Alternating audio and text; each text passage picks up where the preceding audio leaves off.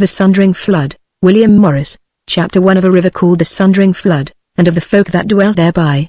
It is told that there was once a mighty river which ran south into the sea, and at the mouth thereof was a great and rich city, which had been builded and had waxed and thriven because of the great and most excellent haven which the river aforesaid made where it fell into the sea. And now it was like looking at a huge wood of barked and smoothened fir trees when one saw the masts of the ships that lay in the said haven. But up in this river ran the flood of tide a long way, so that the biggest of droments and round ships might fare up it, and oft they lay amid pleasant up-country places, with their yards all but touching the windows of the husbandman's stead, and their bowsprits thrusting forth amongst the middens, and the routing swine, and querulous hens. And the uneasy lads and lasses sitting at high mass of the Sunday in the great church would see the tall masts amidst the painted saints of the aisle windows, and their minds would wander from the mass-hackled priest and the words and the gestures of him, and see visions of far countries and outlandish folk, and some would be heart-smitten with that desire of wandering and looking on new things which so oft the sea beat board and the wind-strained pine bear with them to the dwellings of the stay-at-homes, and to some it seemed as if, when they went from out the church, they should fall in with St. Thomas of India stepping over the gangway, and come to visit their uplandish Christmas and their Yule feast of the field abiders of midwinter frost. And moreover, when the tide failed, and there was no longer a flood to bear the sea-going keels upstream, and that was hard on 100 of miles from the sea, yet was this great river a noble and wide-spreading water, and the down-long stream thereof not so heavy nor so fierce but that the barges and lessee keels might well spread their sails when the southwest blew, and fare on without beating, or if the wind were fouler for them, they that were loath to reach from shore to shore might be tracked up by the draught of horses and bullocks, and bear the wares of the merchants to many a cheaping. Other rivers moreover not a few fell into this main flood, and of the some were no lesser than the Thames is at Abingdon, where I, who gathered this tale, dwell in the house of the Black Canons, blessed be St. William, and St. Richard, and the Holy Austin our candle in the dark. Yea, and some were even bigger, so that the land was well furnished both of fisheries and waterways. Now the name of this river was the Sundering Flood, and the city at the mouth thereof was called the City of the Sundering Flood. And it is no wonder, considering all that I have told concerning the wares and chaffer that it bore up country, though the folk of the city and its lands, and the city folk in special, knew no cause for this name. Nay, oft they jested and jibed and gabbed, for they loved their river much and were proud of it, wherefore they said it was no sunderer but a uniter, that it joined land to land and shore to shore, that it had peopled the wilderness and made the waste places blossom, and that no highway for wheels and beasts in all the land was so full of blessings and joys as was their own wet highway of the flood. Nevertheless, as meseemeth that no name is given to any town or mountain or river causeless, but that men are moved to name all steads for a remembrance of deeds that have been done and tidings that have befallen, or some due cause, even so might it well be with a Sundering Flood, and whereas also I wot something of that cause I shall now presently show you the same. For ye must know that all this welfare of the said mighty river was during that while that it flowed through the plain country and either city, or the fertile pastures and acres of hill and dale and down further to the north. But one who should follow it up further and further would reach at last the place where it came forth from the mountains. There, though it be far smaller than lower down, yet is it still a mighty great water, and it is then well 200 miles from the main sea. Now from the mountains it cometh in 3 great forces, and many smaller ones, and perilous and awful it is to behold, for betwixt those forces it filleth all the mountain gyle, and there is no foothold for man, nay for goat, save at 100 foot or more above the water, and that evil and perilous, and is the running of a winter mill-stream to the beetles and shrew mice that haunt the greensward beside it, so is the running of that flood to the sons of Adam and the beasts that serve them, and none has been so bold as to strive to cast a bridge across it. But when ye have journeyed with much toil and no little peril over the mountain necks, for by the gorge of the river, as aforesaid, no man may go, and have come out of the mountains once more, then again ye have the flood before you, cleaving a great waste of rocks mingled with sand, where groweth neither tree nor bush nor grass, and now the flood floweth wide and shallow but swift, so that no words may tell of its swiftness, and on either side the water are great wastes of tumbled stones that the spates have borne down from the higher ground. And ye shall know that from this place upward to its very wells in the higher mountains, the flood decreaseth not much in body or might, though it be wider or narrower as it is shallower or deeper, for naught but mere trickles of water fall into it in the space of this sandy waste, and what feeding it hath is from the bents and hills on either side as you went toward the mountains to the north, where, as aforesaid, are its chiefest wells. Now when ye have journeyed over this waste for some 60 miles, the land begins to better, and there is grass again, yet no trees, and it rises into bents, which go back on each side, east and west, from the flood, and the said bents are grass also up to the tops, where they are crested with sheer rocks black of colour. As for the flood itself, it is now gathered into straight a compass, and is deep, and exceeding strong. High banks it hath on either side thereof of 20 foot and upward of black rock going down sheer to the water, and thus it is for a long way, save that the banks be higher and higher as the great valley of the river rises toward the northern mountains. But as it rises the land betters yet, and is well grassed, and in divers nooks and crannies groweth small wood of birch and whiles of quicken tree, but ever the best of the grass waxeth nigh unto the lips of the Sundering flood, where it rises a little from the dale to the water, and what little acre land there is, and it is but little, is up on knolls that lie nearer to the bent, and be turned somewhat southward, or on the east side of the flood, which runneth here nigh due north to south, on the bent side itself, where, as it windeth and turneth, certain slopes lie turned to southwest. And in these places be a few garths, fenced against the deer, wherein grow rye, and some little barley whereof to make a malt for beer and ale, whereas the folk of this high up windy valley may have no comfort of wine. And it is to be said that ever is that land better and the getting more on the east side of the Sundering flood than on the west. As to the folk of this land, they are but few even now, and belike were few yet in the time of my tale. There was no great man amongst them, neither king, nor earl, nor alderman, and it had been hard living for a strong thief in the dale. Yet folk there were both on the east side and the west of the flood. On neither side were they utterly cut off from the world outside the dale, for though it were toilsome, it was not perilous to climb the bents and so wend over the necks east and west, where some 40 miles from the west bank and 50 from the east you might come down into a valley fairly well peopled, wherein were 2 or 3 cheaping towns, and to these towns the dalesmen had some resort, that they might sell such of their wool as they needed not to weave for themselves, and other small chaffer, so that they might buy wrought wares such as cutlery and pots, and above all boards and timber, whereof they had naught at home. But this you must wot and understand, that howsoever the Sundering flood might be misnamed down below, up in the dale and down away to the southern mountains it was such that better named it might not be, and that naught might cross its waters undrowned save the fowl flying. Nay, and if one went upstream to where it welled forth from the great mountains, he were no nearer to passing from one side to the other, for there would be naught before him but a wall of sheer rock, and above that rent and tumbled crags, the safe strong houses of Erne and Osprey and Gerfalcon.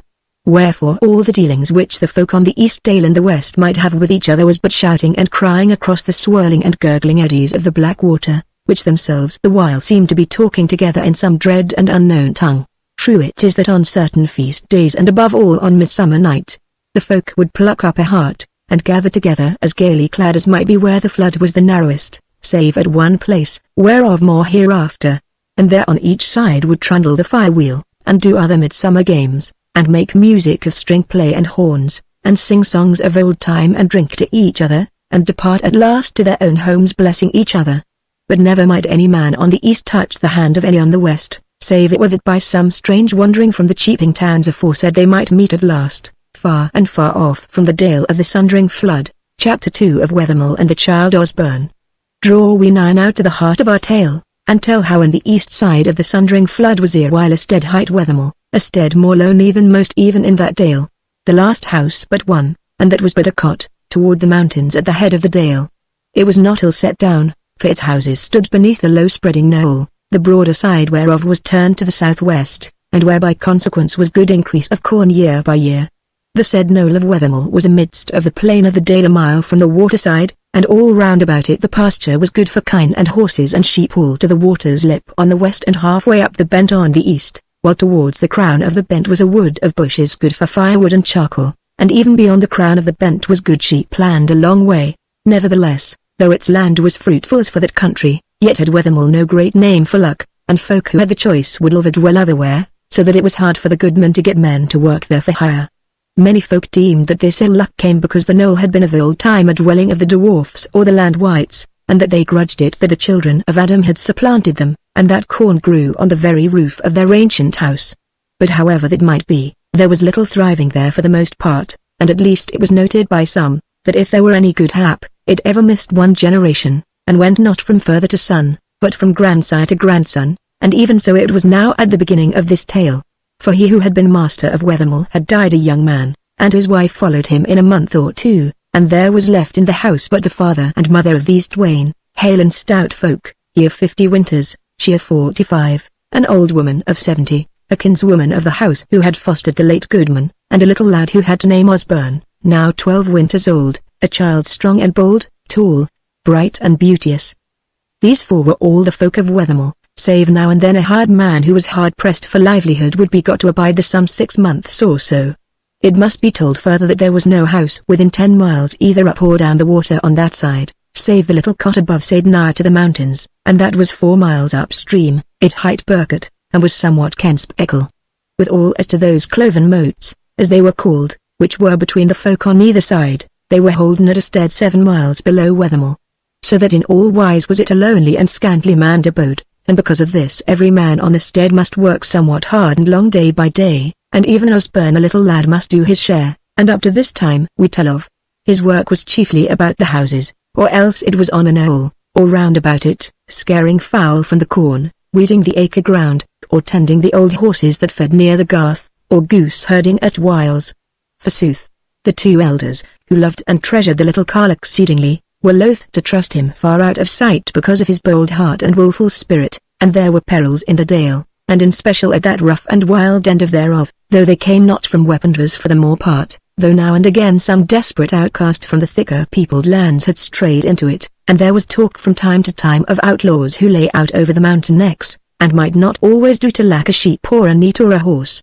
Other perils more of every day there were for a young child, as the deep and hurrying stream of the Sundering flood, and the wolves which haunted the bent and the foothills of the mountains, and ever moreover there was the peril from creatures seldom seen, dwarfs and land wights to wit, who, as all tales told, might be well pleased to have a way into their realm so fair a child of the sons of Adam as was this Osborne. Forsooth for the most part the lad kept within bounds, for love's sake rather than fear, though he wotted well that beating abode bound breaking, but ye may well wot that this quietness might not always be. And one while amongst others he was missing for long, and when his grandsire sought him he found him at last halfway between grass and water above the fierce swirling stream of the river, for he had clomb down the sheer rock of the bank, which all along the water is fashioned into staves, as it were organ pipes, but here and there broken by I wot not what mighty power. There then was my lad in an ingle nook of the rock, and not able either to go down or come up, till the goodman let a rope down to him and hauled him onto the grass. Belike he was a little cowed by the peril, and the beating he got for putting his folk in such fear, but though he was somewhat moved by his grandam's tears and lamentations over him, and no less by the old carline's bewailing for his days that he would so surely shorten, yet this was not by a many the last time he strayed from the stead away into peril. On a time he was missing again nightlong, but in the morning came into the house blithe and merry, but exceeding hungry, and when the good man asked him where he had been and bade him whipping cheer, he said that he cared little if beaten were he, so merry a time he had had, for he had gone a long way up the dale, and about twilight, this was in mid-May, had fallen in with a merry lad somewhat bigger than himself, who had shown him many merry plays, and at last had brought him to his house, which is not builded of stone and turf, like to ours, saith he, but is in a hole in the rock. And we wore away the night, and there was no one there but we two, and again he showed me more strange plays, which were wondrous, but some did frighten me. Then his grandsire asked him what like those plays were. Said Osborne, he took a stone and stroked it, and mumbled, and it turned into a mouse, and played with us not afraid a while, but presently it grew much bigger, till it was bigger than a hare, and great game seemed that was, till on a sudden it stood on its hind legs, and lo it was become a little child, and oh, but so much littler than I, and then it ran away from us into the dark, squealing the while like a mouse behind the panel, only louder. Well, thereafter, my playmate took a big knife, and said, now, Druggeling, I shall show thee a good game indeed. And so he did, for he set the edge of the said knife against his neck, and off came his head. But there came no blood, nor did he tumble down, but took up his head and stuck it on again, and then he stood crowing like our big red cock. Then he said, Poultry, cockerel, now I will do the like by thee. And he came to me with a knife. But I was afraid, and gat hold of his hand and hid the knife from him, and then I wrestled with him and gave him a fall, but I must needs let him get up again presently, whereas he grew stronger under my hand. Then he thrust me from him and laughed exceeding much, and said, Here is a champion come into my house forsooth. Well, I will leave thine head on thy shoulders, for belike I might not be able to stick it on again, which were a pity of thee, for a champion shalt thou verily be in the days to come. After this all his play with me was to sit down and bid me hearken, and then he took out a little pipe, and put it to his mouth, and made music out of it, which was both sweet and merry. And then he left that, and fell to telling me tales about the woods where big trees grow, and how his kindred had used to dwell therein, and fashioned most fair things in smith's work of gold and silver and iron, and all this liked me well, and he said, I tell thee that one day thou shalt have a sword of my father's fashioning, and that will be an old one, for they both were long-lived. And as he spake I deemed that he was not like a child any more, but a little old man, white-haired and wrinkle-faced, but without a beard, and his hair shone like glass. And then, I went to sleep, and when I woke up again it was morning, and I looked around and there was no one with me. So I arose and came home to you, and I am safe and sound if thou beat me not, kinsman. Now you may judge if his 4 elders were not scared by the lad's tale, for they knew that he had fallen in with one of the dwarf kin, and his grandam caught him up and hugged him and kissed him well favoredly, and the carline, whose name was Bridget, followed on the like road, and then she said, See you, kinsman, if it be not my doing that the blessed Ben has come back to us. Tell us, sweetheart, what thou hast round thy neck under thy shirt. Osborne laughed. Said he, Thou didst hang on me a morsel of parchment with signs drawn thereon, and it is done in a silk bag. Fear not, foster mother, but that I will wear it yet, since thou makest such to do over it. Ah! The kind lad thou art, my dear, said the carline. I will tell you, kinsman, that I had that said parchment from our priest, and it is strong neckguard against all evil things, for on it is scored the holy rood, and thereon are the names of the 3 holy kings, and other writing withal which I may not read, for it is clerk's Latin. And again the 2 women made much of the little lad, while the goodman stood by grumbling and grunting, but this time did Osborne escape his beating, though he was promised a drubbing which should give him much to think on if he went that way again, and the women prayed and besought him to be obedient to the goodman herein, but one thing he had not told his kinsfolk, to wit, that the dwarf had given him for a gift that same knife wherewith he had played the game of heads off, and a fair sheath went with it, and he had done him to wit that most like luck would go with it. Wherefore little Osborne had the said knife hidden under his raiment, along with the parchment whereon was scored the holy rood and the good words of wisdom written. Chapter 3 Wolves harry the flock. Now these matters, and other strayings and misdoings of the youngling, befell before the time whereof I now tell, when he was, as aforesaid, past of 12 years, and it was in latter autumn, when the nights are lengthening. At this time there was a hired man dwelling with them, whose work it was to drive the sheep afield, either up onto the eastern bents or away off down to the water, so as they might not eat the grass of the kine from them. But Osborne, both of his own will and at the bidding of the goodman, went off afield with this man John and helped him to keep the sheep from straying over far. Now one day at evening, somewhat later than he was wont, when, as it chanced, Osborne had not fared with him, back comes John from the bents, and he looked scared and pale, and he tells the tale that as the light began to fail up there, 3 huge wolves fell upon the sheep, and slew sundry of them, and it was easy to be seen of him that he had held no very close battle with the wolves, but had stood aloof till they had done their supper, and then gathered what he could of the sheep without going over near the field of deed. The goodman berated him for his cowardice, and seemed to begrudge him his victuals somewhat that night, whereas, what with them who the wolves had slain, and them who had perchance fled away, the flock was 17 wethers short. John excused himself what he might, and said that he had no weapon, nor to save his shepherd's staff, and that the wolves had slain his dog in the first stir, but while he spake, Osborne, who sat by, deemed him somewhat stark and tall to be so little-hearted. However, the next day the goodman and John must needs go up to the bent to see if they might find aught alive of the sheep that were missing, and each of them bore a shield and short spear, that they might make head against the wolves if that host should fall on them in the middle of the day. Meantime Osborne, by the goodman's bidding, drives the flock down toward the water, nothing loath, for ever the wondrous stream seemed to draw the lad to it. And a fair day he had of it, wandering amidst the sheep and being friendly with them, whiles drawing out his knife to look thereon, as oft he did when he was alone, and forsooth it was a goodly weapon, carven with quaintnesses about the heft, the blade inlaid with runes done in gold, and the sheath of silver. Whiles also he stood on the river's lip and looked across the water which was there in most places as big as the Thames is at Reading, but sometimes narrower. But there was naught stirring within eyeshot on the further bank that day, save the fowl, and a bull that came running along and lowing as he went on some errand, whatever it might be, for he was not followed of any men. So he came back with the flock before dark all safe, neither had he gone far from the stead, for so he was bidden of by his grandsire.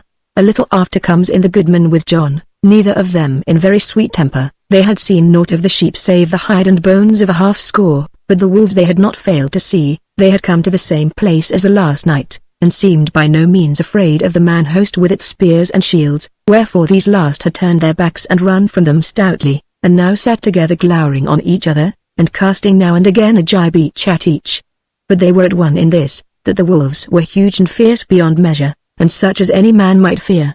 But at last John spake and said, "Well, master, it is as they say down the dale, that this no lucky house, meseems ye are beset with no common wolves, but with skin changers who have taken the shape of wolves, whether they be land wights or dwarfs, or rider knights of the outlaws."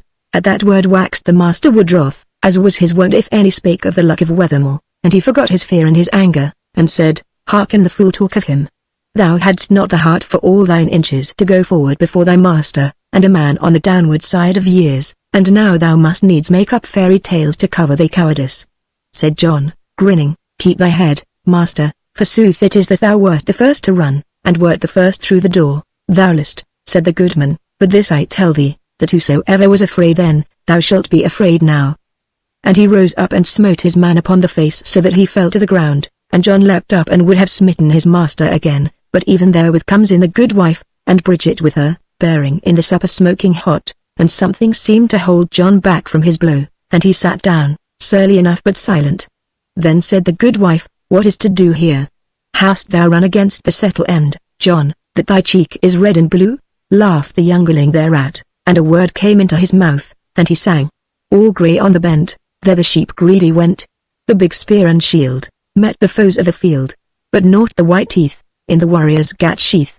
For master and man, full meetly they ran, but now in this hall, the fear oft doth fall, from one of the twain, and his hand getteth gain, but the other sits there, and new groweth his fear, both of man and of grey, so the meat on board lay, thou on whom gold doth ride, meat goddess grey-eyed, let the loaf warden eat, and the man whom he beat, and the lad that doth lie, in wall nook hereby, and thou gold tree the fair, and the milk mother dear, lest the meat wax cold, both for bold and unbold." Here eat all laughed, but the two men somewhat from one side of their mouths.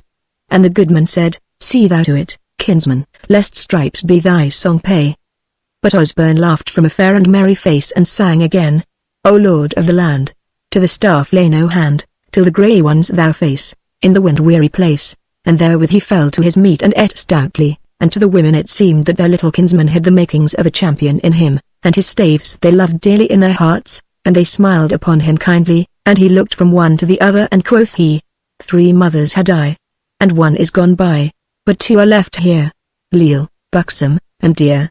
As for the goodman, now that the meat was getting into him, the wrath was running off, and he thought within himself that presently he should have good avail of his grandson. Chapter 4 Surly John falls out with the goodman. On the morrow comes John to the goodman, and quoth he, "Master, there is small doubt that I shall one day pay thee for the pudding in the pot which thou gavest me yestereen, and after that I shall have to take my souls out of this straightway, so meseemeth I had best go hence today." "Well," said the goodman, "if thou must go, go, and the devil go with thee.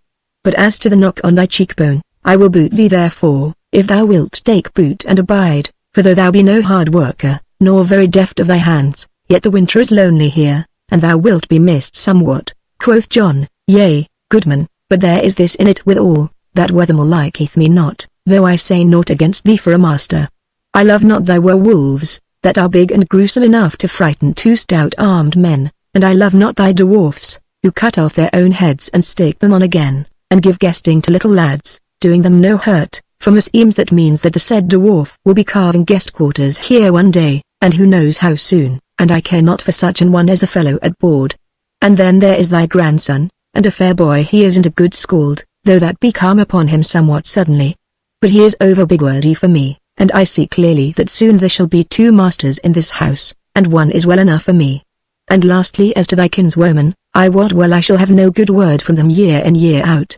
So take this for my last word, that I shall turn my back upon thee so soon as thou hast paid me my hire, and shall go seek quarters down the dale, at some merrier stead than this." The goodman looked on him sourly, and then turned about and took a bag from the chest, and drew silver from it, and told over certain pieces and laid them before John, who was henceforth called Surly John, and said, "Here is thine hire in good silver. And now I shall not say one more word to thee for good or bad, save this, that thou hadst best look to it that thy silver melt not before many months are over. Take thy souls out of this straightway." So John took up his silver, and stowed it in his pouch, and then he said, "Well, goodman, now that I am paid I think that I had best pay thee for the cheek knock of last night." He was a tall man and strong of 30 winters, and the goodman somewhat on in years and not over strong, wherefore the battle seemed like to go all one way. But lo, as he rushed on the goodman, of a sudden he felt his feet pulled away from under him, and fell noseling to the ground, and when he would rise, lo there was on one side of him the goodman with a cudgel in his hand, and Osborne on the other, with his whittle drawn, and the lad laughed and said, "Thou hast been a long while and used many words about going, so belike thou wert best tarry no longer, or wert thou thinking thou wouldst go to bed? Nay, thou hast talked long, but not so long that it is night yet." So therewith surly John arose and shook the dust of the floor off him, shouldered his bag, which he had ready by, and went out of doors and down the dale afoot, for he was too shamefaced to crave the loan of a horse, to which forsooth the kinsman would have made him welcome. So the day wore amidst divers matters, and the sheep pastured nigh to the mill, but ever the goodman said that wolves or no wolves he must drive them up the bent next day.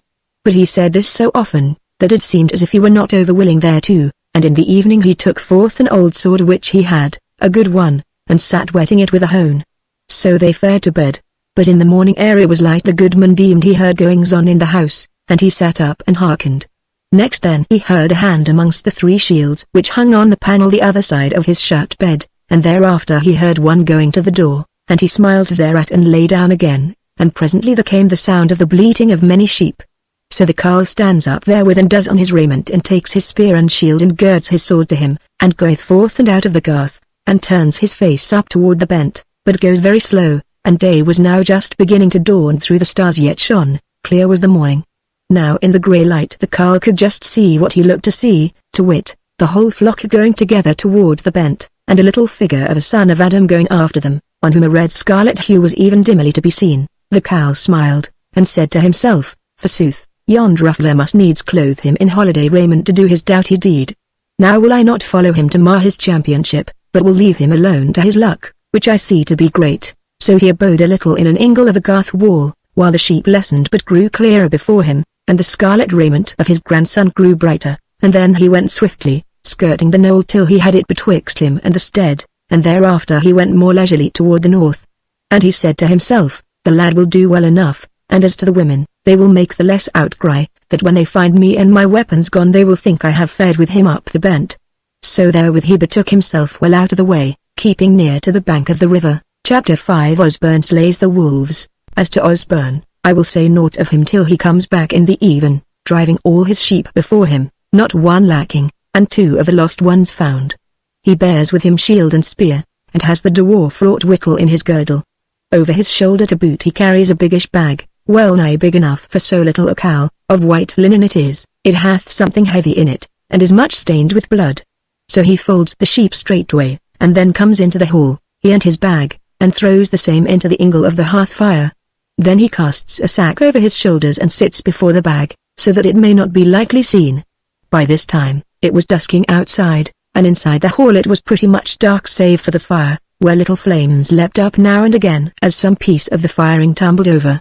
In the hall was no one, for the women were bringing in the kine, and the goodman was not yet come in from the field.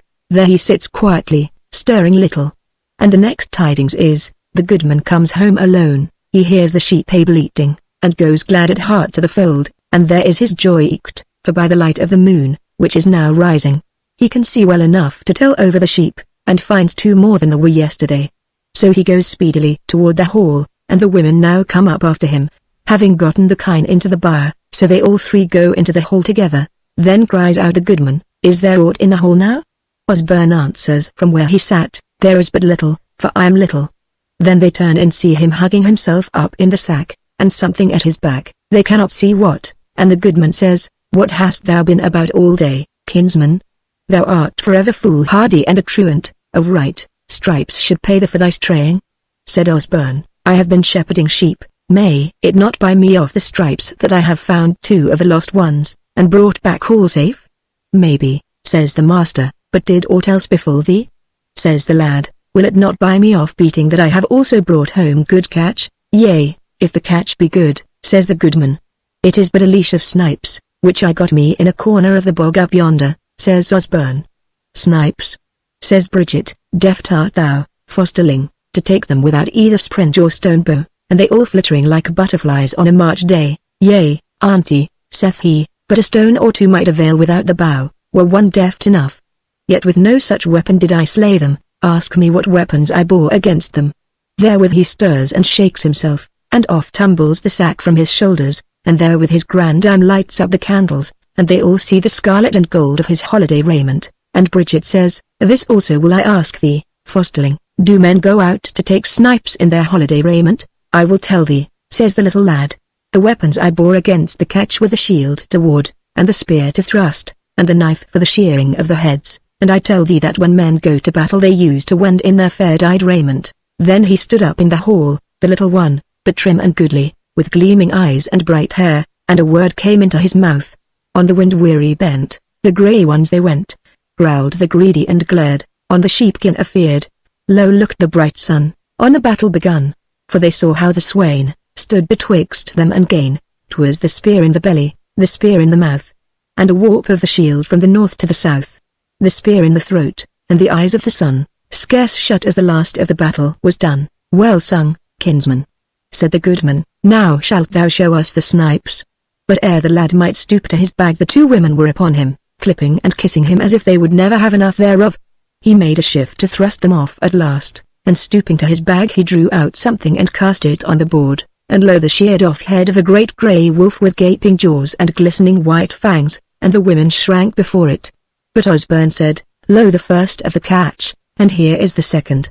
And again he drew out a head from the bag and cast it on the board, and so with the third in due course. Now, said he, the bag is empty, and deemest thou, grandsire, that I have bought off my beating? And thou, grandam, I pray thee, give me my meat, for I am an-hungered. So now they had naught but praises and caresses for him, and they made as it were a new feast of the November day, and were as merry as if they were feasting the best days of Yule. Chapter 6 They fared to the cloven moat, and now the days wore away to winter, and ever thereafter might Osborne do what he would, and go where he would, for as little a lad as he was, but he worked with a good will if he were uncompelled, and if he were suffered to wander at whiles as his will drave him. Forsooth, since he had no fellows of a like age to him, it was whiles that he found the open field or the waste gave him better fellowship than the older folk, yea even than the women. Winter came, and the snow and the frost, which was not very hard in that land, as many would have been glad if it were, for then might the Sundering flood have been laid with ice, which never bitted. On the morning of Yule Day, Osborne and his grandsire and grandam got under way long before daylight, that they might go to the cloven moat, and hear the Christmas in the church of Allhallows, which had been builded on the east side of the water to be the church of the moat, but on the other side of the water was another church like to it in all ways, and under the same invocation, for the western folk. This was the first time that Osborne had been bound to the moat, and withal both the women were wont to stay at home, but this time naught would serve the good wife but she must wend with her man, that she might show her darling and her champion to the neighbours. It was a matter of 7 miles down the water to the moat stead, and they went aslant over the snow-covered fields, and hit the river-bank about halfway, and went thence along the very lip of the water. And by then it was pretty much daylight, and Osborne looked over the water and saw about a half-mile off, for the day was clear, 2 little knolls rising from the field, and betwixt them and about them a shore of small wood, and he asked his grandsire what that might be, for hitherto he had never been so far down the water, whereas before he slew the wolves, down the water was banned to him, and after that he had been busy about the houses and folds, or driving the sheep to the bent stay by day. So his grandsire answered him, that is Height Hartshore, and we are told that on the other side of the shore and the knolls looking west is a stead with houses inhabited, and the whole place is Height Hartshore Knolls. Said Osborne, I would we were there a while, for as I look at the stead it seemeth friendly to me, and I fare to feel that the folk thereof shall come into my life some day. Answered the goodman, we hear that little dwelleth the save a widow woman and her one child, a little maiden. And as to thy one day, it shall be a long while coming, for long and long shall it be for any one to encompass the Sundering flood, save the winter of fear come upon us, and all the land be overlaid with ice, and the waters of the flood be stayed, which may God and Allhallows forfend. The lad said naught for a while, and then he said, Goodman, I would we had gone down to riverbank from out our own door, and gone all along the flood side to the moat, for it were pleasant to have looked across the flood, thinking of all there is on the other side, and wondering if we shall ever get there. Why did we not this, for on the very bank the going is better. Said the cow, we have come the shortest way this bitter morning, that is all. Herein he lied, for they had gone that slant way to give the go-by to a certain place of the flood bank which the Dale dwellers deemed perilous, but thereof he would not tell the little cow, now that he was become so masterful, deeming that if he heard of any peril toward he would be all agog to try the adventure thereof, as forsooth was true. Of this place, which lay now but just behind them, shall more be told hereafter. Now they come to the moat in good time when the sun was but just risen, and there was already a throng, and at their coming the folk on the western side raised a shout, as the folk on either side were wont to welcome newcomers, but the very first man they hit upon was Surly John, and the good wife, a soft, kind woman, hailed him friendly, and was fain to have someone whom she knew unto whom to tell her tale of the champion and the wolves. For indeed it needs must out to the very first comer, and out it came now, many-worded, and folk, both men and women, gathered about that wain to hearken, for the good wife told it all well and without hitch. Surly John must needs abide the telling of it, but when it was done he said, "Well, dame, so it is that I always deemed the lad Kent's Eckle, and it has moreover turned out as I warned you, that you have got a new master over you." And therewith he turned away, but of those others who heard the tale there were more than one or two who praised it much, and deemed it marvellous as might well be that a child should have faced and slain those three monsters who had put two stout men to flight. And one man made up this stave, which was presently sung all about the eastern moat, and went over the water with the tail to the western one. To run and to fight, are deeds free to the white. And John tried in battle, had heard the boards rattle, but needed to prove the race back to the stove. So his whiteness he showed, in way wearing the road, while Osborne, who knew how the foot race to do, must try the new game, where the battle beasts came, ben for fight, but for running the strong man and tall.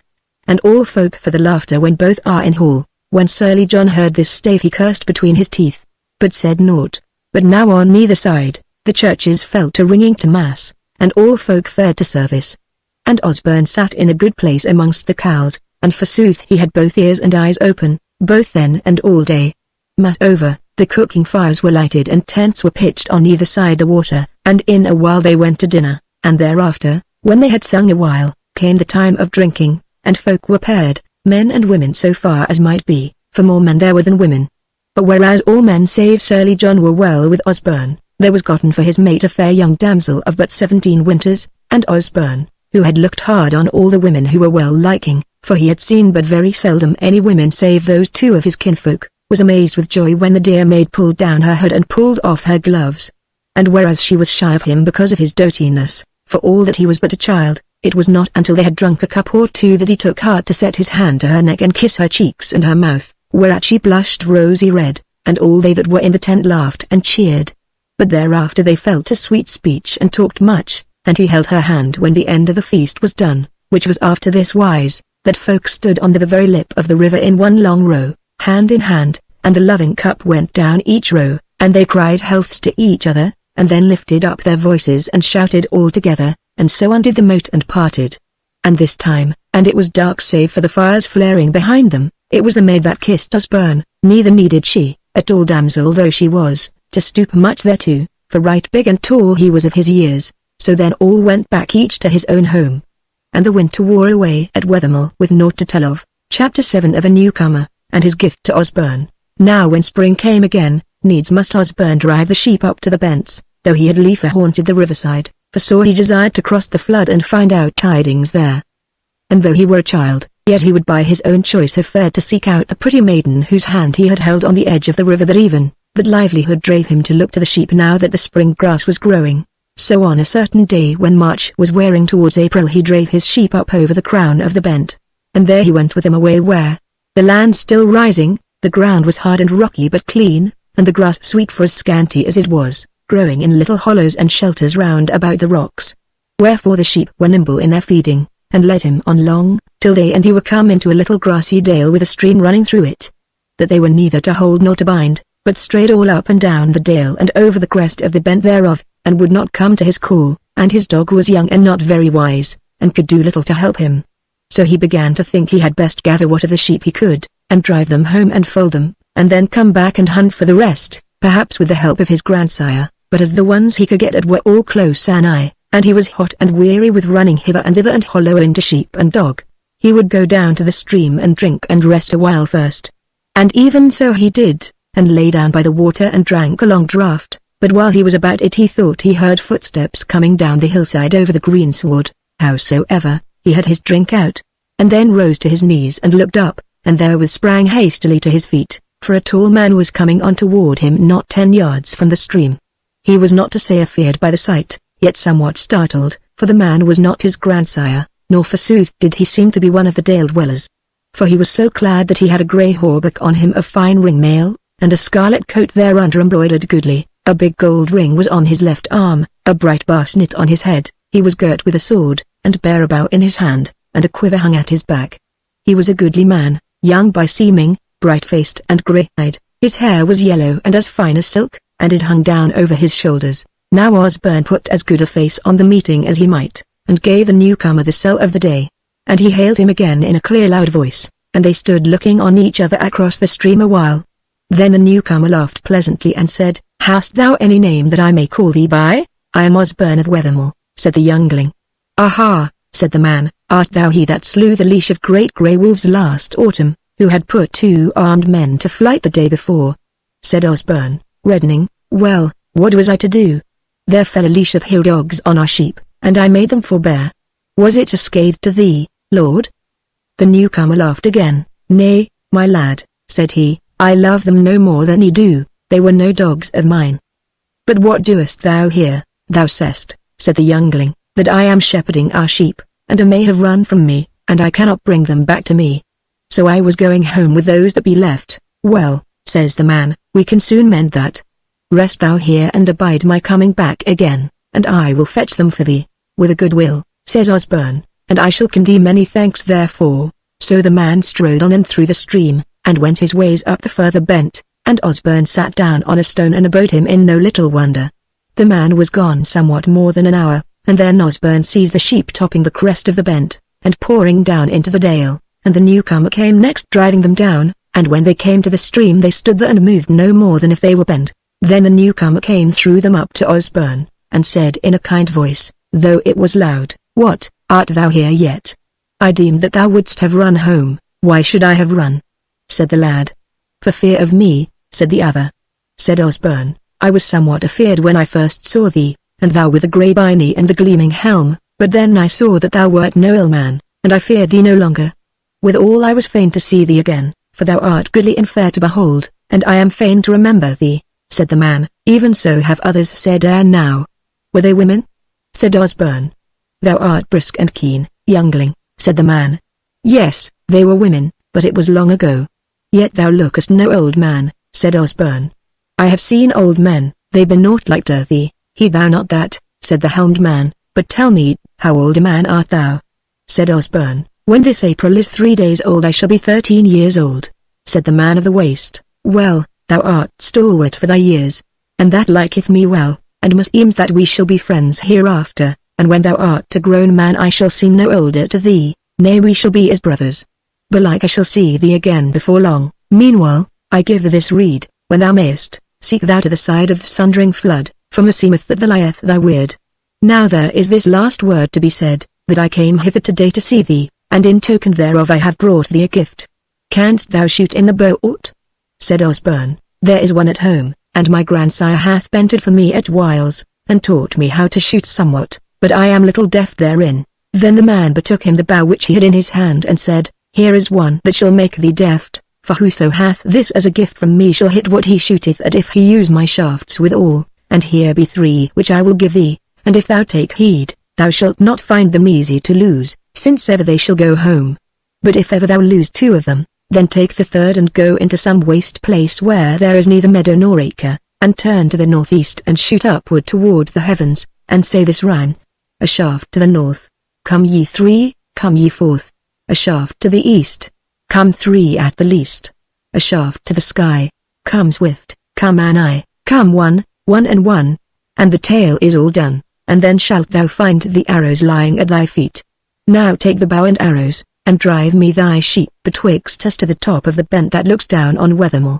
Then Osborne took the bow and shafts, and he all quivering with joy and delight, and then the 2 of them together went back across the waste with the sheep before them, and as they went side by side the man said many things, and this at last: "Now that I know thy name, it is like that thou wouldest know mine and who I am, but my very name I may not tell thee, for thy tongue has no word for it, but now and when we meet again thou mayst call me Steelhead, and thou shalt know that when we next meet I shall be arrayed all otherwise than now.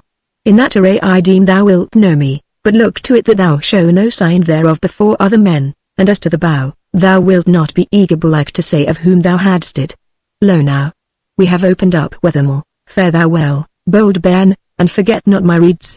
And therewith he turned about and gat him gone into the waste again, striding hugely, and the lad was sorry to lack him, for he deemed him the goodliest and best man that he had ever met. Chapter 8. The goodman gets a new hired man. Now when he came home to Wethermill he found tidings there, for the goodman had gotten a new hired man, and he showed him to Osborne, who greeted him well. He was a tall man, mild of aspect and speech, flaxen-haired and blue-eyed, and seemed a stark carle. He had come to the stead that morning while the goodman was away, and had craved guesting of the women, who made him welcome and set him down to meat.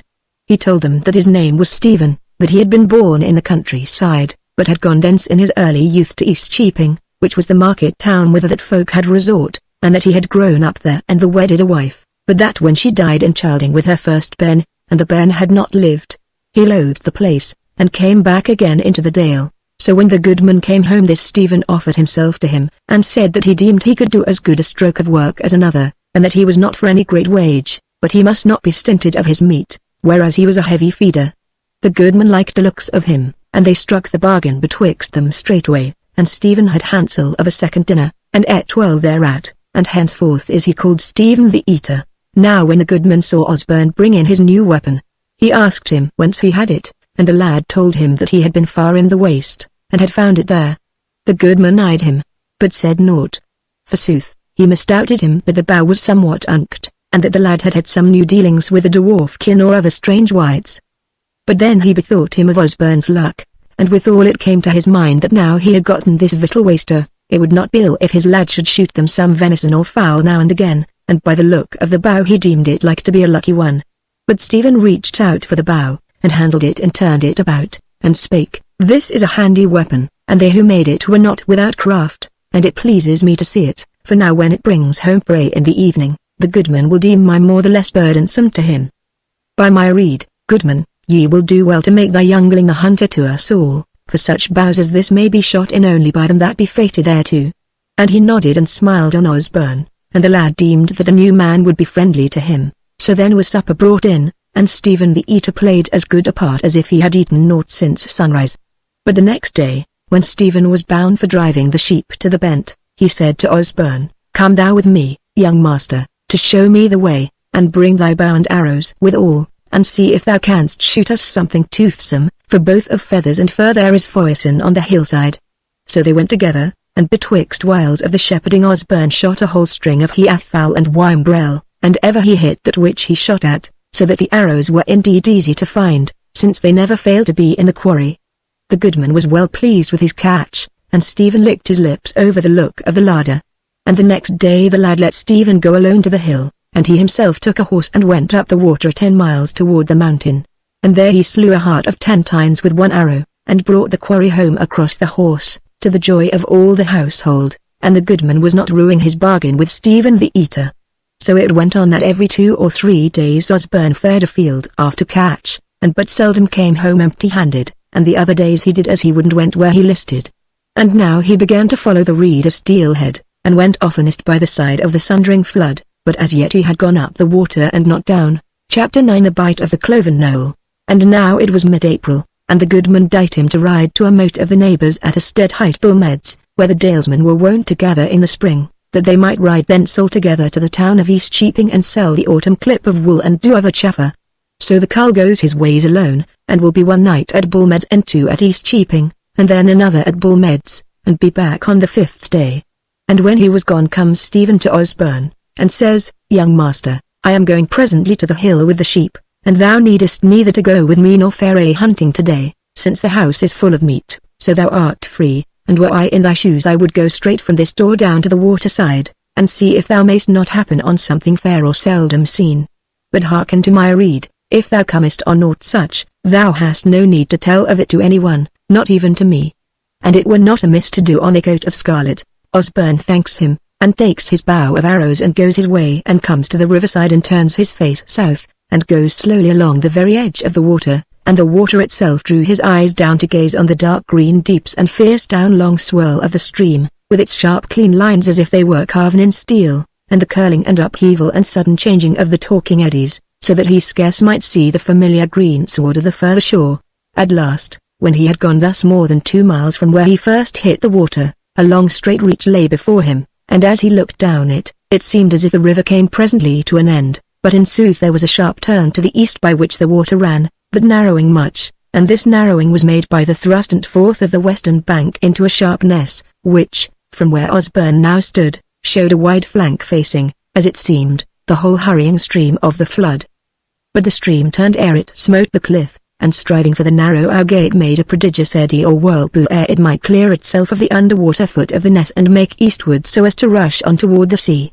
But in the face of the wall, in the bight where the whirlpool turned from it, was a cave the height of a tall man, and some 4 feet athwart, and below it a ledge thrust out from the sheer rock and hanging over the terrible water, and it was but a yard wide or so. It was but 10 feet above the water, and from it to the grass above must have been a matter of 40 foot. But the Ness as it thrust forth into the river rose also, so that its crest was a score of feet higher where it went down into the water than its base amidst the green grass. Then came the straight passage of the water, some 30 feet across, and then the bank of the eastern side, which, though it thrust out not, the grass there was as it were driven back by the stream, yet it rose toward the water, though not so much as the Ness over against it. It was as if someone had cast down a knoll across the Sundering flood, and the stream had washed away the sloped side thereof, and then had sheared its way through by the east side where the ground was the softest. Forsooth so it seemed to the dalesmen, for on either side they called it the bight of the cloven knoll. Osborne stood amazed right over against the cave in the cliff side, and stared at the boiling waters beneath him, that seemed mighty enough to have made a hole in the ship of the world and sunk it in the deep. And he wondered at the cave, whether it was there by chance hap, or that some hands had wrought it for an habitation. And as he stood gazing there, on a sudden there came out of the cave a shape as of man, and stood upon the ledge above the water, and the lad saw at once that it was a little maiden of about his own age, with ruddy golden hair streaming down from her head, and she was clad in a short coat of dark blue stuff and no more raiment, as far as he could see. Now as aforesaid Osborne was in his holiday raiment of red scarlet by the bidding of Stephen. Now the maiden looks up and sees the lad standing on the eastern shore, and starts back astonished. Then she came forward again and looked under the sharp of her hand, for the sun shone from the south and was cast back dazzling from the water. There was but some 30 feet of water between them, but all gurgling and rushing and talking, so the child raised a shrill and clear voice as she clapped her hands together and cried, "O thou beauteous creature, what art thou?" Osborne laughed, and said in a loud voice, "I am a man but young of years, so that they call me a boy, and a bairn, and a lad. But what art thou?" "Nay, nay," she said, "I must be nigher to thee, it is over wide here amidst the waters." Speech. "Fare up to the top on thy side, and so will I." And therewith she turned about and fell to climbing up the side of the cliff by the broken black staves and the shaly slips. And though Osborne were a boy, yea and a tough one in some ways, he trembled and his heart beat quick to see the little creature wending that perilous upright road, and he might not take his eyes off her till she had landed safely on the greensward. Then he turned and went swiftly up the eastern knoll, and reached the edge of the sheer rock just as the maiden came running up the Ness on her side. He spake not, for he was eyeing her closely, and she might not speak for a while for lack of breath. At last she said, "Now are we as near to each other as we may be today, yea for many days, or it may be for all our lives long, so now let us talk." She set her 2 feet together and held her hands in front of her, and so stood as if she looked for him to begin. But the words came not speedily to his mouth, and at last she said, "I wonder why thou wilt not speak again, for thy laugh was as the voice of a dear bird, and thy voice is beauteous, so loud and clear." He laughed, and said, "Well then, I will speak. Tell me what thou art. Art thou of the fairy? For thou art too well shapen to be of the dwarfkin." She clapped her hands together and laughed. Then she said, "I laughed not as mocking thy question, but for joy to hear thy voice again. Nay, nay, I am no fairy, but of the children of men." "But thou, art thou not of the sons of the land whites?" "No more than thou art," said he. "I am also a good man's son, but my father is dead, and my mother also, and I live at home at Wethermill up the water, with my grandsire and grandam," said she. "Are they kind to thee?" The lad drew himself up. "I am kind to them," said he. "How goodly thou art." She said, "That was why I dreamed thou must be of the land whites, because I have seen divers men, some old, some young like to thee, but none half so goodly. He smiled, and said, Well, I thought thou wert of the fairy because thou art goodly and little. I have seen a pretty maid not long since, but she was older than thou, I deem, and far taller. But tell me, how old art thou? She said, When May is half worn I shall be of 13 winters. Lo now, said he, we be nigh of an age, I was 13 in early April. But thou hast not told me where thou dwellest, and how? She said, I dwell at Hartshaw Knowles hard by. I am the daughter of a goodman, as thou art, and my father and mother are dead, so that my father I never saw, and now I dwell with my 2 aunts and they be both older than was my mother. Are they kind to thee? Said the lad, laughing that he must cast back her question. Whiles, said she, laughing also, and whiles not, maybe that is because I am not always kind to them, as thou art to thy folk. He answered naught, and she was silent a while. Then he said, What is in thy mind, maiden? This, she said, that I am thinking how fair a chance it was that I should have seen thee, for thou hast made me so glad. Said he, We can see each other again like and make it less of a chance. Oh yea, she said, and was silent a while. Said he, I wot not why it was that thou wert in the cave, and tell me, is it not exceeding perilous, the climbing up and down? Why wilt thou do that? Also, I must tell thee, that this was another cause why I thought thou wert of the fairy, that thou camest out of the cave. Said she, I will tell thee all about the cave, but first as to the peril of going thither and coming hence, wouldst thou be very sorry if I were lost on the way? Yea, said he, exceeding sorry. Well, said she, then fear it not, for it is so much a wont of mine that to me there is no peril therein, yet I am glad that thou wert afraid for me. I was sore afraid, said Osborne. Now as to the cave, said the maiden. I found it out 2 years ago, when I was very little, and the women had been less than kind to me. And thither may I go whenas I would that they should seek me not, because folk say that it is a dwelling of the dwarfs, and they fear to enter it. Besides, when I think of my kinswoman coming down the rock to find me therein, and they be tall, and one stiff, as if she were cut out of timber, and the other exceeding fat, that makes me merry. And therewith she sat down on the very edge of the cliff with her little legs hanging over the water, and laughed, rocking to and fro in her laughter, and Osborne laughed also. But he said, But art thou not afraid of the dwarfs?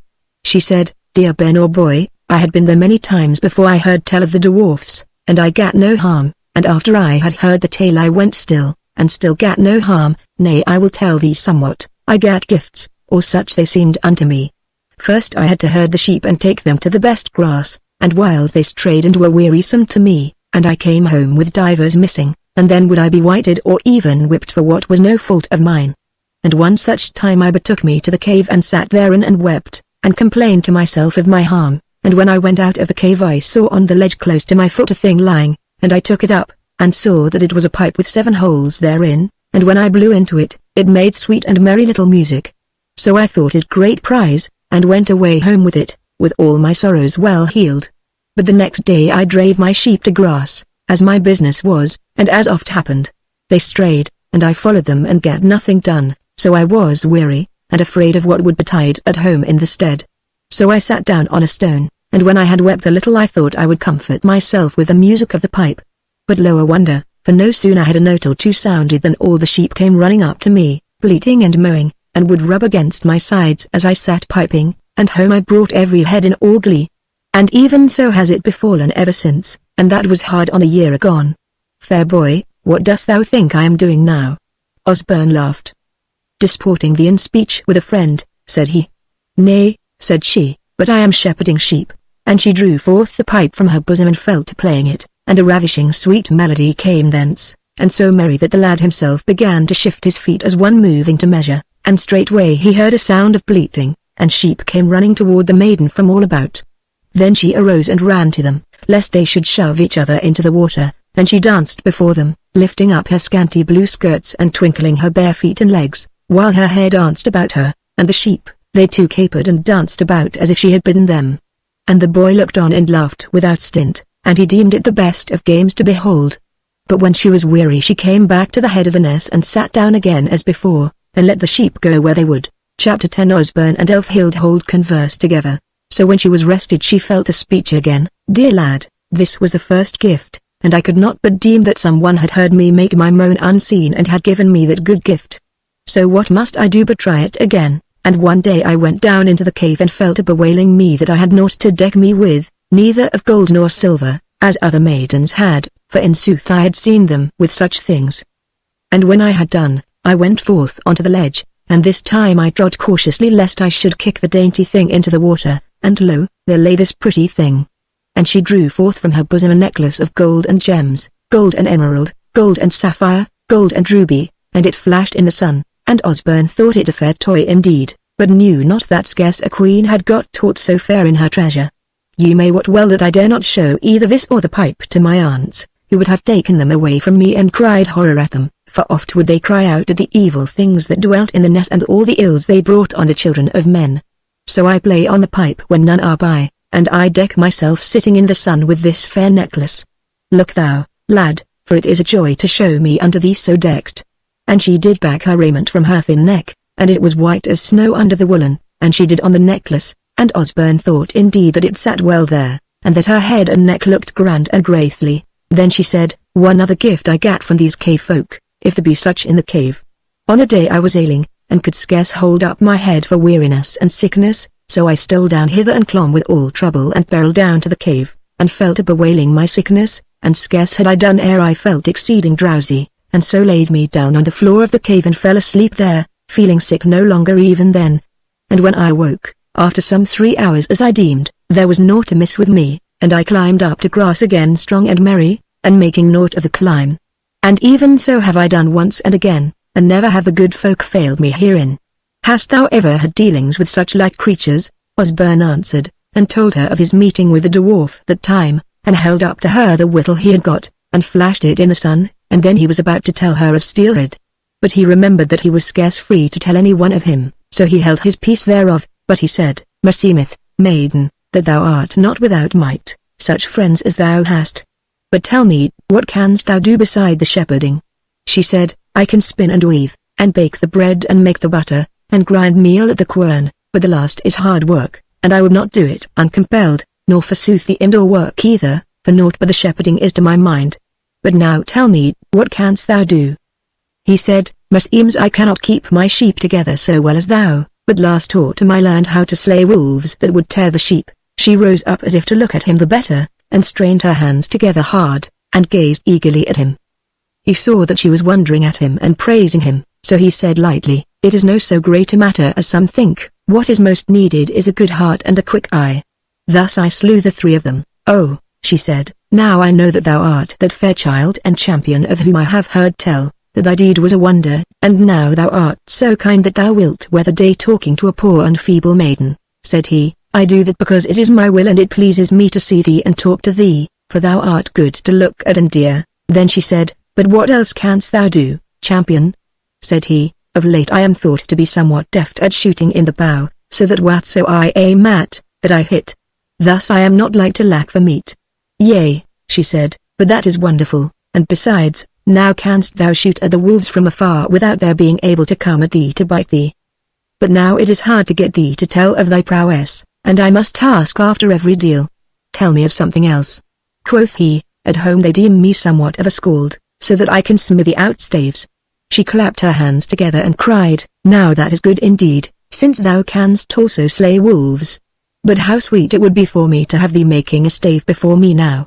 Wouldst thou? I wot not, he said, laughing, but let me try. So he sat down and fell to conning his rhymes, while she stood looking on from across the water. At last he stood up and sang, Now the grass groweth free, and the lilies on lea, and the April tide green, is full goodly beseen, and far behind, lies the winter blind, and the lord of the gale, is shadowy pale, and thou, linden bee blossomed, with bed of the worm, camest forth from the dark house as spring from the storm, O balm-cloth tree. The light is in thee, and as springtide shines, through the lily lines, so forth from thine heart, through thy red lips apart, came words and love, to Wolfbane's grove. And the shaker of battle board blesseth the earth, for the love and the longing, kind craving and mirth, may I forget, the grass spring wet, and the quivering stem, on the brooklet's hem, and the brake thrust up, and the saffron's cup, each fashioned thing, from the heart of spring. Long ere I forget it, the house of thy word, and the doors of thy learning, the roof of speech hoard, when thou art away, in the winter grey, through the whole reek then, and the din of men, shall I yet behold, Sif's hair of gold, and Hild's bright feet, the battle fleet. And from threshold to hearthstone, like as songs of the south, to and fro shall be fleeting the words of thy mouth. Then his song dropped down, and they stood looking silently at each other, and tears ran over the little maiden's cheeks. But she spake first and said, Most lovely is thy lay, and there is this in it, that I see thou hast made it while thou wert sitting there, for it is all about thee and me, and how thou lovest me and I thee. And full surely I know that thou wilt one day be a great and mighty man. Yet this I find strange in thy song almost to foolishness, that thou speakest in it as I were a woman grown, and thou a grown man, whereas we be both children. And look, heed it, what sunders us, this mighty flood, which hath been from the beginning and shall be to the end. He answered not a while, and then he said, I might not help it, the words came into my mouth, and meseems they be better said than unsaid. Look to it if I do not soon some deed such as bairns be not used to doing. That I deem is like to be, she said, yet it shall be a long time ere folk shall call us man and woman. But now, fair child, I must needs go homeward, and thou must let me go or I shall be called in question. Yea, said Osborne, yet I would give thee a gift if I might, but I know not what to give thee save it were my dwarf wrought whittle. She laughed and said, That were a gift for a man but not for me, keep it, dear and kind lad. I for my part were fain of giving thee somewhat, but as for my pipe, I fear me that I could never throw it across the water. I would I might reach thee with my gold and gem necklace, but I fear for it lest the sundering flood devour it. What shall I do then? Naught at all, dear maiden, said the lad. I would nowise take thy pipe from thee, which saveth thee from blame and beating, and as to thy necklace, that is woman's gear even as the whittle is man's. Keep it safe till thou art become a great lady. Well, she said, now, let me go, it almost seems to me as I might not till thou hast given me leave. Yea, said he, but first, when shall I come to see thee again, and thou me? Shall it be tomorrow? Oh nay, she said, it may not be, lest they take note of me if I come down here over often. Let it be after 3 days first, and then the next time it must be longer. Quoth Osborne, let the next time take care of itself, but I will come in 3 days. Now I bid thee depart, and I will go home, but I would kiss thee were it not for the sundering flood. That is kind and dear of thee, said the maiden. Farewell, and forget me not in 3 days, since thou hast sung that song to me. I shall not forget so soon, said he. Farewell. She turned about and ran down the nest with the pipe in her hand, and Osborne heard the sweet voice of the pipe thereafter, and the bleating of the sheep and the paddling of their hoofs as they all ran toward her, and he went his ways home with all that in his ears, and was well content with his day's work, and he deemed that he understood the rede which Steelhead had given him. Withal he had an inkling that Stephen the Eater was somehow his friend in more special way than he was to the rest of the household, so he came home to Wethermill in good case. Chapter 11 Osborne shoots a gift across the flood. Now when the 3 days were over he went his ways to the bite of the cloven knoll, and Stephen smiled and nodded to him friendly as he went out of the door, and once more he was clad in his red scarlet raiment. He had his bow in his hand, and besides the 3 arrows which the hillman had given, he had 2 others out of the goodman's quiver. Moreover he had thought over from time to time what he might give to the maiden, and now he had in his pouch a fair gold piece which his mother had given him when he was yet very young, and he thought that this were a fair gift might he but get it over to the other side of the sundering flood. Now when he was within eyeshot of the ness, he looked thither, and saw a little figure on the crest thereof, and knew that the maiden had prevented him and was there already, so he hastened all he might to his own vantage ground, and straightway he gave her the sell of the day, and she greeted him kindly. Then he looks and sees that she is somewhat decked out for this meeting, for not only did the dwarf's gift, the necklace, gleam and glitter on her little flat child's bosom, but also she had made her a wreath for her head of the spring flowers, and another had she done about her loins. She stood there saying nothing a while, and it seemed to him that she was waiting for him to praise this new wrought adornment. So he said, Thou art in fairer guise than when first I saw thee. Is there any high tide toward at thy stead? Nay, she said, I did this because I looked to see thee today, whereas the other time we happed on each other unawares. But hast thou done any more great deeds? He laughed and said, Nay, nay, let me grow a few days older yet. Nevertheless there is this new thing, that this morning I have brought thee a gift which I deem I may to flit to thee, and I shall give it to thee with a good will if thou wilt promise that thou wilt not part with it ever. With all my heart will I promise that, she said. But tell me what it is, show it to me. He drew it forth and held it up between his finger and thumb, and said, It is a golden penny, very fair, and I deem it comes from some far country. My mother gave it to me when I was very young, yet I remember that she bade me part not with it, save I should give it to one unto whom I wished all luck, for that she deemed that luck went with it. Now thou art so fair and so dear, and my only fellow of like age, that I wish luck to thee as much as luck can be found, so I will flit it to thee this wise, that I will do it up in a piece of cloth and tie it to the head of this arrow, which is of no account, and shoot it over to thee. And therewith he knelt down and fell to wrapping it up in a rag. As for the maiden, she was all eager, and quivering with joy at the getting of such a gift, yet she spake and said, "Oh, how good thou art to me, yet I deem not that thou shouldst give me thy mother's gift. And moreover, why shouldst thou shoot away thy luck? It may be that I am not doomed to be lucky, as surely thou art, and it may well be that thou mayst give me thy luck and make thee less lucky, without eking mine, if unluck be my weird." Now though he had set his heart on giving the gold to the fair child, yet her words seemed wise to him. And he said, "What then shall we do?" She said, "Abide a while till I think of it." So they were silent a while, both of them, till the little maid looked up and said, "Is it a round thing?" "Yea," said he. "What is there upon it?" She said. Quoth Osborne, "On one side be 2 warriors, and on the other the rude and certain letters." She thought again and said, "How much were it marred if it were halved, 1 warrior and half a cross?" He said, "That hangs upon this, who has one half and who the other." She said, "How would it be, since I can see that thou wishest that I should share thy gift, and belike thy luck also, if thou wert to do it into 2 halves, and keep one thyself and shoot me the other over the flood?" He leapt up and fell a dancing for joy as she spake, and cried out, "Oh, but thou art wise. Now I can see that this is what my mother meant me to do, to share the gold and the luck." Therewith he took the penny out of its wrapping and drew forth his whittle, and gat a big stone and set the gold on the steel and smote it, deftly enough, for he was no ill smith for his years. Then he stood up and cried out, "There, it is done, and neither of the warriors is scathed, for there was a waste place betwixt them. Now then for the shaft and the bow." The maiden looked eagerly with knitted brows, and soon saw Osborne take up the shaft and knock it on the bowstring. Then he said, "Take heed and stand still, and the halfling shall be thine. Look now, I will send the shaft so that it shall go in the grass-grown cleft betwixt the 2 big stones behind thee to thy right hand."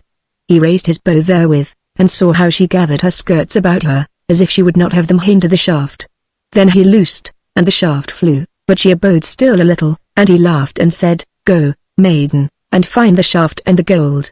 Then she turned and ran to the cleft, and took out the arrow, and did off the wrapping with trembling fingers, and gat the gold and looked on it, and cried out, "O the fair warrior! Such like shalt thou be on a penny, dear child." Then she came forward again and said, "Now this is strange, that neither last time nor now have we told each other our names. Now I will tell thee that my name is Elfhild, of Hartshaw Knowles."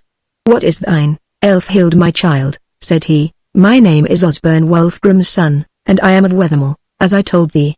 Yet belike it is not so strange that we have not told our names hitherto, and I hope no ill luck will go with our telling them, for I suppose that people give each other names when there are many of them, and they would know one from another. But as to us, there be only 2 of us, so that if I call thee maiden, and thou call me swain, it had been enough. Nevertheless I am fain of calling thee Elfhild, and I am full fain of calling thee Osborne," she said. "Besides, if at any time both thou and I were to depart from this countryside, we might chance to meet amongst folk of many names, and thus we might the better know each other. But oh," she said, growing exceeding eager, "dost thou know how good a gift thou hast given me? For the halves of the penny, we shall both keep them forever, as thou knowest, and by our having them we shall know each other if we meet in the world without and our faces have become changed," said Osborne. "I deem not that my face will change very much, at least not till I grow old, nor do I think that thine will either." She laughed merrily. "Oh, Ben Osborne, when thou art become a man and a great man, and art called maybe Earl Osborne Wulfgrimson, will not thy face have changed, and thou with a beard and the fierce eyes, and the mouth that hath shouted in the battle? As for me, Allhallows granted that my face may change. Look at me, a kind of red grow now, all skinny and spindle-legged, and yet I may grow to be a fair woman, and then indeed I should be fain for thee to see me. For somehow it seems to be shown to me that thou wilt be loved of women and love them somewhat overmuch. For my part," said Osborne, "I seem to see of myself that I shall have much to do slaying wolves and evil things, and standing before kings and getting gifts of them, so that there will be little time for me to go about loving women, yet thee I shall ever love, Elfhild." And he reddened as he spake this, as though he were a youth before his time. But Elfhild said, in all ways thou art kind to me, and thee shall I ever love. But now tell me, Osborne, what wouldst thou have me do today to make game and play for thee? Said he, call up the sheep again to thee with a sweet little pipe, for therein is much gain. She nodded her head merrily, and drew forth her pipe and played, and the sheep came bundling up as the day before, and she danced and played a long while, and Osborne clapped his hands and laughed and egged her on, and was full fain of her dancing, and forsooth it was a wonder and delight to see her. At last she was wearied out, and cast herself on the grass at the very edge of the cliff, and said that she could no more. And Osborne thanked her kindly, so when she had gotten her breath again, she asked him what next she should do for his disport. And he bade tell him of how she lived with those two women, her aunts, and what she did from day to day. So she sat down as on the other day, with her legs hanging down over the grisly flood, and told him full sweetly of her joys and her work and her troubles. And some of the tale was piteous enough. For the two kinswomen, who were by no means old, for the eldest was only of 30 summers, were somewhat hard with the child and right careless of her, as shall be shown afterwards. But after a little she broke off and said, But Osborne, dear, these be no fair tales for thee, though thou art kind to hearken to them. I have better tales than that, of champions to wit, and ladies and castles and dragons and the like, that I have heard, some of my kinswomen, some of folk that come to our house at a pinch, for it is a poor house, and some, yea and most and the best, from an old woman who dwelleth in a cot not far from us. And she loveth me and hath learned me much lore, and I will tell thee thereof if thou wilt hearken. I will well, said he, and thanks thou shalt have of me. I would I might give thee some other gift. She said, My tale reward will be that thou shalt tell me over and over the staves thou madest last time we met, till I have them by heart. And other staves shalt thou make for me if thou wilt. Thus is the bargain struck, said the lad. Now get thee to the work. So the little maiden fell to telling him a tale of the fairy, and when it was done he asked for another, but this was a long one, and wore the day down, so that Elfhild must needs depart ere it was done. Then was a talk of when the next meeting should be, and to Osborne naught was near enough save tomorrow. But Elfhild said that it was naught safe, lest aught should wake up her kinswoman to asking of her whereabouts, and again the meeting was appointed for 3 days hence. But had it not been for the tale, for which something must be risked, Elfhild said that the time between must be a week. So each of the children departed to their houses well pleased. Chapter 12 of the guest called Waywearer. Now hereafter all went the same way, that from time to time they met on either side the Sundering flood, save that Osborne came not ever in his fair-dyed raiment, but was mostly clad in russet, but on Elfhild's birthday he was clad in his best. Otherwise naught befell to tell of. Whiles either of the children were ailing, whiles Elfhild was kept at home by her kinswoman, and so they failed each other, but never by their own will. The one who came to the trysting place and missed the other was sore grieved, and in special Osborne, whose child's heart swelled nigh to bursting with sorrow mingled with wrath, and at such times the Sundering flood seemed to him like the coils of a deadly serpent which was strangling the life out of him, and he would went home in all despair. So wore the days through spring and summer and early autumn, and at Wethermill all went smoothly, and the goodman there was better pleased than ever with his new man, who, if he ate 2 men's victuals, did 3 men's work. As for Osborne, he loved Stephen dearly, and Stephen for his part was forever doing something for his disport, and in 2 ways in special.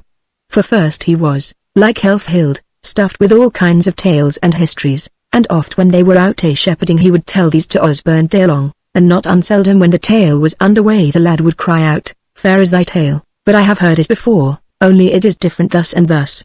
And in sooth, he had heard it from Elfhild.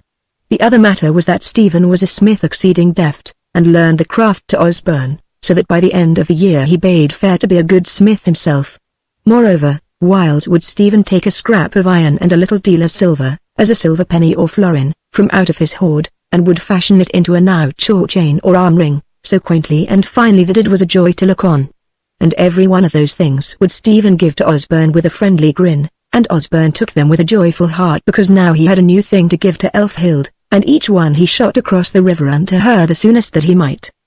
But whiles, when his heart was full, Osborne would say to the smith, Thou givest me so much, and doest so well by me, that I know not how ever I am to make it good to thee. And Stephen would say, Fear not, master, the time will come when thou mayst do such good to me as shall pay for all at once. Now befell tidings on a day of the beginning of October, for the wind, which had been high and blustering all day, grew greater and greater. By then candles were lighted in the hall, till it was blowing a great gale from the southwest, which seemed like to lift the house roof. Then Bethel a knocking on the house door, and Stephen went there too and opened it, and came back with a man all dripping and touzled with the storm. He was a tall man, yellow-haired, and goodly both of face and body, but his face much hidden with a beard untrimmed, and never a shoe had he to his foot, yet was he bold and free of mien despite his poor attire. He carried some long thing under his arm wrapped up in cloth which was bound about with twine and sealed every here and there with yellow wax. The goodman started up when he came in, and made as if he would have the newcomer put out, and he muttered, "We keep no house for the harbouring of runagates." Yet he looked at Osborne with awe, for he was now grown so masterful that naught was done in the house without him, and the lad stood up straightway and came to the newcomer and bade him welcome from out the storm. Then he took him by the hand and led him up to the hearth, and spake to his grandam, "Good wife, this our guest has been in rough weather without, and ere he sits down to meat with us, it were well to take him into the inner chamber and wash his feet, and find him dry raiment." The good wife looked kindly on the guest and bade him come with her, and he went, but ere his back was turned, Osborne looked on him and caught a glance of his eye, and therewith he was sure that despite his rags and wretchedness this was his friend Steelhead. In a while he came back into the hall, clad and shod as well as might be done in a hurry, and Osborne led him into his own seat at the board, and gave him to drink, and Stephen withal served him with all care, so that he was in an hospitable house, save that the goodman cast somewhat grudging glances on him, but whereas he might not gainsay all the rest of his household, there was little scathe therein. But when the guest sat down, he took that long bundle and gave it into Osborne's hands, and said, "Thou art so friendly to a gangrel man, that I make bold to ask this grace of thee also, to wit that thou wilt heed this bundle, and let none other touch it, and give it back to me tomorrow morning ere I depart." Osborne said to that, and took the bundle and laid it at his bed head. And therewith the meat was brought in, and the meal was merry, for now the guest seemed so noble-looking a man and so cheerful of countenance and so debonair, that none save the goodman thought any longer of his rags wherewith he had come into the hall out of the storm.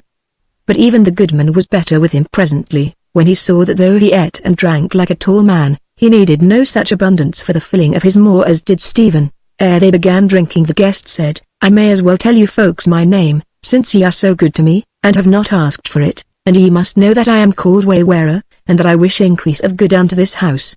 Then the cup went round and they drank late into the night, and when they had drunk the voide cup, Osborne led the newcomer to the guest chamber, and kissed him with good night, but made no show of knowing who he was. Chapter 13 Steelhead gives Osborne a sword-board cleaver. When morning was, the guest came into the hall and found the household there, and he spake to the good wife and said, "Dame, I would have done off this raiment which ye lent me last night and done on mine and left thine lying there, but mine I might not find, nor thou nor anyone else," she said, "shall find thy rags any more, good guest, unless they come to life when thou risest from the dead on the day of doom, for I have peaceably burned them in the garth this hour ago. God help us if the stead of Wethermore cannot spare a yard or two of homespun to a guest who cometh in stripped by the storm." The guest nodded kindly to her, but Osborne said, "Which way ridest thou this morning, guest, for I would fain lead thee a little way." "I wend south from thy door, fair master," said the newcomer, "but as to riding, Tearshank's mare must be my way beast, unless I go stealing a horse." "There is no need for that," said Osborne, "we can find thee a good horse, and if thou bringest him not back, it will be no loss to us, as the less hay need we shall have through winter. Stephen, go thou and see to it that the horses be ready saddled and bridled when we have eaten a morsel." The guest laughed and looked to the carle master, and said, "How sayest thou, goodman, is the gift given?" The carle smiled somewhat ruefully, and said, "The gift is given, and soothly it is for the youngling to give since all will come to him, be it more or less." "I will take it then," said the guest, "since good will goeth with it, but look to it, goodman, if I reward thee not therefore, for as ragged as I came into thine house, now therewith they break their fast, and the last night's wind has fulled utterly, and the sky is blue and the sun bright, and it is warm for that season." Then Osborne gives the sealed bundle to Waywearer, and he took it and did it onto his saddle bow, and he mounts, and Osborne also, who is dight in his fair-hued raiment, and they set out up the dale, and ride swiftly, and are few spoken together. So they rode till they were past the last house, the cot to wit above told of, and then they came into a fair little clough with a bright stream running through it toward the Sundering flood, and there were bushes and small wood up and down the clough, and the Waywearer, that is to say, Steelhead, drew rein, and said to Osborne, "Meseems this is as far as thou needest to lead me out, lad, so let us off horse and go down and sit by the brook." So they did, and tied their horses to a thorn bush growing thereby, And Waywearer took the bundle off his horse and said to Osborne, "Hast thou any guess at what this good thing is?" Osborne reddened and said, "That is the sword which thou didst promise me last spring." Waywearer laughed and said, "Sharp are thine eyes to see a sword through all this wrappage of cerecloth, surely they be of the warrior kin. But sooth hast thou said, this is thy sword." And therewith he fell to undoing the cloth, while the boy looked on eagerly. At last the hilts and the sheaths showed naked, the pommel and cross were of gold of beauteous and wonderful fashion, such as no smith may work now, and the grip was wrapped about with golden wire. And the sheath wherein lay the deadly white edges was of brown leather of oxide, studded about with knops of gold and silver, and the peace strings were of scarlet silk with golden acorns at the ends. Said Osborne, "O thou art kind to have brought this for me, and may I handle it now and at once?" "Yea," said Steelhead smiling, "but beware, beware."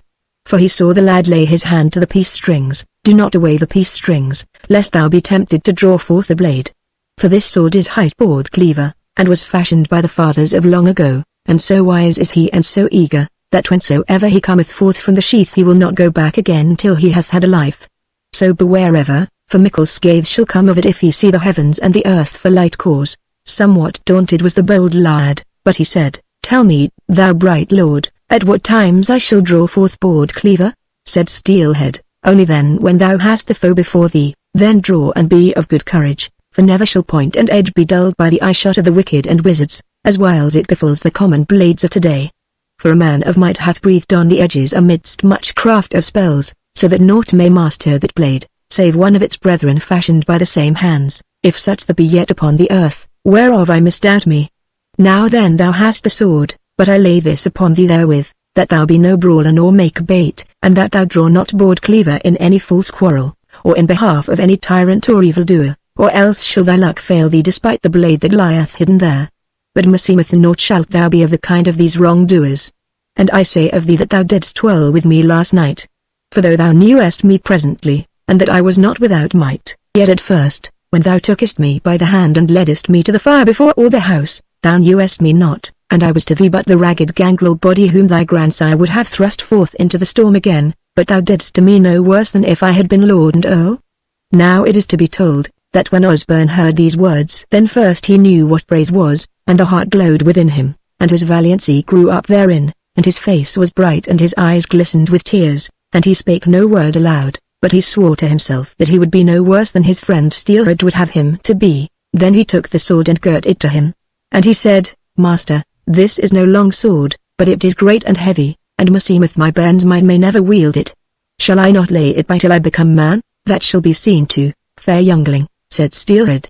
"In an hour thou shalt have might enough to wield board cleaver, though doubtless thy might shall be eked year by year and month by month thereafter." Chapter 14 The Gifts of Steelhead. Now by then it was high noon, and the sun very hot, and as they lay on the grass after this converse the lad looked on the water, and he was besweated, and longed for the bright pools of the stream after the manner of boys, and he said at last, "I were faint to take to the water this hot noon, if it please thee." "It is well thought of, lad," said Steelhead, "and that the more, as I must needs see thee naked if I am to strengthen thee as I am minded to do."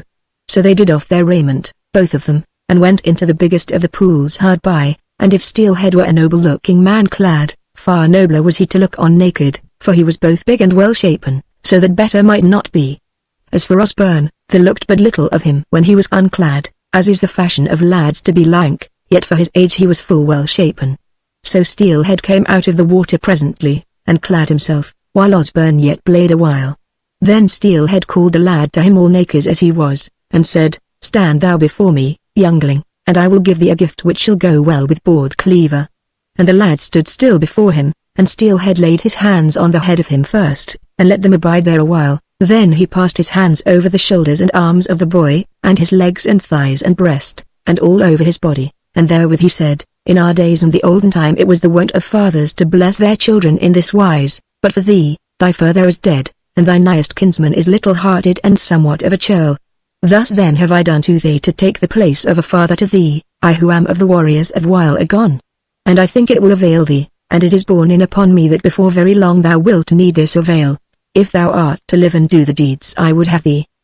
Now it is done, so cover thee in thy raiment and rest a while, and then I will depart and leave thee to the might which I have given thee, and the valiance which hath grown up in thine heart." So they lay down on the greensward and rested, and Osborne had fetched along with him cakes and cheese and a keg of good drink, and they took their bevither in all content.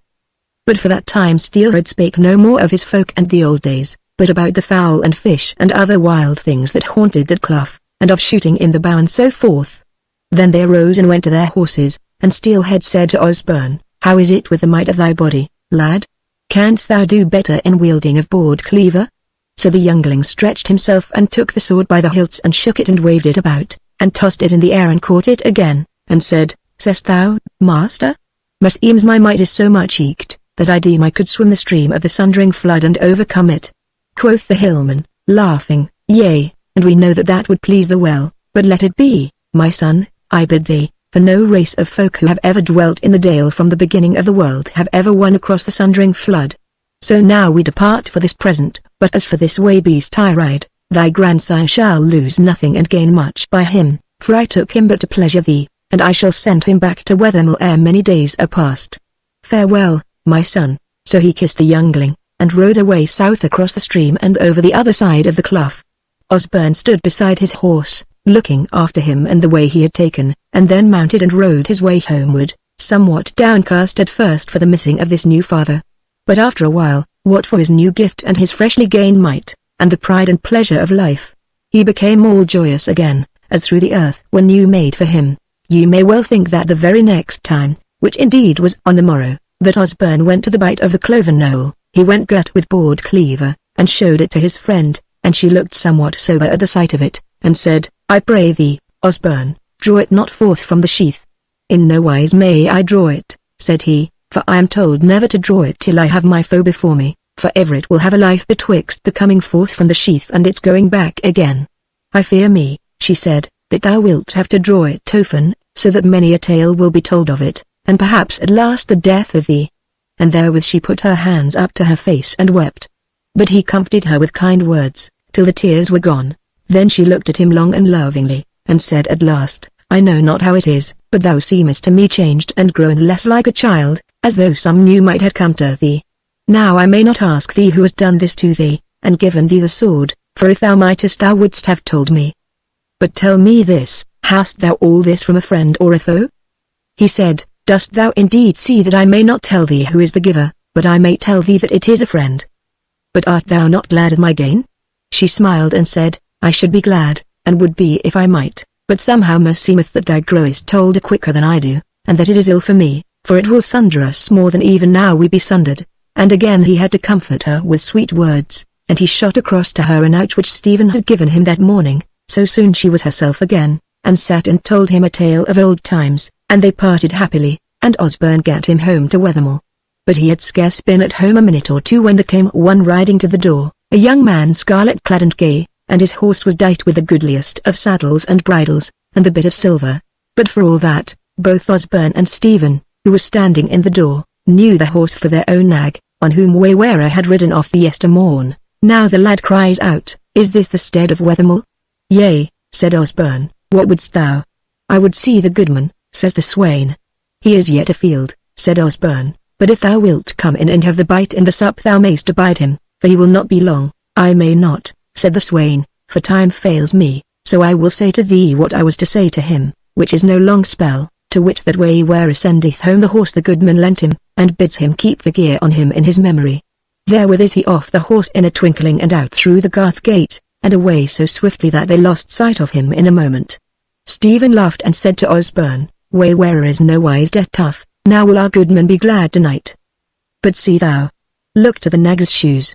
If ever I saw silver to know it, they be shod therewith." And so it was as he said, and the silver 9 inch thick. Soon cometh home the goodman, and they tell him the tidings, and he grows wondrous glad, and says that luck has come to Wethermill at last.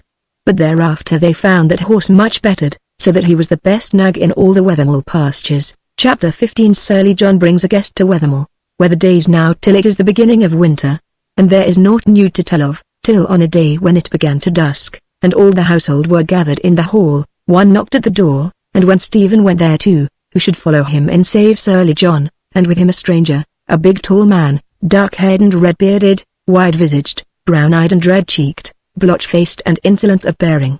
He was girt with a sword, had a shield at his back and bore a spear in his hand, and was clad in a long byrnie down to his knees. He spake at once in a loud voice, ere surly John got out the word, "May Hardcastle be here tonight, ye folk?" The goodman quaked at the look and the voice of him, and said, "Yea, surely, Lord, if thou wilt have it so." But Osborne turned his head over his shoulder, for his back was toward the door, and said, "Meat and drink and an ingle in the hall are free to every comer to this house, whether he be earl or churl."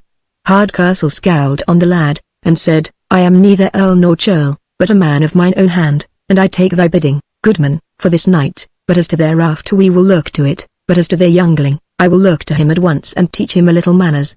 And therewith he went up to Osborne and smote him a cheek slap from behind. Surly John laughed, and made a mow at him, and said, "Ho! Young wolf slayer, feelest thou that? Now is come the end of thy mastery." But neither for slap nor for jibe did Osborne flinch one whit, or change countenance. Then Hardcastle said, "Ha! Is that the lad who slew the wolves ye ran from, John? He will be a useful lad about the house." John held his peace and reddened somewhat, and Hardcastle said, "Now show me where to bestow this fighting gear of mine, for meseems I shall not want it yet a while in this meek and friendly house." Quoth Osborne over his shoulder, "Things boded will happen, and also things unboded." Hardcastle scowled again, but this time smote him not, for he was busy doing off his hauberk, which Stephen took from him presently, along with his other armor and weapons, and hung them upon the pins at the other end of the hall. Then he came back and stood before Hardcastle as if waiting some commandment, but the warrior said, "What is this big lubber here, and what is his name?" "What does the fool want?" said Stephen. "I want to serve thee, noble sir, and my name is Stephen the Eater. But I can swallow most things better than hard words." Hardcastle lifted up his right foot to kick his backside, but Stephen deftly thrust out his right foot and gave the man a shove on his breast, so that he tripped him and down went Hardcastle bundling. He picked himself up in a mighty rage, and would have fallen on Stephen, but he saw that the Eater had a broad and big knife in his girdle, so he forbore, being now all unarmed, and Stephen said, "Our floor is somewhat slippery for dancing, fair sir." But therewith arose Osborne, and came before the guest, and louted to him and said, "Noble sir, I pray thee pardon our man Stephen, for thou seest how clumsy a man he is, and he knoweth not where to bestow his long legs. He is ever in everyone's way." And as he spake the smiles were all over his face, and he louted low again. Stephen stared astonished at him and drew back, and as for Hardcastle, the wrath ran off him, and he looked on Osborne and said, "Nay, thou art not so unmannerly a lad as I deemed, belike I shall yet make something out of thee." Therewith the meat was borne in and they all sat to table, and Hardcastle was well at ease, and the goodman, if he were not quite happy, yet made a shift to seem as if he were. The guest sat at the right hand of the goodman, and after he had eaten a while he said, "Goodman, thy women here have doubtless once been fair, but now they are somewhat stricken in years. Hast thou in hiding somewhere, or belike lying out in the field or at some cot, anything prettier? Something with sleek sides and round arms and dainty legs and feet? It would make us merrier, and belike kinder, if such there were." The goodman turned pale, and stammered out that these were all the women at Wethermill, and John cried out, "It is even as I told thee, warrior. Heed it not, there be fair women up and down the dale, and thou shalt have one or two of these with little pains, either for love or for fear." Hardcastle laughed and said, "Thou shalt go and fetch them for me, surly John, and see which shall serve thee best, love or fear." All laughed thereat, for they well knew his ill temper and his cowardice, and he turned red and blue for rage. But as for Osborne, he could not help thinking of the pretty maid whose hand he had held at the cloven moat last winter, and he thought that if Hardcastle did her any wrong, Broadcleave might well look on the sun in her behalf. A little after Osborne turns to John and sees his knife lying on the board, a goodly one, well carven on the heft. So he says, "Thy whittle seems to me both good and strange, John, reach it into my hand." John did so, and the youngling takes hold of it by the back near the point with his thumb and finger, and twists it till it is like a ram's horn. Then he gives it back to John and says, "Thy knife is now stranger than it was, John, but 'tis not of so much use as erst." All marveled at this feat, all save the fool surly John, who raises a great outcry that his knife is marred. But Hardcastle, whose head was now pretty much filled with drink, cried out, "Hold thy peace, John, doubtless this youngling here hath enough craft to straighten thy whittle even as he has crooked and winded it. By the mass he is a handy smith and will be of much avail to me." Osborne reached out his hand for the knife, and John gave it to him, and he took it by the point as aforetime, and lo, in a moment it was once more straight again, so to say. Then he hands it back to John, and says, Let our man Stephen lay his hammer on the blade tomorrow once or twice, and thy knife shall be as good as ever it was. All wondered, but Hardcastle not much, whereas by this time he could not see very straight out of his eyes. So he bid lead him to bed, and the goodman took him by the hand and brought him to the guest chamber, and himself lies down in an ingle of the hall. So all lay down, and there was rest in the house all night long, save for the goodman, who slept but little, and that with dreams of the cutting of throats and firing of roofs. Chapter 16. Hardcastle would seize Wethermill. When it was morning, and folk were afoot in the house, Hardcastle lay long abed, but when the first meal was on the board, and they were gathered in hall, he came there too, and sat down and ate without a word and was by seeming as surly as John. But when the boards were taken up, and the women at least, though not the others, I deem, were looking that he should call for his horses and depart, he leaned back in his high seat and spake slowly and lazily, This stead of Wethermill is much to my mind, it is a plenteous house and good land, and more plenteous it might be made were I to cast a dyke and wall round about, and have in here a sort of good fellows who should do my bidding, so that we might help ourselves to what we lacked where plenty was to be had. I will think of this hereafter, but at this present, until winter is done and spring is come, I will say no more of that. And to you folk, even to the big lubber yonder, I will say this, that ye, women and all, shall be free of meat and drink and bed if ye will but be brisk about doing my will, and will serve me featly, but if not, then shall ye pack and be off, and have no worse harm of me. Have ye heard and will ye obey? The women were pale and trembled, and the goodman quaked exceedingly, while surly John stood by grinning. Osborne smiled pleasantly but spake not. He was girt with a sword-board cleaver and clad in scarlet.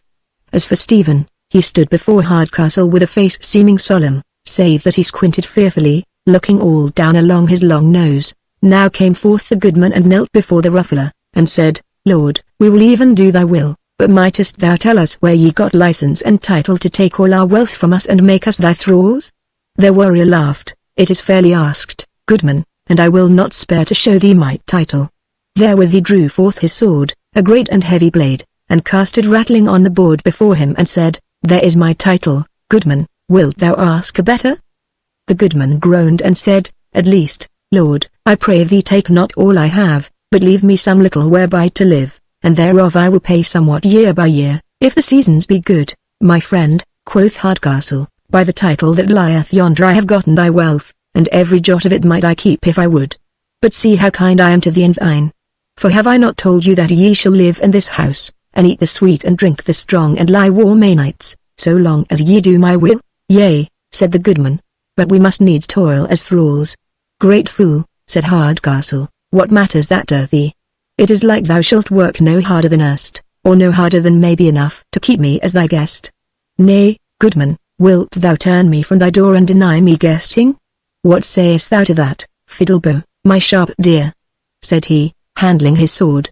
Now the goodman crept away, and surly John says that he wept, but Osborne came forward as smiling and debonair as erst, and he said, Fair sir, one thing I crave of thee to tell me, to wit, is there no other way out of this thraldom, for well thou wottest that no man would be a thrall might he help it. Well, my lad, quoth the warrior smiling, for now after his talk with the goodman he was in better humour, when thou growest old thou wilt find that sore of thine belied mannerwise, and that many there be who are not loath to be thralls. But as to what way there may be out of this thraldom, I will tell thee the way, as I was about to do with the goodman, though whereas he is but little-hearted, and there is none else fight-worthy in the house, save it were this lubber in front. Well thou, why art thou skellying, man, as if thou wouldst cast the eyes out of thine head on either side? Quoth Stephen, I was grown so afraid of thee, fair sir, that I wotted not where to look, so I thought my eyes would do me least harm if they looked down along my nose. Quoth Hardcastle, I begin to see how it will go with thee, great lout, that in the first days of my mastership thine hide will pay for thy folly. Stephen squinted none the less, but his whittle was yet in his belt. Now Hardcastle went on speaking to Osborne and said, Well now, I will tell thee the way out of this thraldom, as thou wilt call it, and the more to thee, Ben, because thou wilt become my man and wilt be bold and deft, I doubt not, therefore thou shouldst learn early the fashions of great and bold men. Hearken. Ever when I offer to some man a lot that seemeth hard unto him, then I bid him, if it likes him not, to pitch me the hazelled field hard by his house, and we to go thrinto and see what point and edge may say to it, and if he slay me or hurt me so much I must be borne off the field within the four corners, then is he quit, and hath gained mickle glory of my body. Moreover, if he may not fight himself, yet will I meet any champion that he may choose to do battle with me. Now this is a good and noble custom of the bold, and hath been seemed so from long time agone. And indeed I deem pity of it that here today the good man may not fight nor hath found any champion to fight for him. But 3 days' frist will I give him to find such a champion. Thou wretch, said he to Stephen, why wilt thou still skelly at me? Because the champion is found, said Stephen in a snuffling voice. Hardcastle snorted and his lip beard bristled, but forth stood Osborne, and he still smiling, and he said, Thou warrior, 3 things I offer thee to choose from, and the first is that thou depart hence, thou and thy man, because thou hast not dealt with us as a guest should, but hast smitten me and threatened all of us, and brazened out thy wrongdoing. This is the best way out of thy folly. What sayest thou to it? But such fury was in the ruffler's heart now, that he had no words for it, but rolled about in the high seat snorting and blowing. Said Osborne, I see thou wilt not take this way, and that is the worse for thee. Now the next is that we hazel a field and fight therein. Wilt thou have this? The champion roared out, Yea, that will I. But in such wise that thou take sword and shield and I a bunch of birch twigs, and if I catch thee not and unbreech thee and whip thee as a grammar master his scholar, then will I lay down sword and shield forever. Said Osborne coldly, Thou sayest not that I am girt with a sword, and I tell thee it is a good one. Or wilt thou take Surly John's knife this morning and do as I did with it last night? And I did it for a warning to thee, but belike thou wert drunk and noted it not. Hardcastle's face fell somewhat, for now he did remember the feat of the knife. But Osborne spake again, I ask thee, warrior, wilt thou enter the field that I shall hazel for thee? Quoth the ruffler, but in a lower voice, I cannot fight with a boy, whether I slay him or am slain I am shamed. Spake Osborne, then depart from the house with as little shame as a ruffler and a churl may have. But if thou wilt neither of these things, then it will befall that I shall draw my blade and fall on thee to slay thee, and make the most of it that here stands by me my man Stephen, a true and fearless cow, with his whittle bare in his hand. And this I may well do, whereas, by thine own telling, thou art not in our house but in thine own. Hardcastle lifted up his head, for he had hung it down a while, and said in a hoarse voice, Hazel the field for me then, and I will go therein with thee and slay thee. That may well be, said Osborne, yet it may not be. Then he bade Stephen to go hazel the field in the flat meadows toward the river, and therewith he bethought him of his friend on the further side of the water, and how it might well be that he should never see her again, but lie slain on the meadow of Wethermill, and he wondered if tidings of the battle would go across the water and come unto her. But amidst his musings the harsh voice of Hardcastle reached his ears. He turned around with a start and heard how the ruffler said to him, Let me see the sword, lad, wherewith thou wilt fight me. Osborne took the sheathed blade from his girdle and handed it to Hardcastle without a word, and the warrior fell at once to handling the peace strings, but Osborne cried out, Nay, warrior, meddle not with the peace strings, for who knoweth what scathe may come of the bearing of the blade within doors? Well, well, said Hardcastle, but the blade must be out presently, and what harm if it be now? Yet he took his hand from the weapon, and laid it on the board before him. Osborne looked about him and saw that they two were alone in the hall now, for the others had gone down to look on the hay ceiling. So he spake quietly and said, Warrior, is it not so, that thou hast in thine heart some foreboding of what shall befall? Hardcastle answered naught, and Osborne went on, I see that so it is, and meseems it were better for thee if this battle were unfought.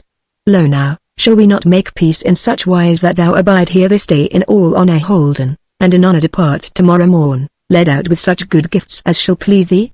Thus shalt thou have no shame, and everything untoward betwixt us shall be forgotten. Hardcastle shook his head and said, Nay, lad, nay, the tale would get about, and shame would presently be on the wing towards me. We must stand within the hazel garth against each other. Then he spake again, and a somewhat grim smile was on his face, A while agone thou didst threaten to slay me with the help of yonder squinting loon, but now thou standest unarmed before me and I have thy sword under my hand. Hast thou no fear of what I may do to thee, since so it is that forebodings weigh on mine heart? Nay, I am not afraid, said Osborne, thou mayst be a bad man, yet not so bad as that. Sooth it is, said Hardcastle, but I say again, thou art a valiant lad. Lo now, take thy sword again, but tell me, what armour of defence hast thou for this battle? Naught save my shield, said Osborne. There is a rusty steelhead stands yonder on the wall, but no by me have we in the house, said Hardcastle. Well, I may do so much as this for thee. I will leave all my defences here and go down in the hazels with naught but my sword in my fist, and thou shalt have thy shield. But I warn thee that Fiddlebow is a good blade, said Osborne, and smiled. Well, I wot that if thou get in but one downright stroke on me, little shall my shield avail me against Fiddlebow.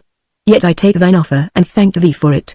But this forethinketh me, that if thou live out this day thou wilt still betake thee to the same insolency and greediness and wrongdoing as thou hast shown yesterday and this morning. Hardcastle laughed roughly and said, Well, lad, I deem thou art right, wherefore slay me hardily if thou mayst, and rid the world of me. Yet hearken, of all my deeds I have no shame at all, though folk say some of them were ugly, let it be. Therewith came Stephen into the hall, and he did them to wit that the hazels were pitched, and now he squinted no more. Chapter 17 The Slaying of Hardcastle.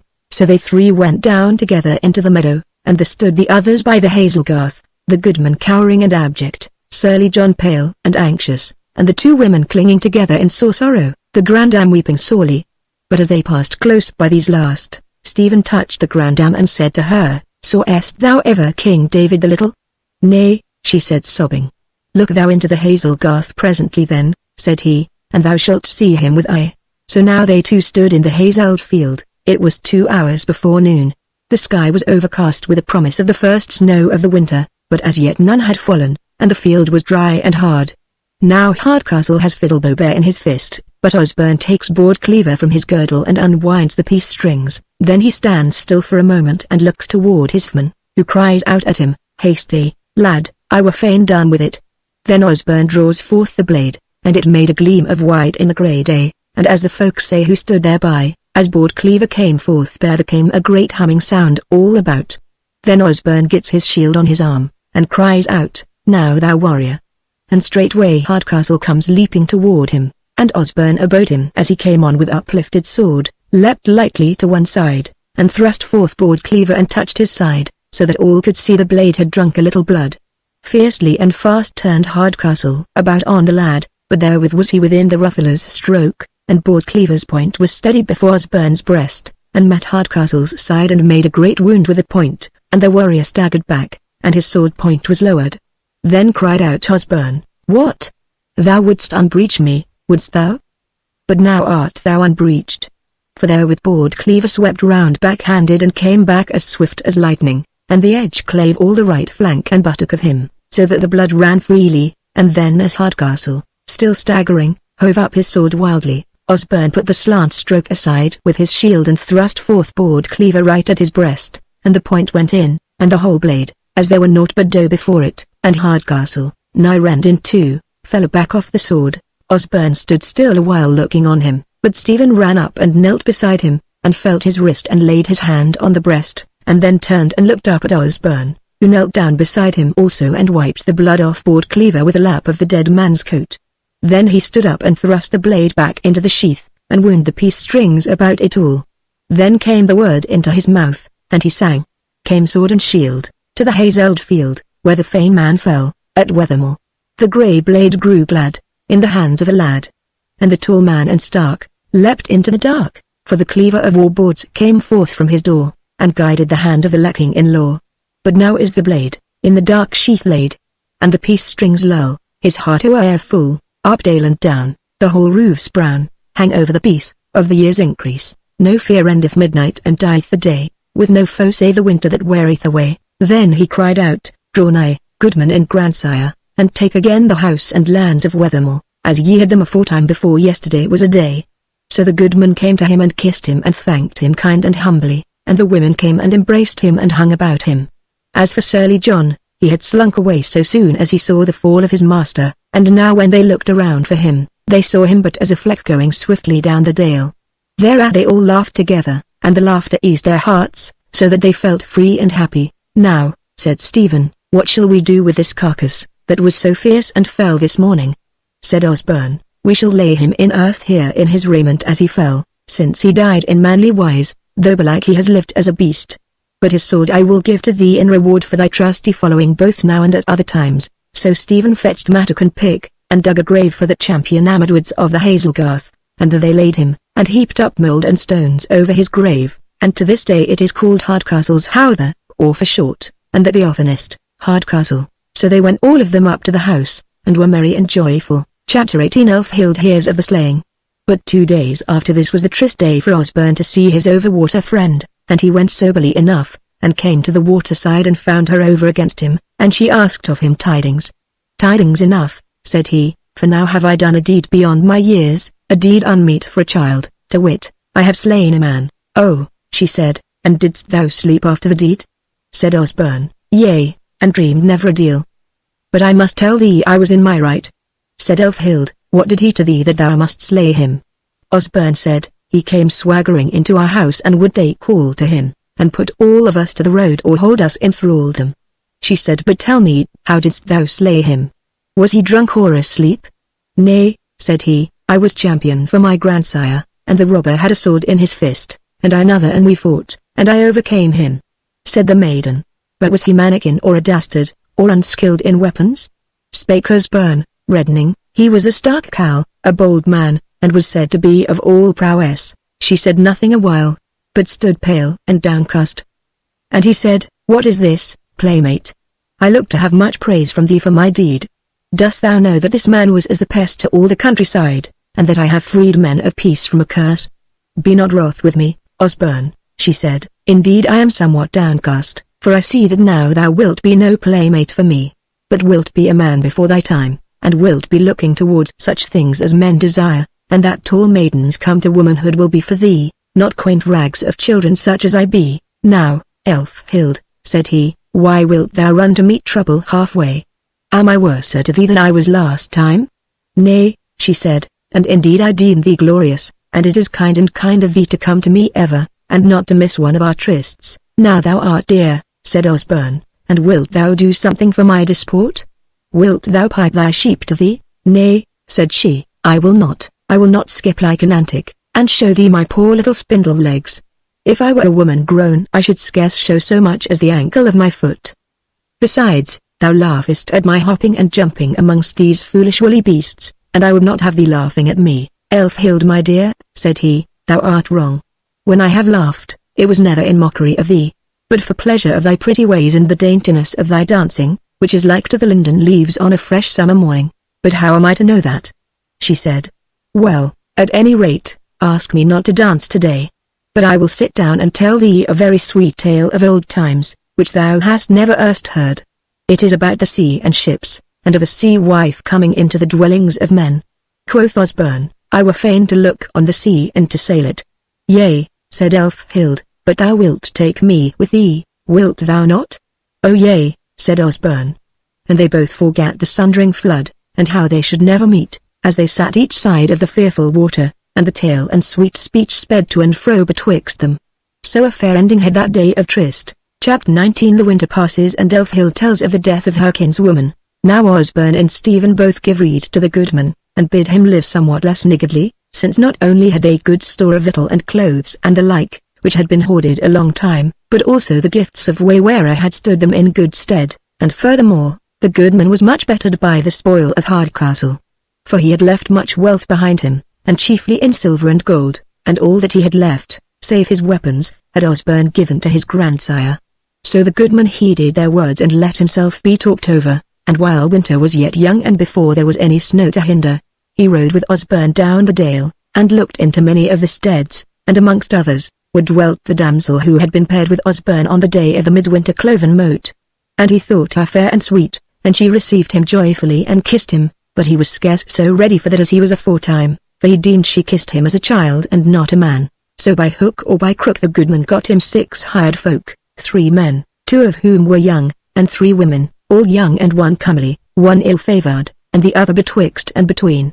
It must be said by the way, that if he had abided the spring for getting these new folk he would scarce have hired them, for the repute of Wethermill for scant housekeeping had gone wide about. But when folk heard that Master Nicholas was hiring folk from midwinter onwards, they were willing enough to go, whereas they deemed he would be changing his mind and becoming open-handed. So Nicholas rides back with his catch, for he had brought nags to horse them, and henceforth is good house kept at Wethermill, as good as anywhere in the dale. Again fared Osborne to the midwinter cloven mote, and again was he mated to the above-said damsel, who hight Gertrude, and forsooth this time he deemed that she kissed him and caressed him not so wholly as a mere boy, though of such things ye may well deem he knew little. For she seemed to find it hard when they kissed, as paired folk are bound to do, to let her lips leave his, and when their hands parted at the end of the moat she gave a great sigh, and put her cheek toward him for a parting kiss, which forsooth he gave her somewhat unheedfully, for he was looking hard toward the other shore to see if he could make out the shape of Elfhild amongst the women there, as he had done whenever he got a chance of it all day long, but had failed wholly therein. 3 days afterward he kept tryst with Elfhild, and asked her if she had been at the moat, and she told him no, that her aunts went every time but always left her behind. Then she said smiling, and this time they have come back full of thy praises, for the tale of thee, and the slaying of the robber, has come over to our side, and one of them, the youngest, had thee shown to her by one of the folk, and she saith that thou art the fairest lad that ever was seen, and therein she is not far wrong. He laughed and reddened, and told for tidings how he had fared at the moat, and Elfhild belike was not best pleased to hear of the fair damsel who was so fond of kissing, but in all honesty she rejoiced when Osborne told how hard he had looked for her on the other side of the water. So they made the most of their short day, as indeed they had need to do, for through the winter, when the snow was on the earth and the grass grew not, the sheep were all shut up in the folds and the cotes, and there was no shepherding toward, so that Elfhild was hard put to it for some pretence for getting away from the house, and their trysts had to be further between them than they had been, and not seldom. Moreover, Elfhild failed at the trysting place, and Osborne had to go sorrowfully away, though well he wotted it was by no fault of his playmate. So wore the winter tidingless, and spring came again, and again the two met oftener, and great feast they made the first day, when Elfhild came to the ness with her head and her loins wreathed with a winter wolfspan. It was a warm and very clear day of February, and Elfhild of her own will piped to her sheep and danced amongst them, and Osborne looked on her eagerly, and he deemed that she had grown bigger and sleeker and fairer, and her feet and legs, for still she went barefoot, since they had not the summer down on them, looked so dainty white to him that saw he longed to stroke them and kiss them. And this, belike was the beginning to him of the longing of a young mad, which afterwards was so sore on him, to be with his friend and embrace her and caress her. So they met often that springtide, and oftener as the weather waxed warmer. And naught worth telling befell to Osborne that while save these meetings. But at last, when May was yet young, Osborne kept tryst thrice and Elfhild came not, and the fourth time she came and had tidings, to wit that one of her kinswomen had died of sickness. Said she, and it was the one who was least kind to me, and made most occasion for chastising me. Well, she is gone, and often she was kind to me, and before I saw thee I loved her somewhat. But now things will go better, because the other aunt, who was kinder than the dead one, hath taken into the house that old woman whereof I told thee, who hath taught me lore and many ancient tales, and though she be old and wrinkled, she is kind and loves me, and she is on our side, and I have told her about thee, and she in turn told me strange things and unct, which I will not and dare not tell again to thee.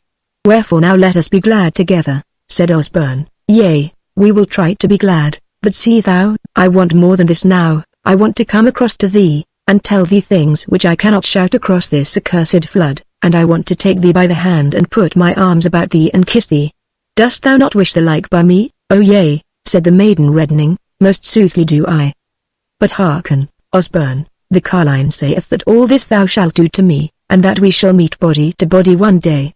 Dost thou trow in this? Nay, how can I tell, said he somewhat surlily, when thou hast told me so little of the tale. Well, she said, but I may not tell more, so now, I pray, let us be glad with what we have got of meeting oftener, and a life better and merrier for me. Bethink thou, my dear, that if I live easier and have not to toil so much, and catch fewer stripes, and have better meat and more, I shall grow sleeker and daintier, yea and bigger, so that I shall look older and more woman-like sooner. And she wept a little therewith, so he repented his surliness and set to comfort her, till she laughed and he also, and they were merrier together. So now time after time was their converse sweet and happy, and true it was that Elfhild grew fairer and sleeker week by week, and she was better clad now, and well shod, and bore her auches and necklaces openly, though she said she had not shown all to the carline, not all of thine I mean. But the dwarf necklace, the glorious one, I have shown her, and she saith that it is such a wonder that it forebodeth my becoming a queen, and that will be well, as thou shalt be a great man. Thus wise they prattled. Chapter 20 Osborne fares to Eastcheaping and brings gifts for Elfhild. But when June was, Master Nicholas would ride to Eastcheaping, and he took Osborne with him, and a great wonder it was to see so many houses built of stone and lime all standing together, and so fair, as he deemed them, though it was but a little cheaping. Howsoever, without the walls was an abbey of monks, which was both fair and great, and the church thereof as well fashioned as most, and when the lad went thereinto he was all ravished with joy at the great pillars and arches and the vault above, and the pictures on the walls and in the windows, and the hangings and other braveries about the altars. And when he was at high mass, and the monks and the minstrels fell to singing together, he scarce knew whether he were in heaven or on earth. Yet whether in one or the other, he longed to have his friend from over the river with him, that she might see and hear it all, and tell him what she thought of it. Wondrous also was the market wherein they did their chaffer, and the chapmen in their fine coats of strange fashion to him and their outland faces, and the carts and wains of the country folk and their big sleek horses. And when it was all done he found that he had more than a silver penny or two in his pouch, for a deal of the wares sold were his own, to wit the peltries he had gotten by his shooting and his valour. For a great bear had he slain with spear and shield, he by himself, and 2 more with the help of Stephen the Eater, and wolves and foxes and ermines and beavers a great many. But when he had his money it burnt a hole in his pocket, for he must needs go to the booths and buy for Elfhild, as far as his money went, such things as he deemed he could shoot across the flood to her, as fair windowed shoon, and broidered hosen and dainty smocks and silken kerchiefs, and a chaplet for her head. And when this was done, he was along with his grandsire in the street, and there came down from the castle a company of riders, all in jack and sallet and long spears, and 2 knights in white armor all gleaming in the sun, and the banner of the good town with them. Then his heart rose so high at the sight, and he yearned so for deeds of fame, that he smote his hands together and called good luck on them, and some of them turned about and laughed to each other, and praised the goodly boy, and knew not that he had slain a stouter man than e'er one of them. Withal his eyes might be no longer while off the gay-clad young women, for it was holy day, and they dressed out in their best, and he stared so downrightly on them that his grandsire rebuked him aloud. And that heard some of the women, and they who were fair amongst them laughed and praised him, for they deemed him right welcome to look on all he might see of them, so fair a boy as he was. And one of them, a goodly woman of some 30 summers, came up to him and bade the old carle hold his peace and not scold at the boy, for, said she, the lad is so well liking that he hath good right already to deal with any woman as he will, and when he groweth older by a half-score years, God a mercy, which of us shall be able to say him nay? Would I were younger by that tale of years, that I might be able presently to follow him all over the world. And therewith she kissed him betwixt the eyes and went her ways. But as before, he was but half pleased to be so kissed, as a mere child. Shortly to say, that they made great feast for the joy of all these things, and rode back to the dale in a day or 2 and came safe and sound to Wethermill. Now at the next meeting twixt the 2 children Osborne bore down all those fair things, and he found Elfhild on the ness, and she looking shy and dear, for he had told her that he was going to the cheaping. And now was her hair no longer spread abroad but bound up close to her head, and she was clad in a seemly gown of homespun, with black hosen and skin shoes well laced.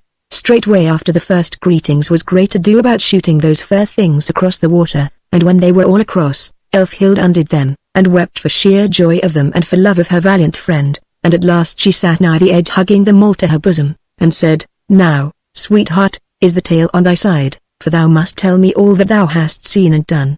So he fell to, naught loath, and told everything at large, and the little maiden's eyes sparkled and her face glowed. But when he had told last of all about the women and of her who had kissed him, she said, Ah, all that is just what my carline saith of thee, that all women shall love thee, and that is most like, and what shall I do then, I who shall be so far away from thee?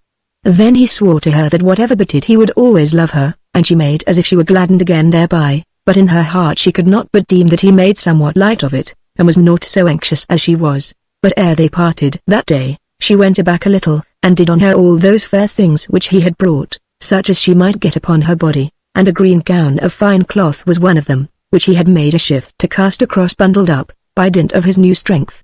So dight, she stood for him to look at, and he was well pleased, and praised her in such wise that it was clear he looked at her wisely and closely. So they parted. But when he was gone, she sat down and wept, she knew not why. And in a while, she arose and did on her everyday raiment and went home. Chapter 21 Warriors from East Cheaping ride into the dale. So the summer wears with naught to tell of, and autumn and winter in like manner, and spring was come again, and it was hard on 2 years since those twain had first met, and Osborne was 15 years old and Elfhild but a month and a half less, and still they met happily as aforetime. Wethermill throve in all wise this while, and there was deep peace on the eastern dale, and never had the edges of broad Cleaver looked on the light of day since the fall of Hardcastle. But in early May of this year came riders into the dale, friends, though they rode all armed, to wit the men-at-arms of East Cheaping, even such as Osborne had seen riding down from the castle the last time of his going thither, and the errand they came on was this, that war and strife were at hand for the good town, for the Baron of Deepdale had sent the porty his challenge for some matter of truage, wherein the town deemed it had a clear right, and seeing that it was naught feeble, it had a settled mind to fight it out.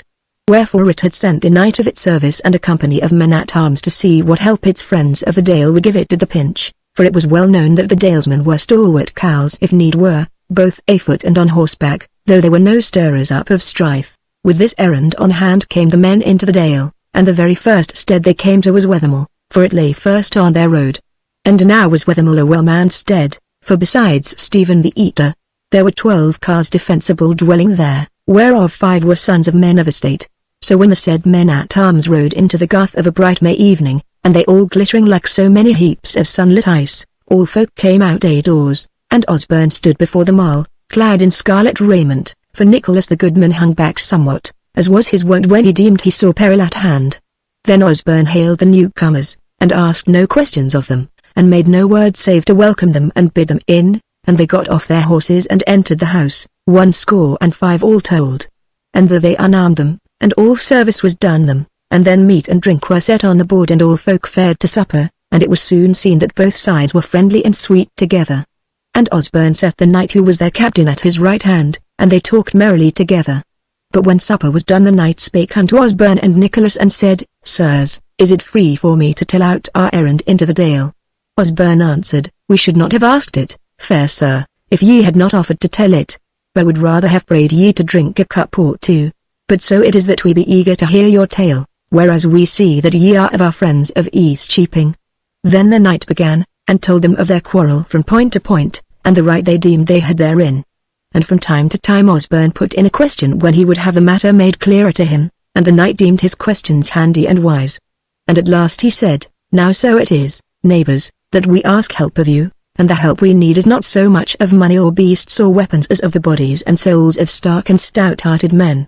What say ye, who be here, have ye will toward your cheaping and the place where we have done good to each other, or will ye let all go down the wind as for you? Fair sir, said Osborne, we will first ask you one question. Ye bid us to ride to battle with you in your quarrel.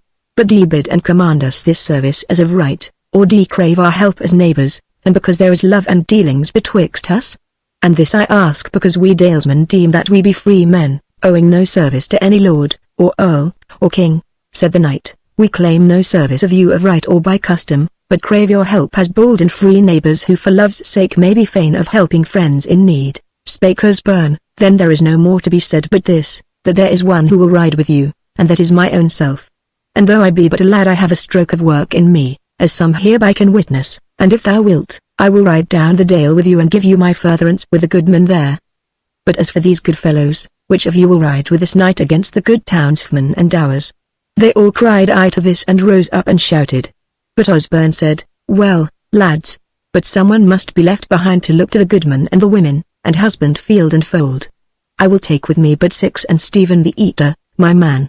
And he named them one after the other, who were joyous now save the knight and his men-at-arms, and they all drank a cup to the young master, but sooth to say, some of them wondered how so young a lad would bear him in the fight. But others said, Let it be, no man so well beloved as this shall be a dastard. So merry were they in the hall and drank about, but not for long, whereas the captain would not have his men so drunk that they might not ride fast and far upon the morrow. So the void cup was drunk, and Osborne led the knight to his bed and gave him good night.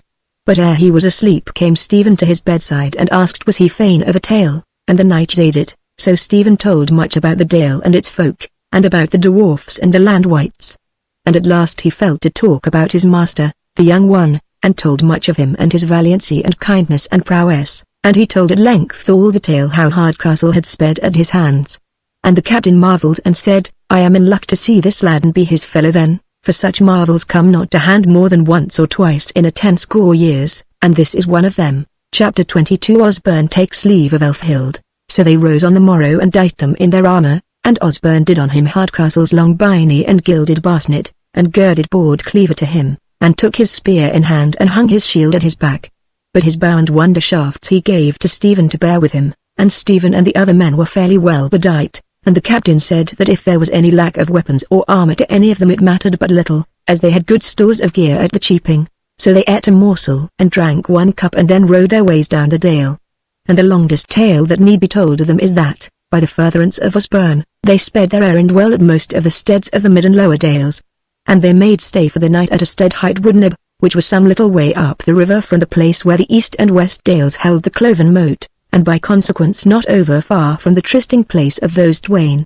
At the said house that evening they were of one mind to gather a moat the next morning, and they sent folk that same night to bear the war arrow to the steads above and below, and all seemed like to go well, and ever Osborne spake his mind without fear or favour to the boldest and wisest that were there. But as he was laying himself down to sleep a pang shot into his heart, for he called to mind that the morrow was the very day of tryst at the bight of the cloven knoll, and longer it was ere he got to sleep that night than was his wont. But when day came he was awake and few were stirring. So he arose and clad him in his war gear, and went out of the house and out of the garth when it was not yet sunrise, and came down to the river and went up it till he and the sunbeams came together to his place over against the ness, and there he abided. But he had been there a scant half hour ere he saw Elfhild coming up the slope, and she clad in all that fair weed he had given her, wherein this time of spring and early summer she mostly came to the trysting place, and about her shoulders was a garland of white may blossom. And when she saw him in his shifting grey hauberk and gleaming helm, and broad cleaver girt to his side and the spear in his hand, she stretched out her hands to him and cried out, "Oh, if thou mightest but be here and thine arms about me! For now I see that some evil hath befallen, and that thou art arrayed to go away from me out of the dale. And oh thy war coat and thine helm! Thou art going into peril of death, and thou so young." But I had an inkling hereof, for there were 2 cars in our house last night, and they said that there were weapon men riding amidst the east dales. Tell me, what is it? Will ye fight in the dale or go far from it?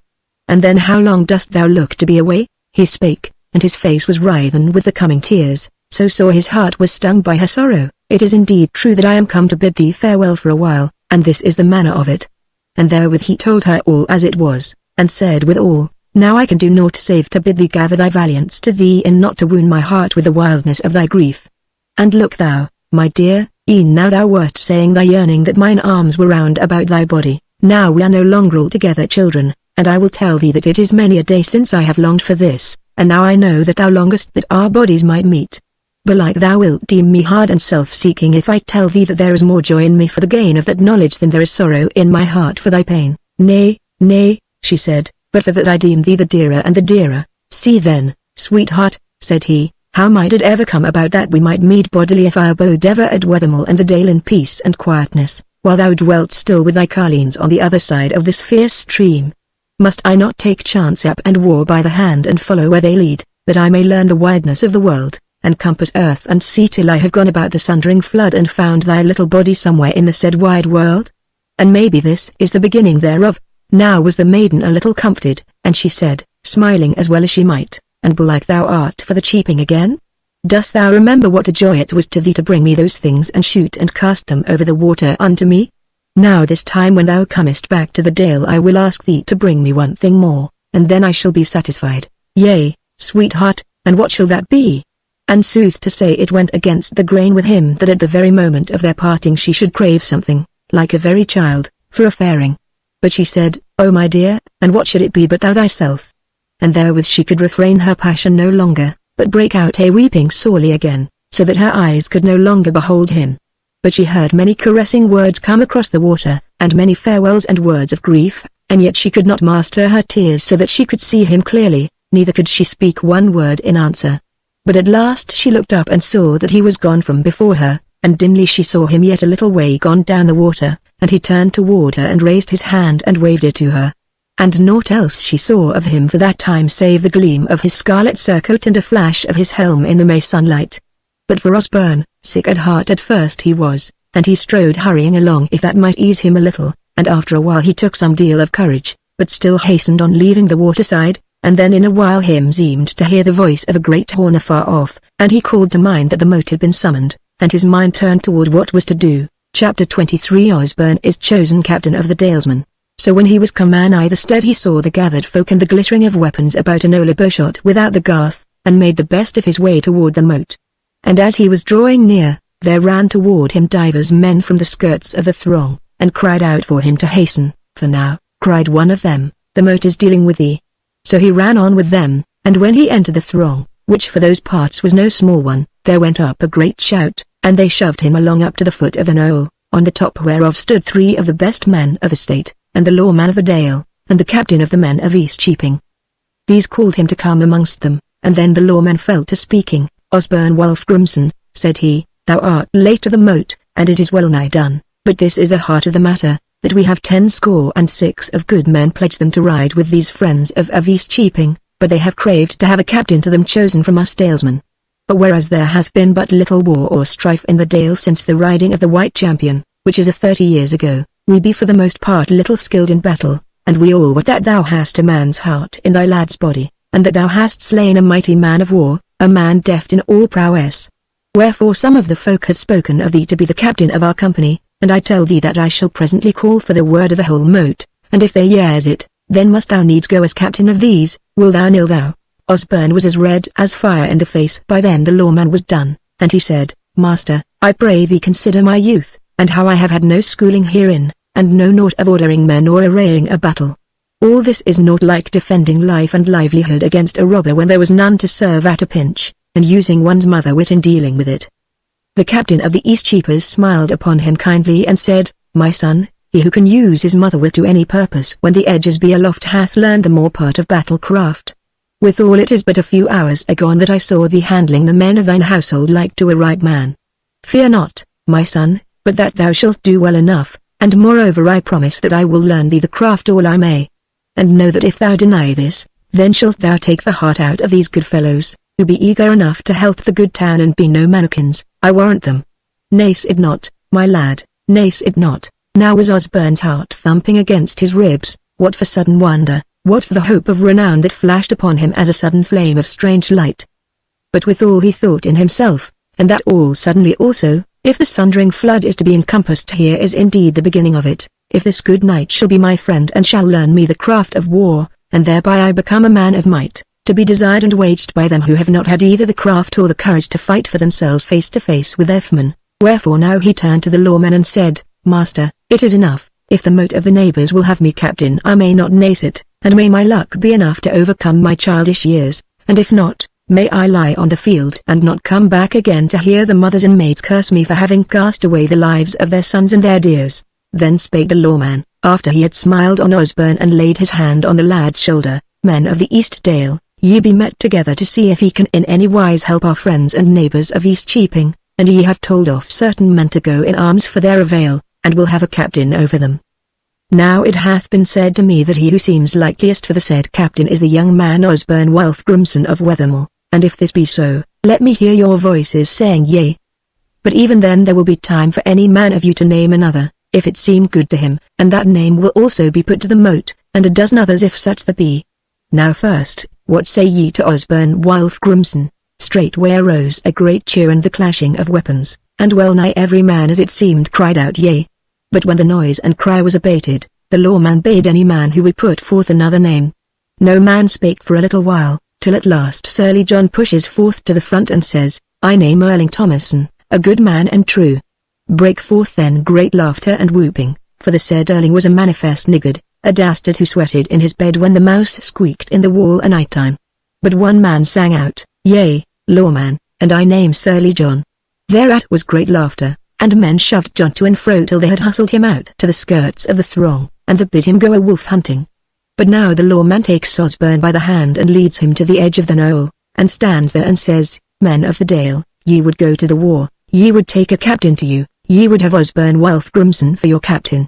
All this ye have done uncompelled, of your own will, therefore take not the rue if it not turn out so well as ye looked for. But now I bid all them that be going on this journey to lift up their right hands and swear to be leal and true to your captain, Osborne Wolfgrimson, in all things for life or for death. Even so they did with a hearty good will. Thereupon Osborne spake and said, after he had a word with the knight, Sir Medard, apart, all ye my men, I have but this to say to you, I hold you trusty and valiant, and men unlike to fight soft. But this I know of you, as of all other of us dalesmen, that ye are most wont to go each after his own will, and it is well nigh enough to put a man off from doing a thing if another man say to him, do it. Now this manner ye must change, since ye are become men at arms, and if I bid you go to the right or the left, ye need think of naught but which is your right hand and which the left, though forsooth I wot well that some of ye be so perverse that even that debate may lead you into trouble and contention. Now look to it that ye may not all be captains, and they that try it, so long as I be over you, are like to wend into wild weather. Now stout hearts, and my friends, it is now a little past high noon, and we shall abide here no longer than tomorrow morn, and at daybreak we shall be on our way to Eastcheaping, wherefore that time have yet got to see to your weapons and array, and to say farewell, such of you as be not too far off, to your kindred and wives and sweethearts.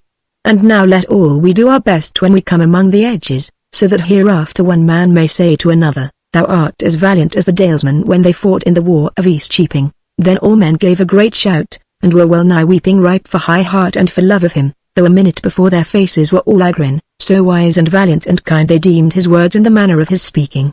Therewith the mote brake up, and the men were busy arraying them for departure, and as for Osborne, he had his hands full of work, in giving and taking commandments, and in learning from Sir Medard the beginnings of the law of battle, so that what hopes he had of making his way to the trysting place once more were speedily swept aside.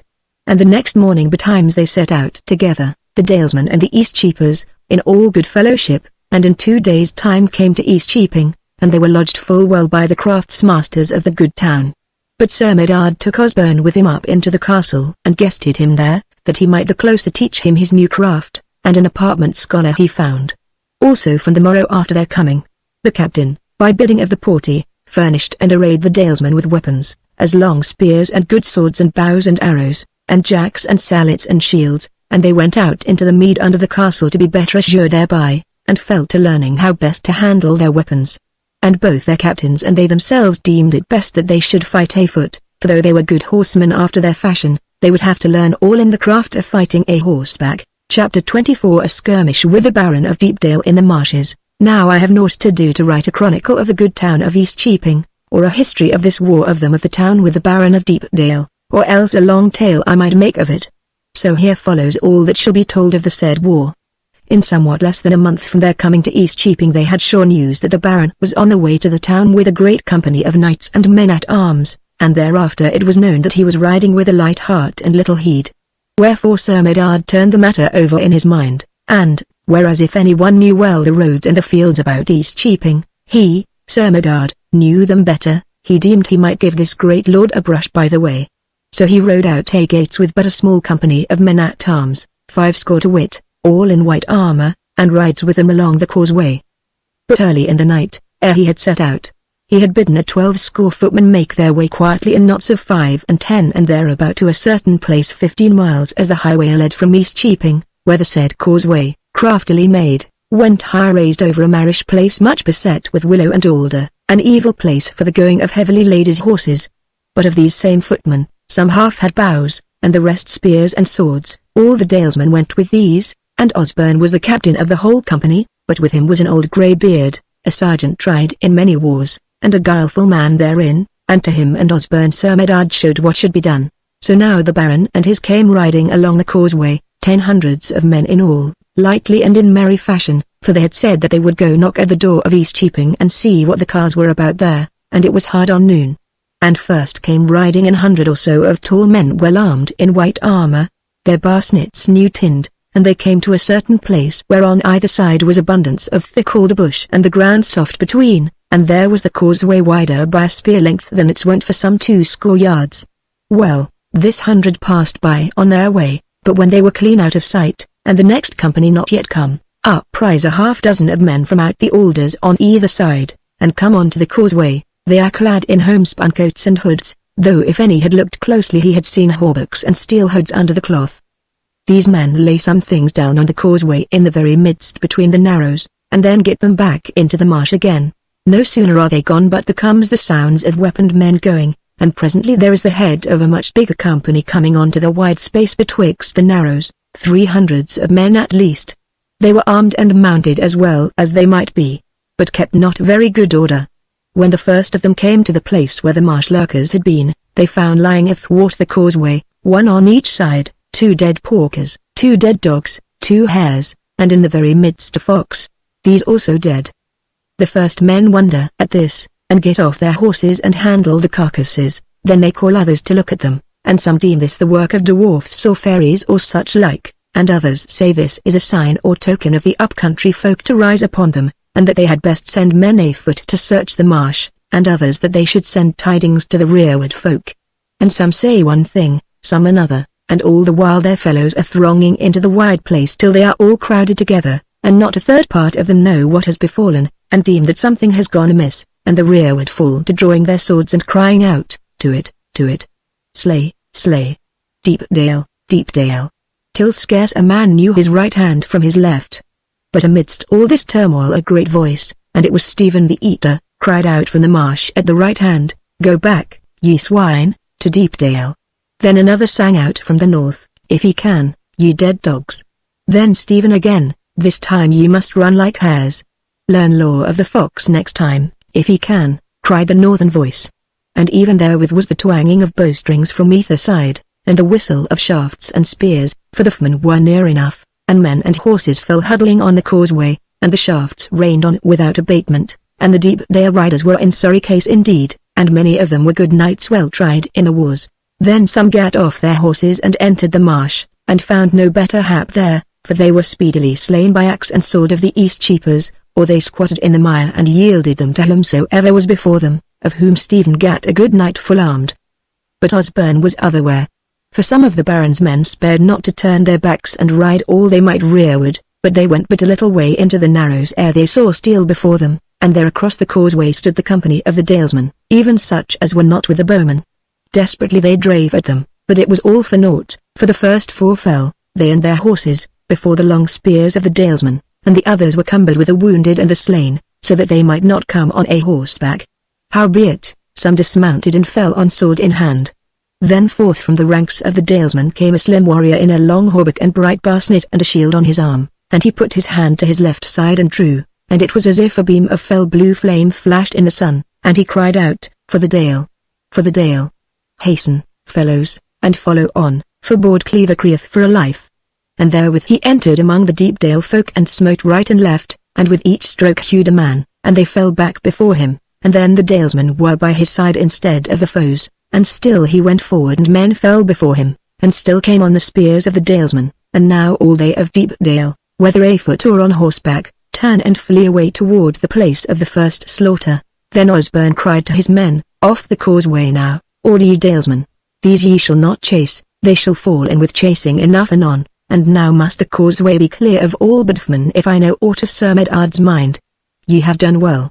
Therewith he gat him quietly from off the causeway, and all they followed. They went but a little way, and then about on the tussocks around the alder bushes, and turned toward the causeway and awaited new tidings. Speedily they befell, for anon they heard a confused noise of crying and shouting and thundering of horse hoofs, and clattering of weapons and war gear, and then burst out from a corner of the causeway all a throng of fleers, spurring all they might, weaponless, many of them jostling and shoving each other, so that every now and then man and horse fell over into the marsh and wallowed there, till the dalesmen came up and gave them choice of death or rendering. And came great cries of East Cheaping. For the Porty. And a Medard, a Medard. And the riders of East Cheaping came thrusting amongst the fleers, and with the first of the chasers was Medard himself bareheaded, so that all might know him, and after him his banner of a tower and an eagle sitting therein, and then came the banner of the good town, to wit, 3 woolpacks on a red ground, and then the rest of the riders. And all that went by in a minute or two, and thereafter came the bowmen, all bemired with the marish waters, but talking high and singing for joy. Said Osborne, Come we now, fellows, and join ourselves to these, for they will not run away like to the horses. Now belike has Sir Medard done the business, so we may follow him fair and softly. He may have yet somewhat to do, quoth the man who was of that country, for in a while this marish ends and the causeway comes out onto fair and soft meadows, and that we may look yet again to come on the baron and his. Sooth is that, quoth the sergeant from amongst the bowmen on the causeway, yet is not the good knight so harebrained as not to abide ere he falls on, save he see no defence in what is left of the baron's array. Ye shall see, but come thou up, Master Osborne, with thy dalesmen, and let us get on to the said sunny meads out of this frog city. So Osborne and his dalesmen scrambled up, and they all went on together at a pretty pace, and Osborne had not yet sheathed Bord Cleaver, but bore him on his shoulder all bloody as he was. So in an half hour they saw the hard meads before them, and then they set up a shout and ran all together, for they heard the noise of battle, and saw some confused running and riding, and knew not what it might mean. So on they ran till they had come up onto the crown of a long but low ridge whence they might see the whole plain, and straightway they set up the whoop of victory. Forsooth what they beheld was the two banners of Sir Medard and the portee following on the last of the fleers, and beyond them the whole host of the baron flowing away as men discomfited, so they rested to catch their breath on the top of the ridge, and of all of them that went out from East Cheaping the night before there was not one man lacking. Then they set off again toward the battle, their weapons on their shoulders and their horns blowing, and they went speedily, and presently they saw that Sir Medard and his had slacked in the chase and were standing together about the banners with their faces to the foe. Wherefore they also went slower, and they met together with many glad cries, and then Osborne came to Sir Medard and hailed him joyfully, and therewith thrust board cleaver back into the sheath and said, "Meseemeth, Captain, that the battle is done." "But, how came their whole host to flee away?" said Sir Medard. "We drave the rout along the causeway, and they, when they came onto the hard meadow, might not stay them, and the rest, who saw them coming on the spur and our banners in the chase, knew not how many or how few were following on them, and they turned also, deeming they were safest at home. And so now we will gather the spoil together and wend fair and softly back to East Cheaping." Even so they did, and great spoil they gathered, and all the footmen gat them horses and rode with the others, so that they all came back safe to the good town before sunset. Thus ended the first riding of the Baron of Deepdale. Chapter 25. Stephen tells of an adventure in the camp of the footmen. Thereafter the Baron gathered his men again, and rode abroad divers times in the summer and autumn, and was now gotten wearier, so that he gat no great overthrow. Yet was he often met by them of East Cheaping, and not seldom had the worse. Osborne and his were in the field as oft as any, and gave and took, but ever showed them valiant. Osborne was hurt twice, but not sorely, and ever he waxed in manhood, and was well accounted of by all men, and the dalesmen began to be well known to them of Deepdale and were a terror to them. Thus wore summer and autumn, and Osborne saw no face of the hope of getting home to the dale before spring. The winter came early, and was with much frost and snow, and they of East Cheaping kept them within their walls perforce, but they held the Yule feast merrily and with good heart. When winter was gone and the snow and the floods, and spring was come again, they began again skirmishing and riding, and now one, now the other prevailed, and Osborne fell to learning all the feats of chivalry under Sir Medard. And in one fray he paid his master back for the learning, and somewhat more, for the knight thrust too far forth amongst the footmen, and was unhorsed and set on by many, and had not Osborne been nigh, who bestrode him with board cleaver in his fist, and thrust and hewed all around till some of theirs came up to help, the good town had lost its captain. So he rehorsed Sir Medard, and somewhat hardly they came forth of the throng, and were not ill beaten that day. But when May was, the Baron of Deepdale had waxed so mighty that he gathered a great host together, and came therewith against East Cheaping, so that they had naught to do save draw within their walls, and the Baron sent a herald, and bade thereby yield them, on such terms, over and above paying their truage according to his will, that they should batter down their walls, and take his men into their castle and have his burg reeve over them, and moreover that they give over 10 of their best to his mercy. This challenge they naysayed in few words, for the town was well victualled and manned. Wherefore on the morrow early the Baron assailed the walls with many men, but gat nothing thereby save loss of good men, and the assault over, Medard and his opened the gates and went forth on the footmen while they were yet in disarray, and won much and lost little. Thereafter the Baron assailed the walls no more, but cast a dyke around the town and sat down before it. And he had abundance of victual coming into him from his countryside, so that his men lacked nothing. But whereas his dyke and the towers of earth and timber which he let build thereon were scarce manned so well as they should have been because there was so much of them, the East Cheapers did not leave them wholly in quiet, but fell on oft and hard, and slew the Baron many men and did him much scathe. And men in the town were in good heart, and said one to the other, that if things went no worse than this they might hold out merrily till winter should break up the leaguer. But in the last of these skirmishes Osborne was hurt sorely, and though he was brought off by his fellows, and lost not board cleaver, as well nigh bitted, he must needs keep his bed somewhat more than a month ere he was well healed.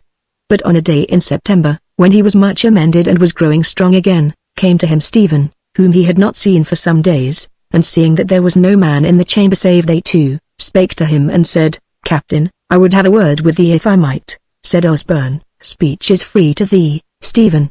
And the eater said, "I have been out gates of late, for I deemed that if I might find adventures it would be for thy health."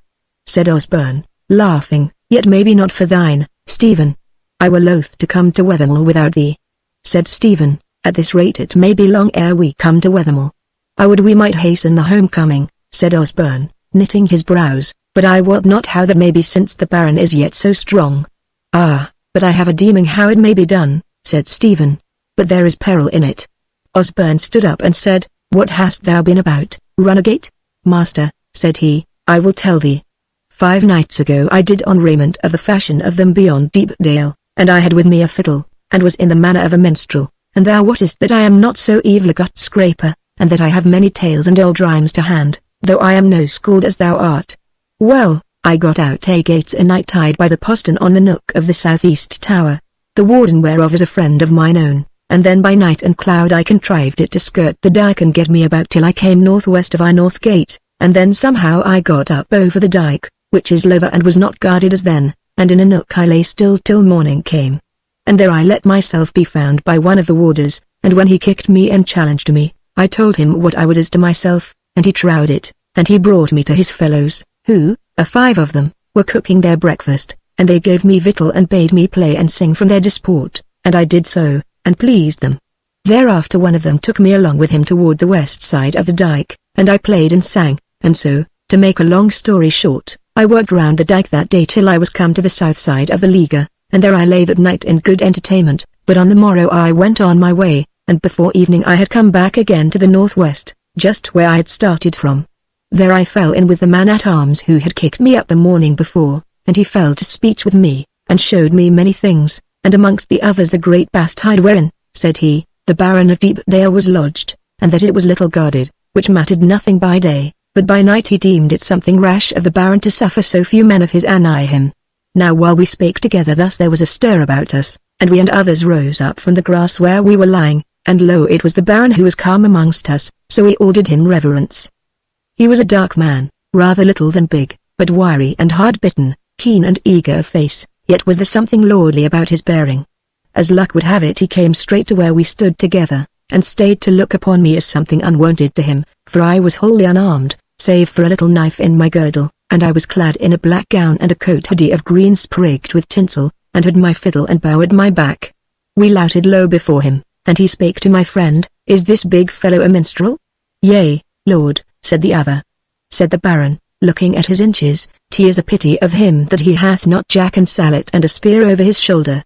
How sayest thou, Cal, what if I were to set thee in the forefront of the press amongst the very knighthood?" "Noble lord," quoth I fear me that if I came within push of spear thou wouldst presently see me running, so long are my legs. I am a big man, so please you great lord, but I have the heart of a hare in me." He looked upon me somewhat grimly, then he said, "Meseems thou hast a fox's tongue in thee, Cal, and I promise thee I have half a mind to it to hand thee over to the provost marshal's folk, to see what they could make of whipping thee. Thou man-at-arms, hast thou heard him lay his bow over the strings?" "Yea, lord," said the man. "He playeth not ill for an uplander. Let him try it now before us, and do it well withal if he would save the skin of his back." Speedily I had my fiddle in my hand, and fell to, and if I played not my best, I played at least something better than my worst. And when I had done, the Baron said, "Friend, how many such tunes canst thou play? And canst thou sing aught?" "It would not be so easy to tell up the tunes I can play, lord," said I, "and sing I can withal, after a fashion." Said the Baron to the man-at-arms, "Bring thou this man to my lodging tonight some 2 hours before midnight, and he shall play and sing to us, and if we be not sleep-eager he shall tell us some old tale also, and I will reward him. And thou, I shall not make thee a man-at-arms this time, though trust me, I misdoubt thy hare heart. There is no such look in thine eyes." And he turned away and left us. So we wore the night merrily enough till the time appointed, what with minstrelsy and some deal of good wine. To the Baron's lodgings I went, which was not right great, but hung goodly with arras of Troy. And I had the luck to please the lord, for I both played and sang somewhat near my best. And he bade give me a handful of silver pennies, though I must needs share them with my soldier friend, unto whom the lord forgat to give aught, and bade me come the next night at the same time, which I did, after I had spent the day looking into everything about that side of the Liga.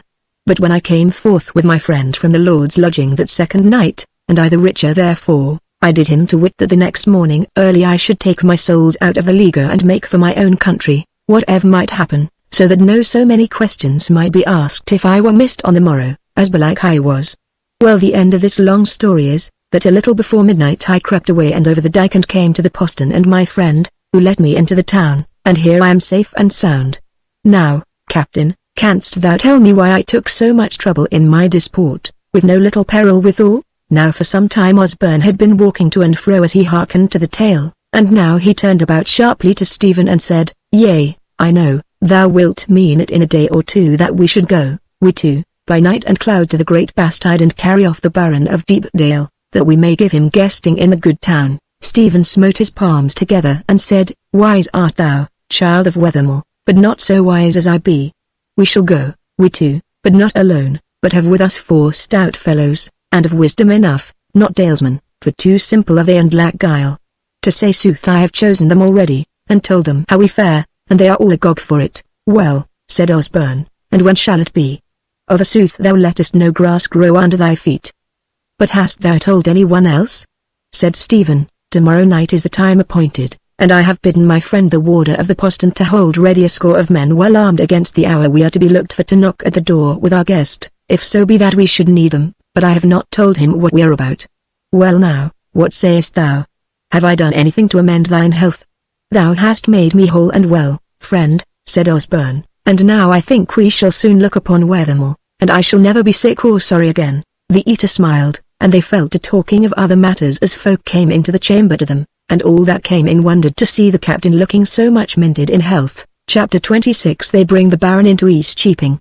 So on the morrow just before midnight came Osborne and Stephen and the 4 others to the postern above said. Osborne and the 4 were clad, over their armour, in frocks and hoods of up-country fashion, but Stephen was in his minstrel's raiment, save that he bore no fiddle, and had a heavy short sword girt to him under his coat hoodie. The night was moonless, but there was little cloud, so that there was a glimmer of starlight. As they opened the door, came forth from the ingle a tall man, unarmed as it seemed, and clad as a gangrel cowl, and Stephen without more ado stretched out his long arm and caught him by the breast of his coat. The man stirred not nor strove, but said softly, "Dost thou not know me, Stephen the Eater? I come to see the child of Wethermill. He shall know me by the token of the imposition of hands. And I am come to help him and all you." That heard Osborne and spake softly to the others, "This is a friend and a stout heart, he shall be of all avail to us." "Speak not," said Stephen, "but hold we on, and go crouching till we be under the lee of the dike." Even so did they, and Stephen led the way, but Osborne came next and Steelhead with him. They spake not together, but Osborne felt the stronger for having him beside him, and his heart was full of joy. So they clomb the dike, and as they tropped it they saw a weaponed man on his feet betwixt them and the sky. Stephen stood up straightway and fell a whistling a merry tune, but softly enough, while he made a sign to the others to fetch a compass and go creeping past this man.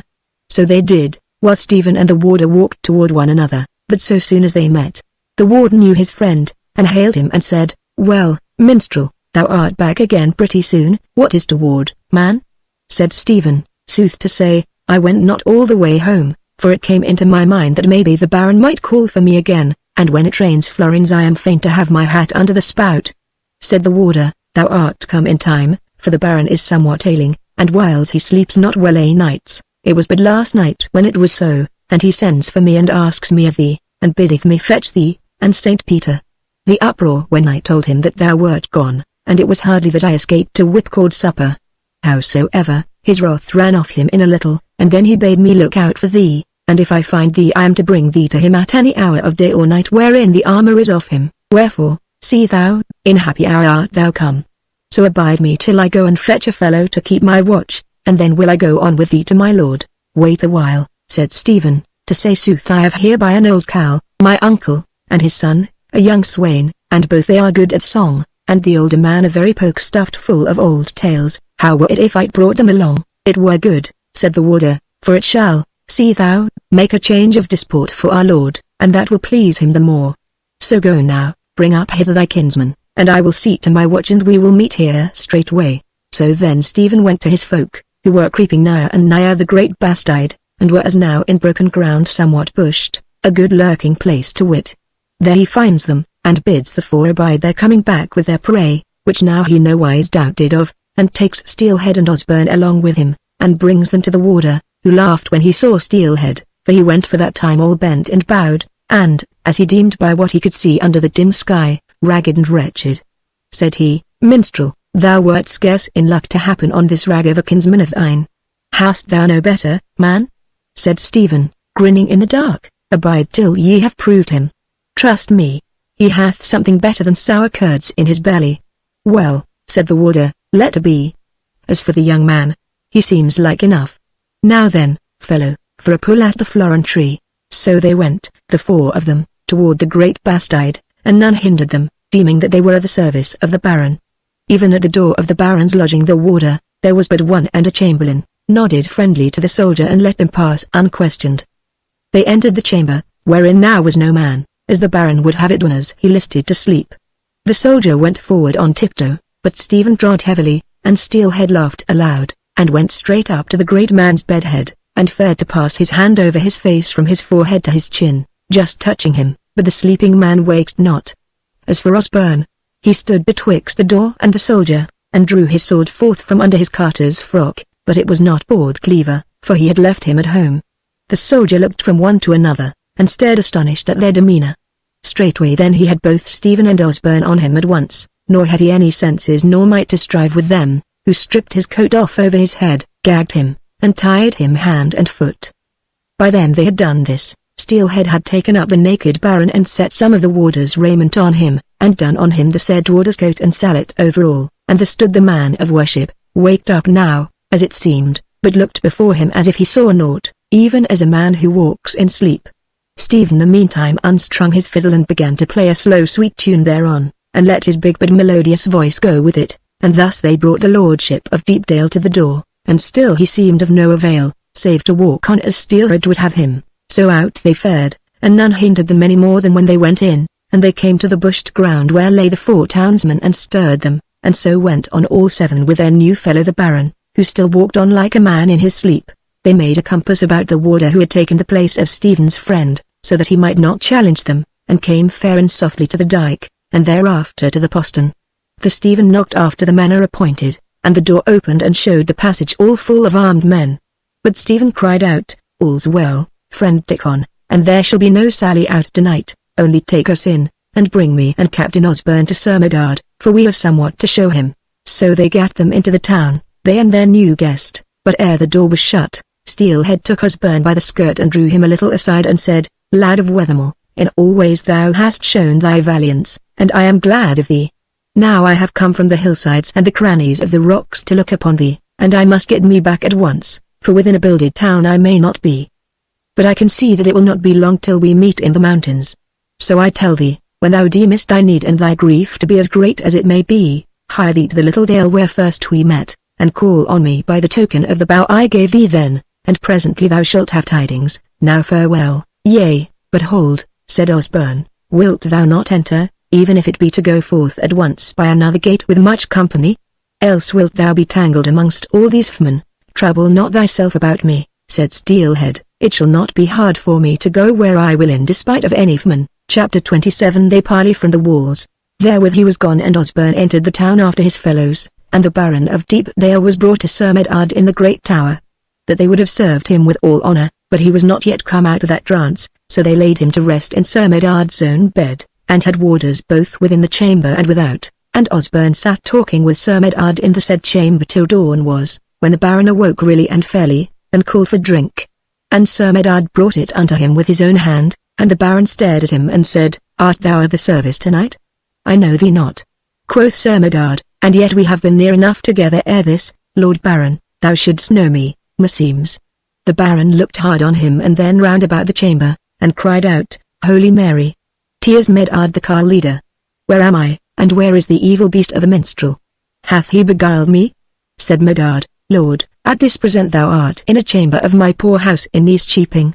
Doubtless tomorrow, after we have had some talk together, thou and I and the porty, thou mayst go back home to Deepdale, or abide here to see how we can feast, we Carl warriors, and to be holden in all honour." Now came forth Stephen the Eater and said, "Lord, lo here the evil beast of a minstrel who hath verily beguiled thee, but, Baron, it is to thy gain and not thy loss. For tomorrow shall the war be ended, and thou shalt be free to go back again to the fair women of Deepdale whom thou lovest so much, and shalt save thy men at arms, and thy weapons and tents and timber, and victuals and drink a great heap, and all this I deem, and more maybe, wouldst thou have lost hadst thou gone on sitting perversely before East Cheaping all for naught. So I will not say pardon me, but make friends with me rather for being good to me." And therewith he reached out his great hand to the Baron, but Osborne drew him back by the girdle, and chid him for mocking a captive, while the Baron turned his face to the wall and covered up his head with the bedclothes. But ye may judge if they were riding and running in the league next morning when they could find the Baron nowhere, and one said this and the other that, and he cried kill and slay, and he cried flee ere we all come to like end, and great was the doubt and the turmoil. Amidst of which comes Sir Medard onto the battlement of the northwest tower, and beside him a squire bearing a white banner, and a herald with a trumpet, which herald presently blew a loud blast, but such an one as sounded not of war but of parley. So when the captains and leaders heard the said blast and saw the white banner of peace, they deemed that new tidings were toward, and a half score of them crossed over their dyke bearing a white banner with them, and came close under the tower whereon stood Sir Medard, and the chiefest of them, an old hoar man and very wise, hight Sir Digor, stood before the others all unhelmed and said, Is it Sir Medard that standeth up there? Yea verily, said the knight, and what art thou? Art thou a leader of the host that sitteth about us?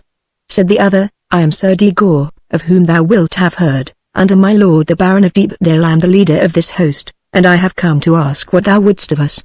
Said Sir Medard, I would see the Baron of Deepdale.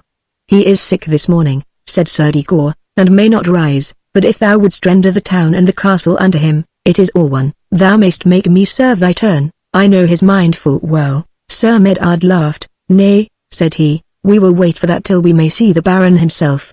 But tell me, Sir Knight, what is all this stir and hubbub in thine host this morning? Said Sir Digor, without tarrying the word one moment, there is a great aid and refreshment come to us out of the east country, both of victual and men, and our folk be welcoming the men and sharing the victual. There is nothing in this, then, that we have heard, that ye cannot find your duke, and are seeking him up and down? Nay, nothing, said the grey-beard, wagging his head. But the folk that were with him look on each other and thought within themselves how wise the old man was. And Sir Medard spake when he might for his laughter, Sir, thy lord did well to make thee captain under him, for thou art a wise and ready liar. But so it is that thou speakest with one who knoweth the tale better than thou. Ho ye, bring forward my lord. Straightway came two squires, who led a lean dark man between them, unarmed and clad in a long furred black gown. He took off his hat, and thereupon Sir Digor and all they below knew him for their lord. He spake at once and said, Sir Digor and ye others, my lords and captains, can ye hear me? Yea, lord, said Sir Digor. Then said the Baron, This then is my word and commandment, that ye give leave to all our folk in arms to depart each one to his own house, and to bear away with him his weapons and armour and 3 horses if he be of the knighthood, and 1 if he be of the serjeantry, but the others, archers and villains, may take 1 horse between 3 to bear their baggage and ease them on a journey. But the flour and wheat and wine, and all the neat and sheep, ye shall leave behind, for the folk of this countryside and the good town have occasion for them. But as to mine own matters which are of mine own person, as arms and raiment and jewels and the like, ye shall bring them unto me here in the good town, where I am minded to abide 2 or 3 days that I may hold counsel about weighty matters with the porty and the burgrave. Moreover, I would have thee, Sir Digor, and a 5 of my counsellors and a half score of my servants, come hither to me to abide with me for my aid and service while I tarry in East Cheaping. Now this is my will and pleasure, and I shall be no wiser later on, wherefore do thou, Sir Digor, go straightway and tell my will to the captains and sergeants and the knights, so that the hosts may presently break up. Ye may deem how Sir Digor and the other Deepdalers were abashed when they knew that their lord was a captive in the hands of the foemen, yet they seemed to think that the terms of the good town were not so hard as might have been looked for, since they had gotten this so great advantage. Now Sir Digor spake and said, Sir Medard, wilt thou suffer me to come to thee, so that I may speak with my lord privily? To what end, said Sir Medard, since thou hast heard thy lord's commandment? Wilt thou not obey him? Yea, said Digor, if I have heard his last word, nevertheless were I fain to come up and speak with him. Come up then, said Sir Medard, yet I must warn thee that it may be easier for thee to come into East Cheaping today than to go out therefrom.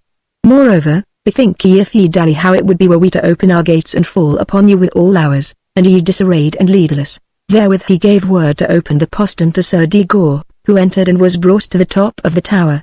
And there he went up to the Baron and bent the knee to him and might not refrain his tears, but the Baron laughed, yet somewhat hardly. So they two went aside into an angle of the tower toward the town, while Sir Medard and his stood aloof a while.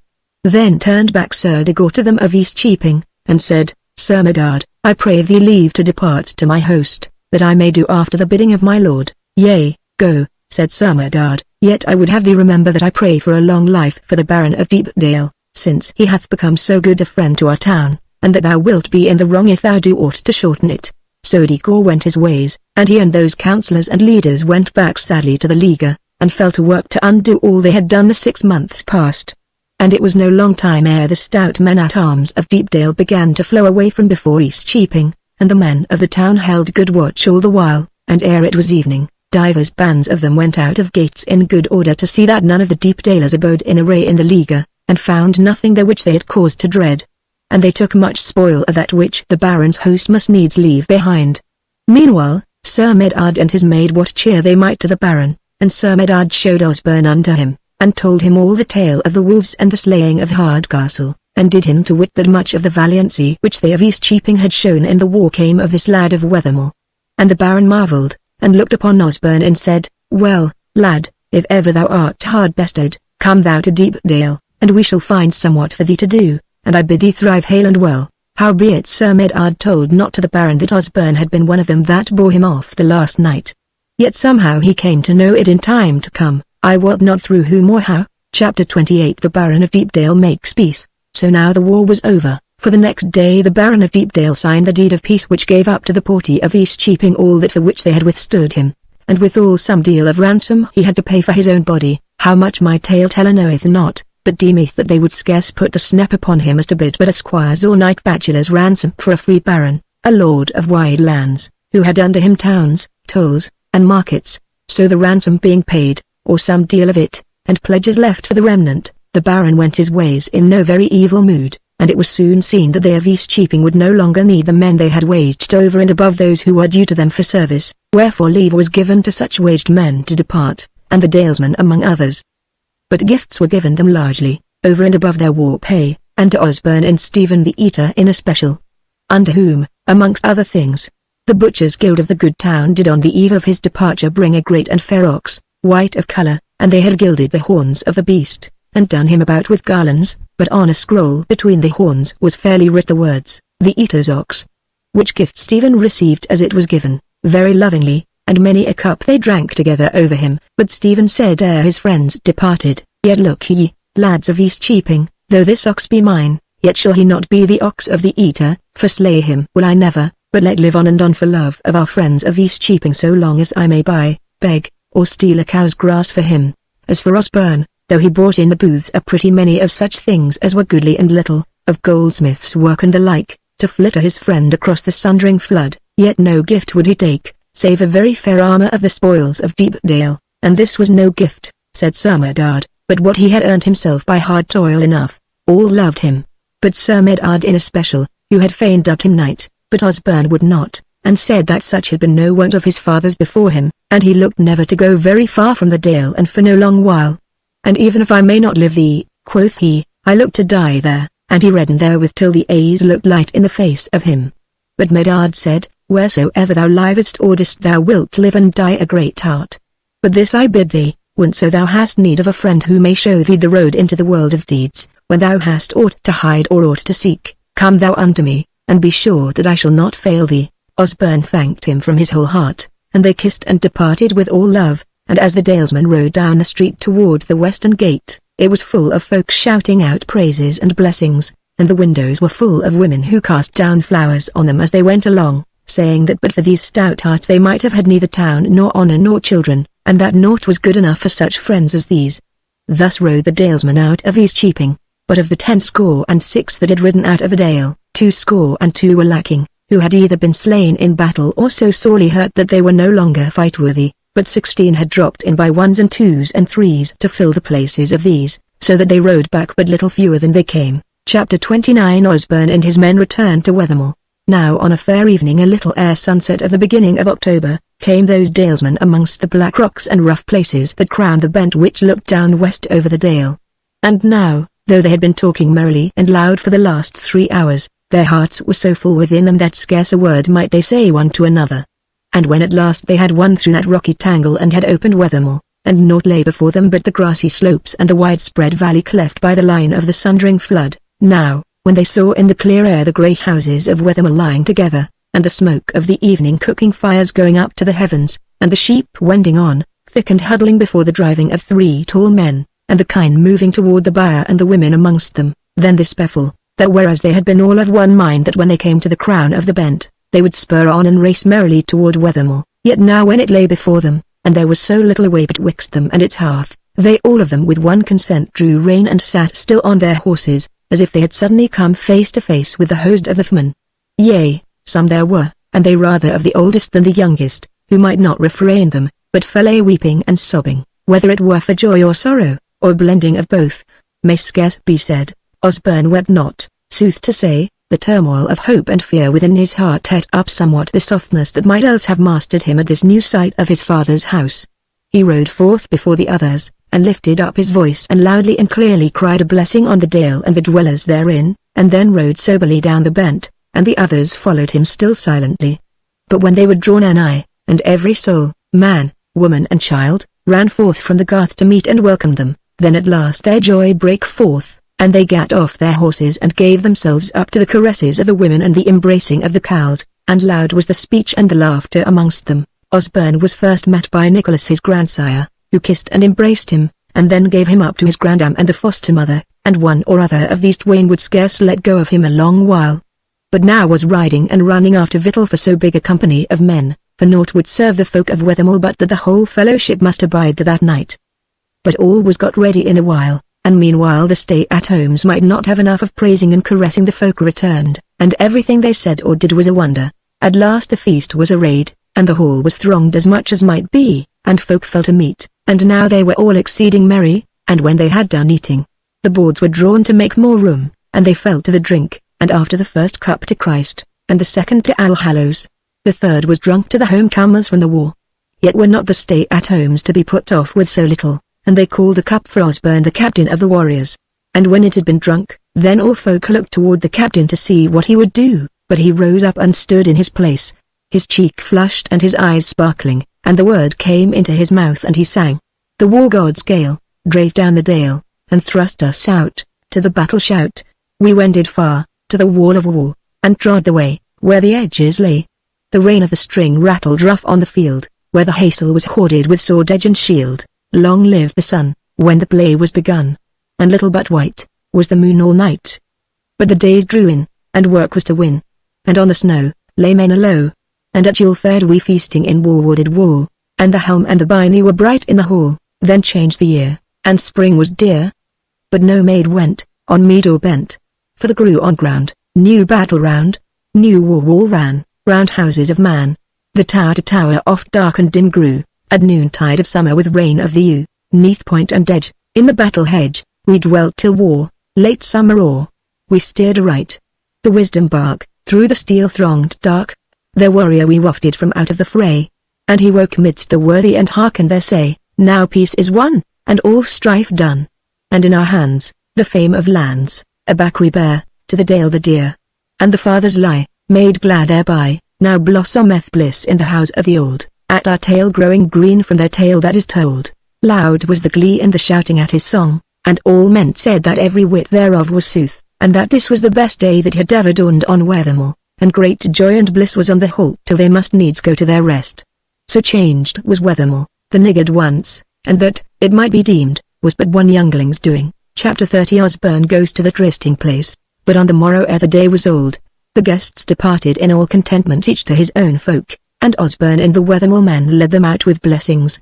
When they were all gone and the unwonted stir was over, it seemed to Osborne as if he were awaking from a dream, and his heart was in a turmoil of hope and fear, so that he knew not what to do till he was once more at the bight of the cloven knoll.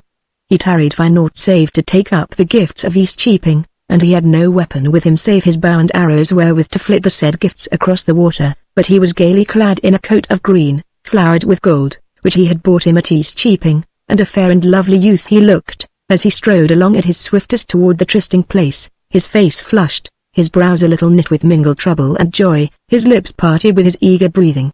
Whiles as he went he said to himself, how many chances and changes there were, and how might he expect to find Delphill there again? And next, when he had enough afflicted himself with thinking of her sick, or dead, or wedded, his strong heart of a youth threw it off again, and he thought, how could evil such as that befall him, the stalwart and joyous? So he fared till he came within sight of the ness, and saw no figure there on the top of it, yet he straightway felt running, as though he knew she had been waiting for him a long while, but as he ran he kept his eyes down on the ground, so that he might not see her place empty of her. But when he came to his place he lifted up his eyes, and that to his great joy saw her coming up the ness, and when she saw him she uttered a great cry and spread out her arms and reached out to him. But as for him, he might make neither word nor sound a great while, but stood looking on her. Then he said, "Is it well with thee?" "Oh yea, yea," she said, "and over well as now, art thou wedded?" Said he, "Yea," she said, "unto thee." "Oh would that we were, would that we were." Said Osborne, "Oh," she said, "be not sad this morning, or wish for aught so that it grieve thee. Bethink thee how dear this moment is, now at last when our eyes behold each other. Hast thou come here often to look for me?" Said he. She said, "It was the 14th of May was a year that we parted, now is this the 8th day of October. That makes 511 days, not oftener than that have I come here to look for thee." So piteous kind she looked as she spake, that his bosom heaved and his face changed, and he wept. She said, "I wish I had not said that to make thee weep for me, my dear." He spake as his face cleared, "Nay, my dear, it was not all for thee, but for me also, and it was not all for grief, but for love." She said, "With this word thou givest me leave to weep," and she wept in good sooth. Then in a while she said, "And now thou wilt sit down, wilt thou not? And tell me all thy tale, and of thy great deeds, some wind whereof hath been blown to us across the sundering flood. And sweet it will be to hear thy voice going on, and telling me dear things of thyself." "Even so will I do," said Osborne, "if thou wilt, yet I were fain to hear of thee and how thou hast fared, and thy words would I hear above all things." The voice of him quavered as he spake, and he seemed to find it hard to bring any words out, but his eyes were devouring her as if he could never have enough of looking on her. Forsooth there was cause, so fair she was, and he now come far into his 18th year. She was that day clad all in black, without any adornment, and her hair was knit up as a crown about her beauteous head, which sat upon her shoulders as the swan upon the billow. Her hair had darkened since the days of her childhood, and was now brown mingled with gold, as through the sun were within it. Somewhat low it came down upon her forehead, which was broad and white. Her eyes were blue-grey and lustrous, her cheeks a little hollow. But the jaw was truly wrought, and fine and clear, and her chin firm and lovely carven, her lips not very full, but red and lovely, her nose straight and fine. The color of her clear and sweet, but not blent with much red, rather it was as if the gold of her hair had passed over her face and left some little deal behind there. In all her face was a look half piteous, as though she craved the love of folk, but yet both mirth and swift thought brake through it at whiles, and sober wisdom shaded it into something like sternness. Low-bosomed she was yet, and thin-flanked, and had learned no tricks and graces of movement such as women of towns and great houses use for the beguiling of men. But the dear simpleness of her body in these days when the joy of childhood had left her, and a high heart of good longing was ever before her, was an allurement of love and far beyond any fooling such as that. "Now," she said, "how thou lookest on me, dear Osborne, and thy face is somewhat sober. Is there aught that thou likest not in me? I will do as thou biddest, and tell all the little there is to tell about me, ere thou tellest me all the mickle thou hast to tell about thee." He said, and still spake as if the words were somewhat hard to find, "I look upon thee, Elfhild, because I love thee, and because thou hast outgrown thy dullness of a year and a half agone and become a woman, and I see thee so fair and lovely, that I fear for thee and me, that I desire more than is my due, and that never shall we mend our sundering, and that even what I have may be taken from me." She smiled, yet somewhat faintly, and spake, "I call that ill said, yet shalt thou not make me weep thereby, such joy as I have of the love in thy words. But come, sit thou down, and I shall tell thee my tidings." So they sat down as nigh unto the edge as they might, and Osborne spake no more for that while, but looked and listened, and Elfhild said, "Day by day I have come hither, sometimes sadder and sorrier than at others, whiles with more hope, and whiles with less, whiles also with none at all. Of that thou wottest already or may bethink thee. Of tidings to call tidings, the first is that my kinswoman, my mother's sister, has changed her life. She died 6 months ago, and we brought her to earth by the church of Allhallows the West, hard by the place of the cloven moat. Needs must I say that, though she was the last one of my kindred, the loss of her was no very grievous sorrow to me, for ever she had heeded me little and loved me less, though she used me not cruelly when I was little, and her burial was a stately one as for a poor house in the West Dale. Now furthermore, as for the carline who is the only one left to look after me, by my deeming she doth love me, and moreover she hath belike more of a might than were to be looked for of so old and frail seeming a woman, and that besides here mickle wisdom. Whereof hearken this, which is the second tidings of note I have to tell thee. It is now some 2 months ago, when summer was waning into autumn, that on an evening just after sunset we were sitting after our wont in our house, which, though it be neither grand nor great, is bigger than we need for us twain. Comes a knock on the door, and the carline goes there too, and is followed back into the chamber by a tall man, clad neither as one of our countryside nor as a warrior, but in a long black gown with furred edges. He had no weapons save a short sword and a whittle in his girdle. He was not ill-looked, black-bearded and ruddy-faced, and seemed strong-built, a man of about 45 winters. He hailed us courteously, and asked if he might abide with us till morning, and we naysayed him not, if he might do with such cheer as we might make him. He smiled and said any cheer was better worth to him than the desert as at that time, and he said withal that he had a way beast without who was as weary as was he, and, says he, there is a pair of saddle-bags on him, which many would not deem overmuch of a burden, if they had not very far to carry it. So I went out a-doors with him to see after his nag and saddle-bags, and I led the horse into the same stall where was winter quarters for our 2 horses, but this was a very big stark beast, grey of colour, such as we have not in this land, and I gave him hay and barley, but the saddle-bags he brought back with him into the chamber. And he kept ever by my side on the way there and back, and looked at me oft in the failing light, though I was but in my sorry old raiment with bare feet, in such guise as thou hast not seen me for years, my dear. Howsoever, I heeded it not at the time, and we both came back into the chamber, where Dame Anna had now lighted the candles. Shortly to say, we put what meat and drink we might before our guest, and he seemed well content therewith, and he was merry with us, and showed himself a man of many words deftly strung together, and spared not to tell us many things about tidings of far and noble countries, and the ways of men both great and small therein. And he said that he was a chapman journeying after gain, and looked to buy wares in the dale, and therewith he asked us if we had aught to sell him, but Anna laughed and said, Fair sir, were ye to buy all this and all that is in it, from groundsel to roof ridge, and all our kine and sheep and horses to boot, little would the tide of gold ebb in thy bags yonder. I wot not, said he, who may say what treasure ye have been hoarding here this long while. He looked on me as he spake, and I reddened and looked down, for in my heart I was thinking of the pipe and the gemmed necklace which the dwarfs had given me. And yet more than all, of thy gifts, Osborne, which have been so dear to me, for soothly to say, of these matters I had never told Dame Anna, though she knoweth that I go off to look upon thee here and that I love thee. However, that talk ran off, and presently the chapman he got to asking Anna about the matters of the dale, and the ways of its folk, and amongst other things as to how wealthy they were, and she answered him simply as she could. He asked her also if they loved their bairns and children well, and also if they had any custom thereabout of casting any of their women children forth, if it happened to be their fortune to have many daughters and little meat, and that especially when the years were bad.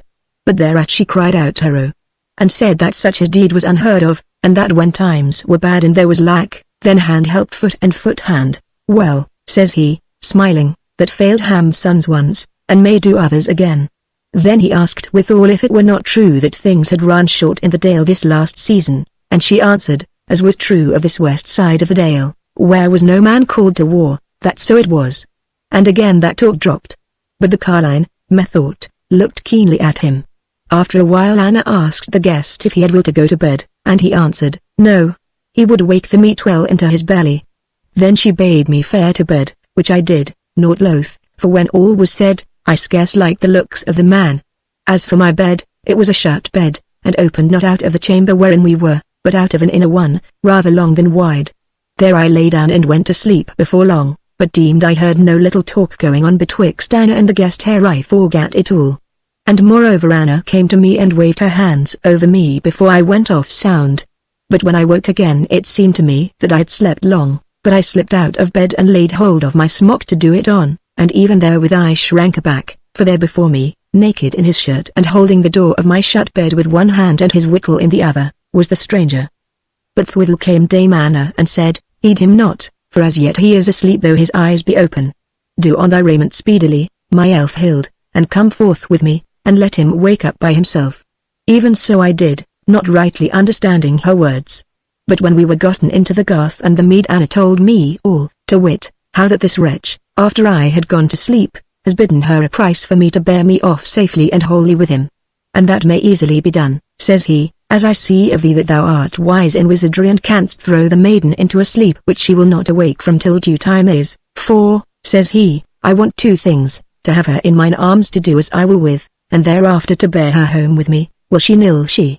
Now, said Anna, I would not wholly gainsay him at once, for I would have my fox safe in my trap, so I hummed and hawed, and said that he might bullicrue his bargain unless he were full sure what it were worth, and to be short, I so egged him on and drew him back, and egged him on, that at last he took off his outer raiment, gat his bare whittle in one hand, and laid the other on the door.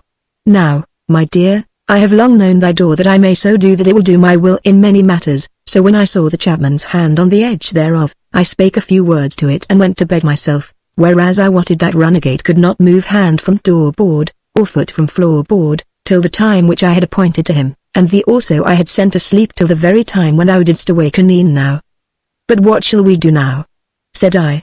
Said Anna, we will abide here in the shore, there is meat on the board for the guest, and his raiment will not be hard to find, and he knows where are his horse and his gear and his saddle bags. I doubt me he will not be eager to say farewell either to thee or to me, for he is not man enough to take his sword in his fist against even an old carline and a young maiden. So in the shore we gat us, as I have told thee, it is at the back of our houses but a furlong off. And there we lay till a little past noon, when we heard a horse going not far off. So we crept to the very edge of the wood and looked forth privily, and presently we saw our chapman riding off west with his saddle-bags and all, and his face was worn and doleful. At that Anna grinned spitefully, nor for my part might I altogether refrain my laughter. But thou dost not laugh, Osborne? He sprang up and cried out fiercely, I would I had been there to cleave his skull. Many a better man I have slain for less cause. Then they were silent a while, and she sat looking on him fondly, till she spake at last, Sweetheart, art thou angry with me for telling this tale? Nay, nay, he said, how might I live save thou told me everything that befell thee? Yet I must tell thee that I well nigh wish I had not heard this one, for there thou dwellest, with none other toward thee than a carline stricken in years, and though I wot well from all thou hast said of her, and this last tale in special, that she has mickle might in her, yet she cannot be always with thee, nor belike ever thinking of thee. God forbid, sweetheart, that I should speak to thee in the tongue of the courts and the great houses and lords' palaces, when as for a fashion of talking they say of their lemans, and they not always nor often exceeding fair, that they be jewels beyond all price, whom an host of men were not enough to ward. But this I will say, and he blushed very red at the word, that thou art so lovely and so dear that thy man, thy love, and the stout and good friends who love him, were not over many for thy guarding even in this lonely place. And with all that I can be of no more use thereto than if I were a wooden man. She stood up also, and he saw that the tears ran over her cheeks, and he stretched out his arms to her, but she said, Grieve not too much, my friend, and know, as thou saidst e'en now thyself, that these tears are not wholly for sorrow of thy grief, but oh, so much for joy of thy kindness. And one thing I must tell thee, that if I am alone in my house, I am at least alone with a friend, and one who loves me. And this shall come of it, that now every day I shall come down to the tryst, for the carline will hinder me in no way. But I know that oft thou wilt come to meet me, yet belike often thou wilt not, because I wot how thou hast work to do and things wherein folk call for thee to serve them. So any day if thou come not it shall be well, and if thou come it shall be better. Now at last he seemed to be learning the full sweetness of her. But she held up her band and said, Now I bid thee tarry no longer, but fail to and tell me the tale of thy deeds, for soon shall the short autumn day be waning, and the moment of parting shall steal upon us ere we beware. Even so he did now, but at first, to say sooth, he made but a poor minstrel, so much his mind was turned unto what she had been telling him, but after a while his scholarship quickened him, and he told her much in a manner like life, so that she might see the tidings going on before her. And he held her enwrapped in his tale till the dark and the dusks began to rise up over the earth, and then for that time they parted, and there was to be more of the war of East-cheaping on the day after tomorrow. So went Osborne home to Wethermill, and at first it seemed to him as if this first meeting after so long a while had scarce been so good as he had looked for both his longing to be close to his love, and the fear which had arisen in him as to the stealing of her, was somewhat of a weight on his heart. But after a little, when he had first been among folk and then alone, all that doubt and trouble melted away in the remembrance of her, as she had been really standing before his eyes, and there was now little pain and much sweetness in the longing wherewith he longed for her. So on the said day appointed he went to meet her, smiling and happy and fresh as a rose, and she was of like mien, and when they faced each other she smote her palms together as in the old childish time, and cried out, Ah! Now the warrior is all ready, and the minstrel is stuffed full of his tale, and happy shall be the hour. And even so it was. Chapter 31. They meet through autumn and winter. So many a time they met that autumn, and Elfhild would ever be asking him some boon, as the next time after this, it was the gifts which he had brought for her from the cheaping, for in thinking of her he had clean forgotten them. So then was the merry time in talking of them, and shooting and hurling of them over, and the donning of them, and the talking of them again. Another time she prayed him to come clad in that goodly armor of the spoils of Deepdale, and he could no less than years her.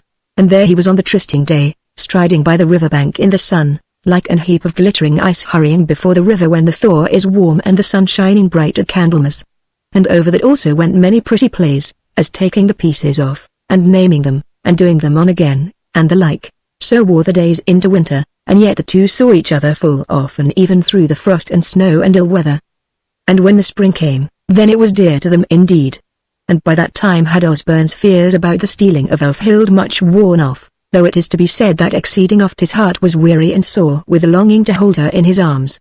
Yet the most of these times he kept his grief in his own heart, so much as Elfhild was moved when it brake forth from him, and she might, so to say, see the torments of him before her very eyes. Indeed on one time, when for a long while she might not comfort him, she told him that this was almost as bad as seeing him lay day dying before her.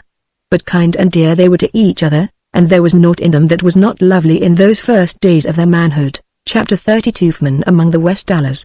But when the spring was worn into April there fell new tidings, for on a morning early came Stephen the Eater hurrying into the hall at Wethermill and cried aloud, "Bowes, Bowes!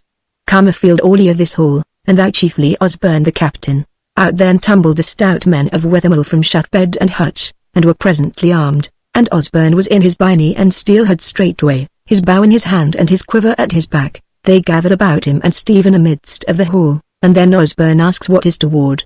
"Great matter enough," says Stephen. "Yet how is to help therein? There is unpeace in the dale, but it has fallen on the Westerlings," quoth Osbern, short and sharp. "Ye, Otter, Simon, Longdeer, Alison, take horse and ride straightway down the dale and round to every stead, and bid men gather to the side of the flood with bows and sling spears and shot weapons of all kinds, and that they stand not in knots and clumps, but drawn out in line, and space enough between each shooter. Bid them to leave not a shaft at home, we may speedily make more, but not to loose ones till they have marked their man. Now hasten ye for. But ye others come after me at once, for we will go afoot for the saving of time and the steadying of the shooting." So they went toward the water, 12 men all told, and all had bows and good store of shafts. And as they went, Osbern spake to those about him and said, "Spread out, and make little show of force, and show not your bows to the foemen, so that they may contemn us and venture the nearer to the bank. But shoot not till they defy us, lest we smite a peaceful man." Now they were presently nigh enough to see the going of men on the further shore, and they were all riders.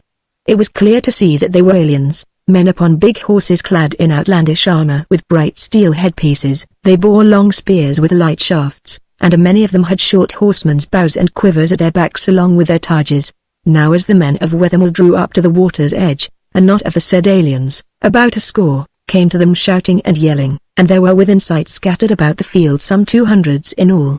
When they reined up by the flood side, one of them, who seemed by the gold on his armor and weapons to be a chief, hove his spear aloft and brandished it, and fell to crying out in what seemed to be words. But since they knew not his Latin they gat no meaning from them, but he spake in a masterful and threatening voice. Then by Osbern's bidding, Stephen, who stood anigh him, drew a white clout from his scrip, made it fast to his spear and held it aloft, to show that they would have parley. But for all answer the chieftain and his brake out a laughing, and then the chieftain gat his spear by the midmost, and made as if he would cast at them. But the flood there was over wide for spear shot. Then one of his folk unslung his short bow and knocked a shaft, and turned to the chief as if asking leave, and the chief nodded him years. Quoth Osbern hastily, "Stephen, cover thee. It will be thou." Then if he looses, we loose, for this is a foeman. Even therewith the shaft flew, and Stephen turned it with his shield. Then the Wethermillers set up a shout and bent their bows, and Osbern loosed first, and the shaft smote the chieftain in the eye, and he fell dead off his horse. Stephen also put a shaft into the man who had shot at him, and 3 others of them fell with all at the first loose, besides 3 that were hurt.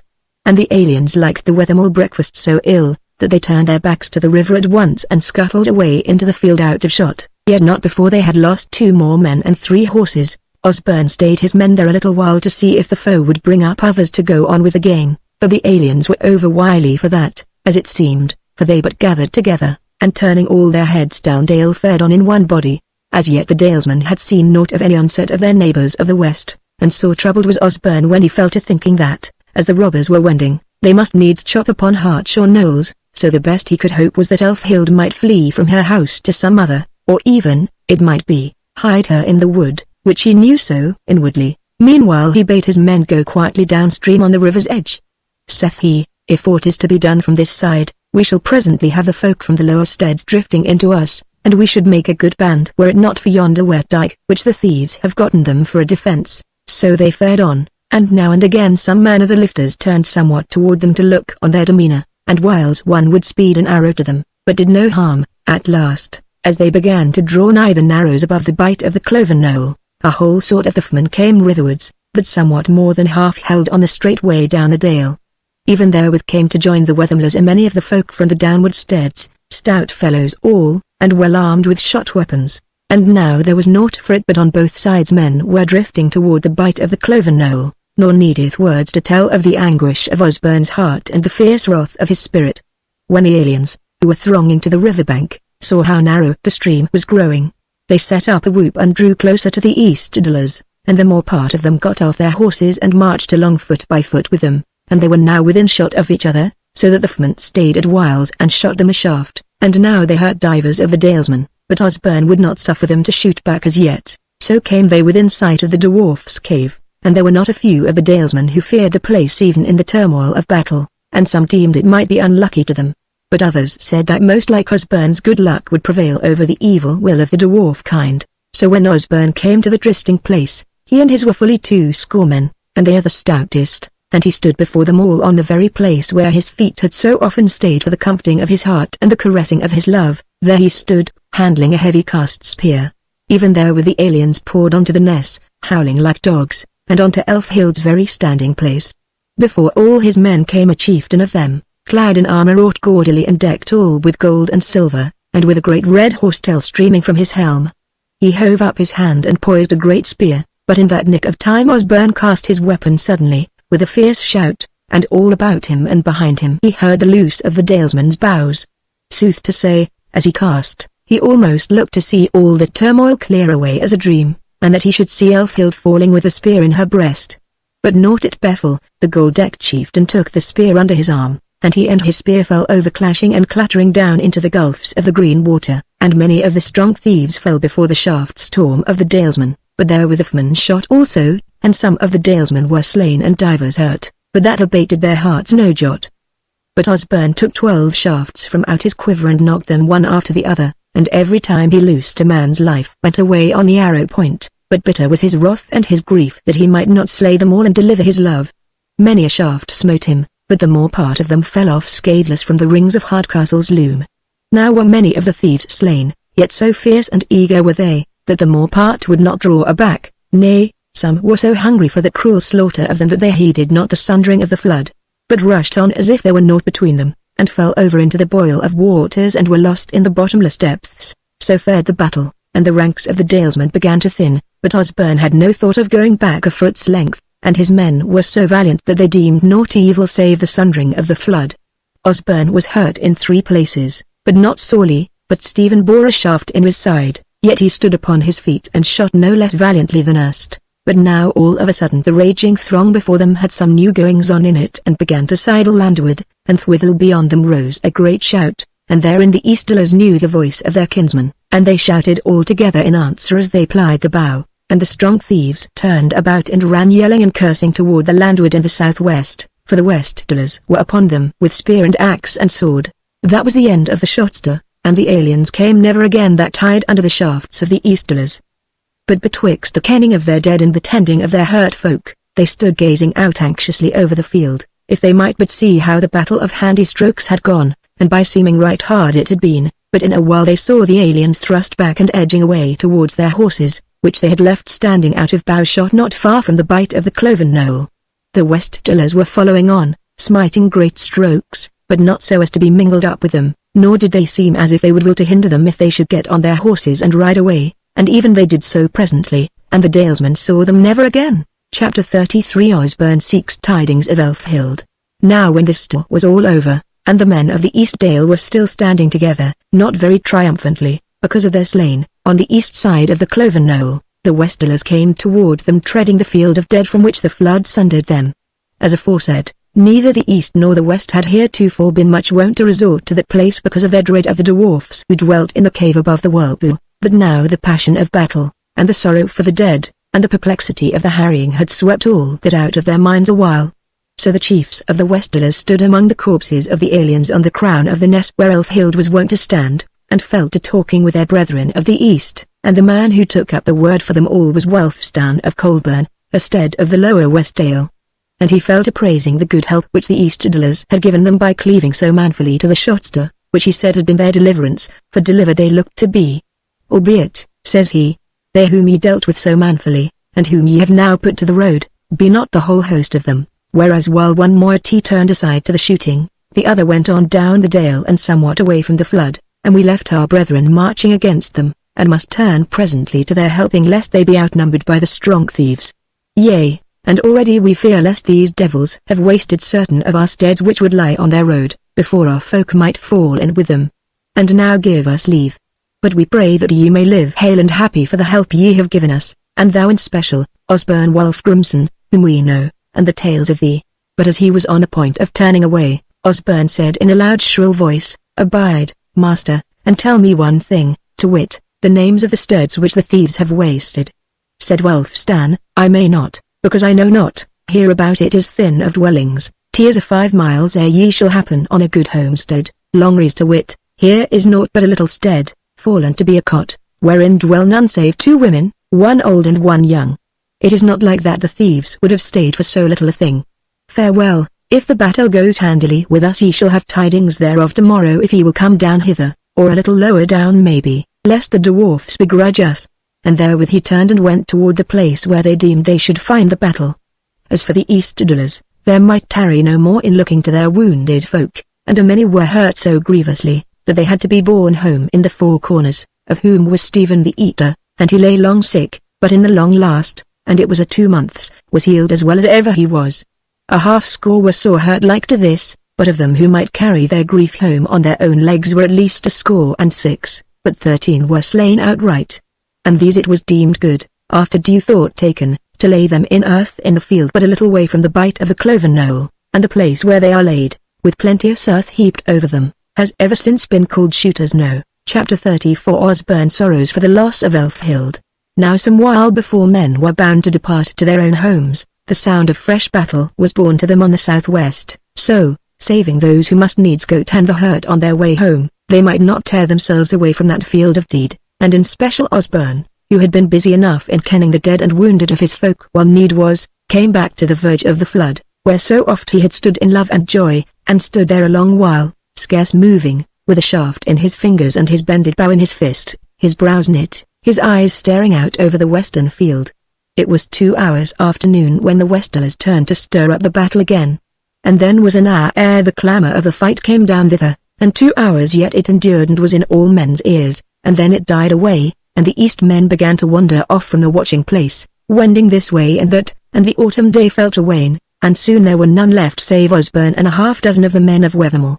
And one or another of them plucked him by the sleeve and bade him come home with them, since the day was done, and the battle would not quicken again, and the Westdalers had overmuch on their hands to bear them any tidings till the morrow was a new day. At first he heeded them naught, but in the end he turned on them with an angry eye, yet spake mildly, and bade them get them home and eat and sleep. But leave me here, quoth he, that I may watch a while lest aught of new befalleth, and I will come to Wethermill when my heart will suffer me. So they departed and left him, and there he stood, till him seemed he had been there a long, long time. Night grew black about him, and silence fell on the cloven plain of the dale, save that below him the speech of the eddies seemed to grow greater as other voices failed. Then arose the wind, and went through the long grass and talked in the crannies of the rock wall of the flood as the waters spake below, and none came anear, nor might he hearken any foot of man, only far-off voices from the steads of a barking dog or crowing cock or lowing cow. At last, when the night was beginning to change amidst the depth of the darkness, him seemed he heard somewhat drawing anigh and coming up the bent on the western side, and he wanted not but it might be the unshod feet of men, and he lightly asked himself if the ghosts of the dead made any sound with their feet as they trod the puddled earth where many had trodden before them, and so wild was his heart grown now, that he thought it no great marvel if those that they had laid to earth they should stand up and come before him in the night watches. Then he knocked an arrow on his bowstring and handled his weapon, but could not make up his mind to shoot lest the bow draught should pierce the quiet and rouse up inextinguishable shrieks and moans, and even therewith, over those paddling feet, he seemed to hear a voice beginning to cry. And he thought within himself, now it is on the way, and presently the air shall be full of it, and will it kindle fire in the air? But at that point of time the voice sounded louder and was in 2 or 3 places, and even amidst its wildness the familiar sound smote to his heart, for it was but the bleating of sheep, and now all the bent over against him was alive with it. And of a sudden he was come to himself and wotted what it was, that it was Elfhild's sheep, and that they had been loosed or thrust out from their folds and had wandered up there in the dark where so oft she had led them before. And now the mere bitterness of grief took the place of his wildness, and he let his bow and arrow drop to earth, and cast himself down onto the trodden ground and buried his face in his hands and moaned, and speedily the images of his life to come and the sorrow he must face passed through his soul, for he knew that she was gone, and either slain or carried away to where he should never hear of her or see her again. At last, that his grief and one hope might not rend his heart and slay him then and there, and lest all the deeds whereto he was fated should be spoiled and undone, self-pity fell upon him with the sweet remembrance of his love, and loosed the well of his tears, and he wept, and might not be satiated of his mourning a long while. But when the night was yet dark and no sign of dawn in the sky, and, might he have seen it, the southwest was driving the rack lower down along the earth, he rose up slowly and gat his bow and arrows into his hands, and weakly and stiffly, like a man who hath been long sick, he fell to going along the riverside toward Wethermill, and his feet knew the way though his eyes might see it not. And as he went, with the wind whistling about his ears and the picture of Wethermill before his eyes, he found that life was come again to him. And he was beginning to think about what he should be doing to win some way back to the love that had been rent from him. Ever and anon, forsooth, as he was amidst such thoughts, the tears brake out from his eyes again. But still now he could refrain them better and better after each outburst, and he had no more wildness as erst, as if he were out of the world and drifting he knew not whither or why, but now he knew which was himself, and which was grief and pain. It was but just the grey of the morning when he crept into the hall at Wethermill, and found his bed and cast himself thereon, and, all undone by weariness, fell asleep at once. He awoke with the house astir about him, and arose and sat down to eat with the others, and was no harsher of speech than his wont, albeit he looked stark and stern, and to some it seemed as if he had aged 10 years since yestermorn, and they deemed that the death of the folk lay heavy on him, as was like to be, and they said as few words to him as might be, for his grief seemed or evil to them. But when they had eaten he bade 3 of his men come with him down the water to seek tidings of the Westerlers. So they went together, and a little below the bight of the cloven knoll, out of earshot of the dwarf folk, they met with others from the lower steads come upon the same errand, and the Westerlers were just come to the waterside with Wulfstan for their spokesman, who forsooth had gotten some scratches from the war-beast, so that his head and his arm were bandaged. Now he spake, "Hail to you, stout hearts of the East. Ye may deem that we prevailed in the second battle yesterday, or ye would scarce have seen us here this morn. Now the battle was foughten all about the garth and the house of Longries, which the strong thieves had fallen on to waste, but the women folk of the stead had saved their lives by flight, and the carles thereof were in our company fighting valiantly.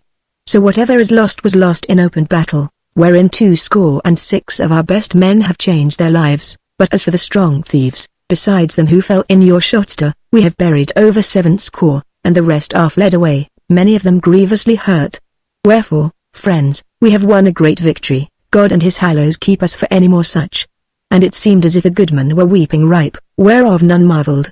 But Osborne spake, and the sound of his own voice seemed strange unto him. "Tell me, goodman, have ye lost naught by the murder of men whenas the strong thieves fell on some stead?" "Nay," said Wulfstan, "the thieves have wasted no other stead save Longries, whereas, as I have said, the folks escaped the murder, and this little house which is hard hereby of Hartshaw Knowles. There forsooth the 2 women be missing, but no slain body of carle or queen have we found, naught of slaughter save the slaughter of kine and sheep. And I must tell you that this morning our folks sought all about heedfully, yea, and looked into every thicket and nook of the wood." "Belike," quoth Osborne, "they will have carried off the 2 women?" Said Wulfstan, "I fear it may well be so," said Osborne. "Well, this loss of 2 women, whom maybe ye shall find again, is but little, but grievous is the manfall of the battles. Yet not soon must shoulders fall upon Westdale now they have learned the valour of the folk thereof. Herod be the Lord God that the folk yet liveth and shall live. He spake measuredly and in a loud voice, so that all heard, and they cheered his speech with deep and strong voice, but they who stood nighest unto Osborne say that his face was stern and very pale as he spake, and it seemed to them that had bought Cleaver been naked on the west side in that store yet more of the strong thieves had fallen. Now they parted, and Osborne and his Wethermlers went home, and the other Eastdalers also, each to his place. But as to the Westdalers, they fell to, and drew away the slain thieves from the field of deed, for that they feared the begrudging of the dwarfs, and they laid them in earth hard by where they had stood to have that converse with them of the east, and they raised a great howe over them, and it is called Thieves' Howe unto this day. And the tale of the said thieves who were slain by the Eastdalers in the Shotster is 70 Chapter 35 Osborne seeks counsel of Steelred, whether days hereafter into summer, and Osborne is at Wethermel, and doth what work cometh to hand no worser than heretofore, yet folk marvel that his sorrow over the manfall of the cloven battle seemeth to wear off him but little, though he is mild and kind in speech to all men. Much he sat talking with Stephen the Eater, who in these days was growing whole of his hurts, and it is thought he learned some hidden lore from him, for many deemed that Stephen was wise therein. Every third day he went all alone to the bite of the cloven knoll, and sat the long through the day, but never had he any tidings of Elfhild, nor forsooth did he look for any such. He learned from over the water that there was no newcomer at Hutch or Knowles, and that the house and garth lay waste, and so was like to abide. Now when it lacked but 3 nights of midsummer, Osborne, after he had spoken long with Stephen, set some victual in his scrip, and went afoot in the evening tied up the bent and over it among the mountain necks, and so into that same little dale where he had first met Steelred. There he sat him down on the grass by the brook side and ate his meat, and then, when it darkened so much as it would that June night, he laid him down and slept in all trust of safe keeping. He awoke at the end of dawn and washed him in the brook, and then clad him and sat down to abide sunrise. Then even as the sun arose it smote a beam of light from some bright thing overtopping the crown of the hillside before him, and Osborne knew that there was come his friend Steelhead, in such guise as he had first beheld him there, which was in sooth the very thing which he desired. So Osborne stood up to greet him and Steelhead came to him and put his arms about him and kissed and embraced him, and Osborne wept for pity and hope of his life. Then said Steelhead, I know why thou art come to me. A while agone I laid my hands upon thee that I might make thy body stark for all adventure, and now thou wouldest of me do the like for the soul of thee. Herein will I do what I may. But first we will eat of the increase of Wethermel, that thou mayest see how much I love thee and the land that bred thee. So Osborne bestirred him, and kindled the cooking fire and made ready the meat, and they ate together in all content and friendliness. But when they were full Steelred spake, Now whether wouldst thou be silent thereof, knowing that I know it without words spoken? Quoth Osborne, I would tell it. There is yet time, said Steelhead, smiling kindly on him, so make no tarrying. The Osborne began straightway, and spared not words over much, but herein he used the most when he told of Elfhild, what she was like in those latter days, and how his heart enfolded her, and how sweet was her converse with him. And when he was done Steelhead said, What is in thy mind concerning dwelling in the dale amidst thine own folk? Said Osborne, My mind it is to live and die here, and do all that is due to the folk of my fathers. Said Steelhead, Then thou must be healed of this trouble, that is, thou must forget thy love and thy longing, or at the least thou must think more of other matters than of this. For I will not have it that thou my fosterling shouldst be a killjoy among men of the kindred, wherefore ill luck will come of it. Said Osborne, knitting his brows, I will not be healed in this way. For do I not know that she also is wrapped in sorrow and tormented by longing? Shall I leave her, therefore, as the dastard leaves a wounded friend before the oncoming foeman? Steelhead smiled on him. Quoth he, Thou wilt not be healed? So be it, then mayst thou not abide in the dale amongst the kindred, but carry thy trouble to the lands of the aliens, where there is none to remember the joyous face of thee before the trouble was. This may I do, said Osborne, and even so it shall be since it is thy will. But hast naught else to say to enhearten me in my travel? This I have thereto, quoth Steelhead, that through the world be wide there are many ways about it, and meseemeth that there is some way away whereon thy feet and Elfhild's may draw toward one another. Said Osborne, May all good hap go with thee for thy word. Dost thou not see how my face is already gladdened thereby? Said Steelhead, This is hope, my son, that flareth up swiftly and fadeth soon, but know this I shall give to thee, as I deem I may, that never shalt thou lack hope so long as thou hast deeds to do. call to mind what thou thyself saidst unto Elfhild, that the only way to bridge the sundering flood is for one of you, or both, to wander wide in the world. But now tell me, what hast thou in thy mind to do in these days that pass? Said Osborne, I have been thinking of it, that when the midsummer feast is over I shall say farewell to my folk and to ride to East Cheaping to find Sir Medard, for meseems he is the man whom I know out in the world who will put me in the way of deeds. Said Steelhead, and wilt thou go alone, or hast thou a mind to take any with thee? Suppose it were Stephen the Eater, who is a man of law, and as I do thee to wit moreover, a friend of our own. Dost thou command me to have him with me, Lord? Said Osborne. Nay, said Steelhead, I but ask thee of thy mind in the matter. Said Osborne, then I shall tell thee that my mind is to go Albert alone. I would take no part of Wethermill with me, lest I soften towards the Dale, and turn back some fair day of summer and fall to nursing my sorrow therein. Moreover I know of Stephen that he is both a wise man and a champion, and I deem it were well to leave such an one to uphold the good days of Wethermill, so that whether I do that which I would, and come back in joy and honour, or do it not, and die away from my place, not without honour it may be, I shall yet know of the thriving of my kindred and the pleasures of Wethermill, which shall yet be glorious on the earth, even as it were a very living creature and mine own true friend. Many a time shall I think of it, in good hap and in ill hap, in grief and in joy. Hail to thy word, son and stout heart. Said Steelhead, for herein thou thinkest of it as my very heart would that thou shouldst. Now I see that I have indeed sown the seed of hope in thee, and I call it the lack of fear. And now he brought the talk on other matters, and was as kind and friendly as might be, and Osborne deemed it was a great thing for him that he had so won the love of this noble wight and great heart.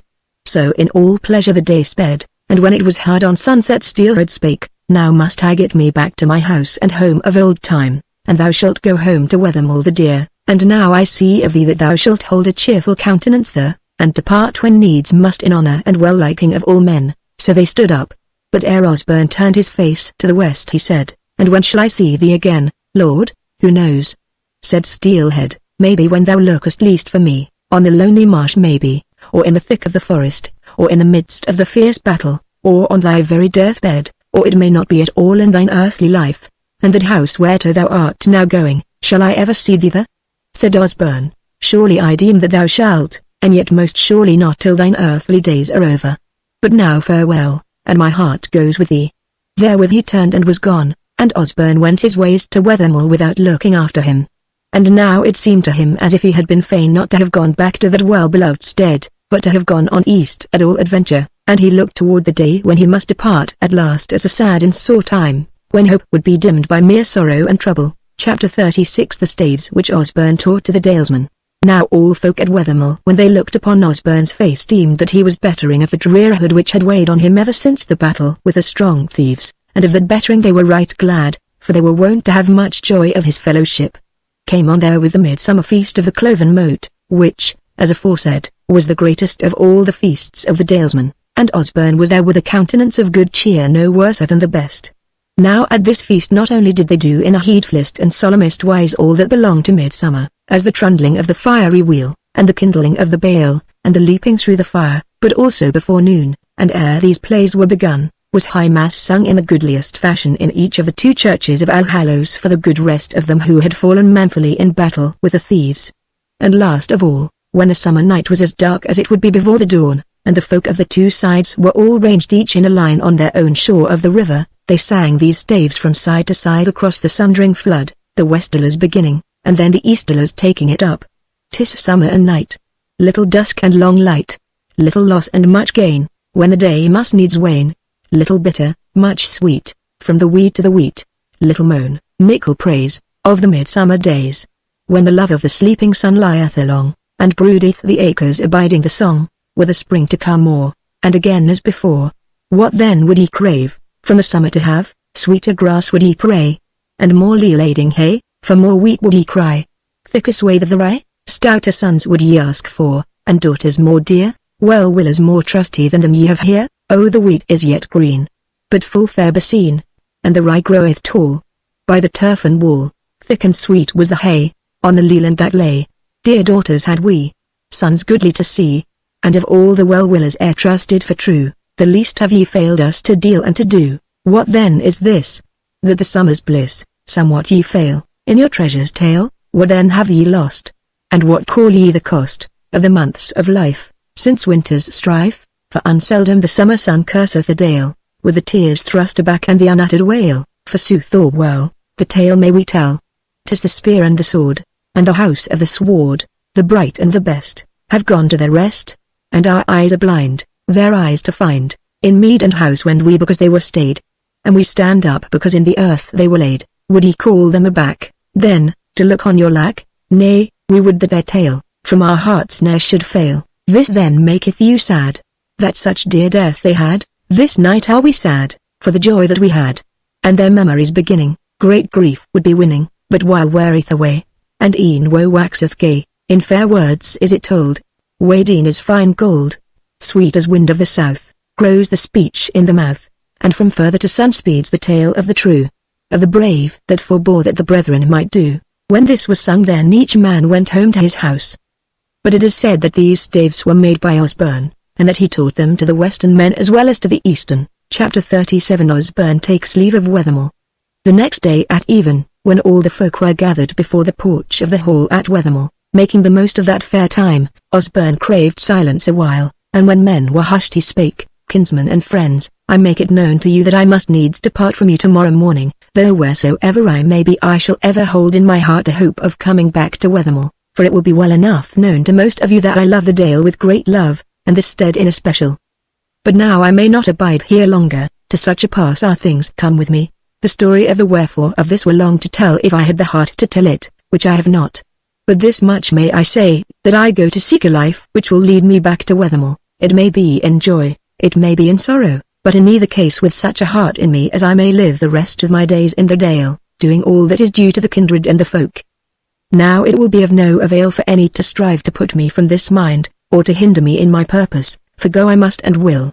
But this even, as we sit amidst the summer, and our hearts are softened by beholding the peace and abundance of the Dale, and thinking of all days that have been, and our fathers that have lived and died here, I will ask you all and each one of you to say straightway if in any wise I have wronged or hurt you, and if I have, then will I make atonement to my power, so that since I may not bear away with me Wethermill and its folk, I may at least bear away the love of it. When they heard these words of his they were mostly exceeding downcast, for in sooth to every one of them his fellowship seemed both a joy and a safeguard, and of the women, some were moved to tears, let alone his grandam and his foster mother.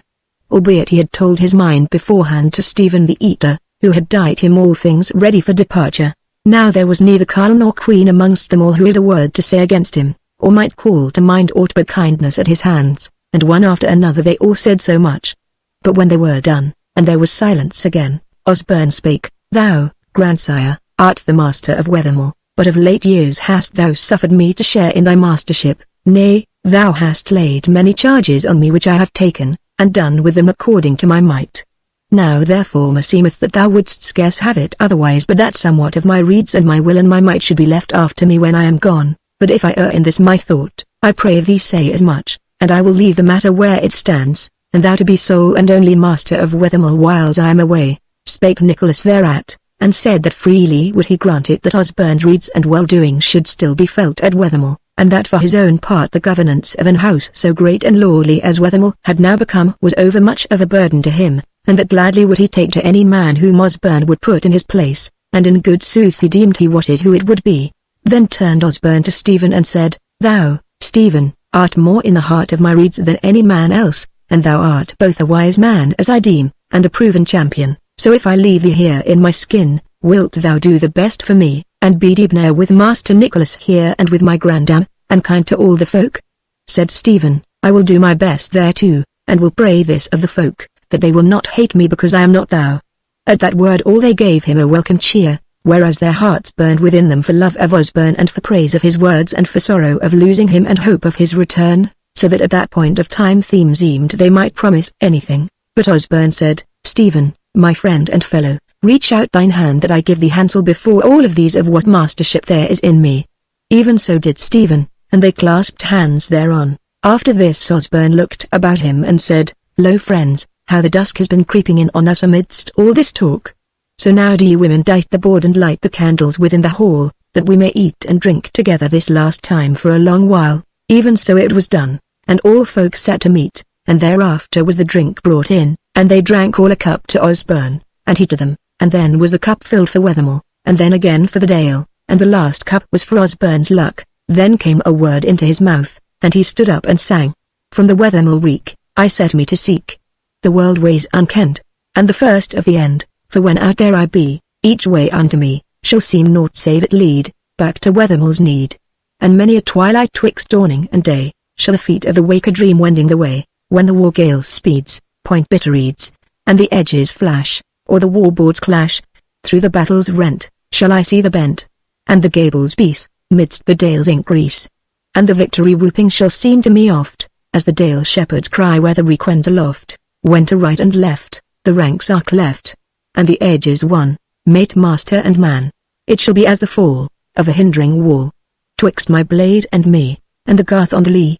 So shall day unto day tell the hope of the year, and season on season shall draw the dale near. This they deemed kindly sung and well, and now so high rose their hearts, that it was to them as if they saw the day of his returning and the gladness of fellowship renewed. Chapter 38 Osborne parts from Stephen the Eater. The next morning Osborne went his way riding on a good horse, and not without treasure in his scrip.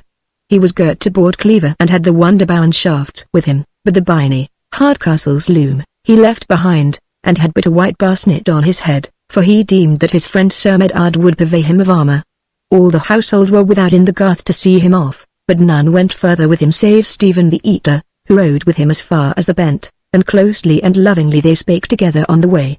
But when they were come to the crown of the bent Osborne drew rein and said, Now, my friend, shalt thou turn about and let me go my ways?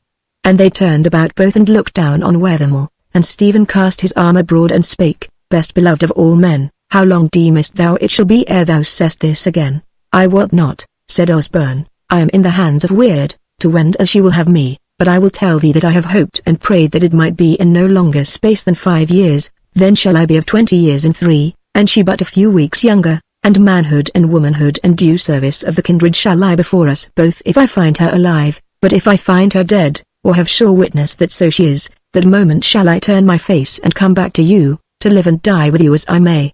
There is the third thing left, to wit, that I may wander about the world and find her not till I am exceeding old. But even then shall I come back with her, or the memory of her.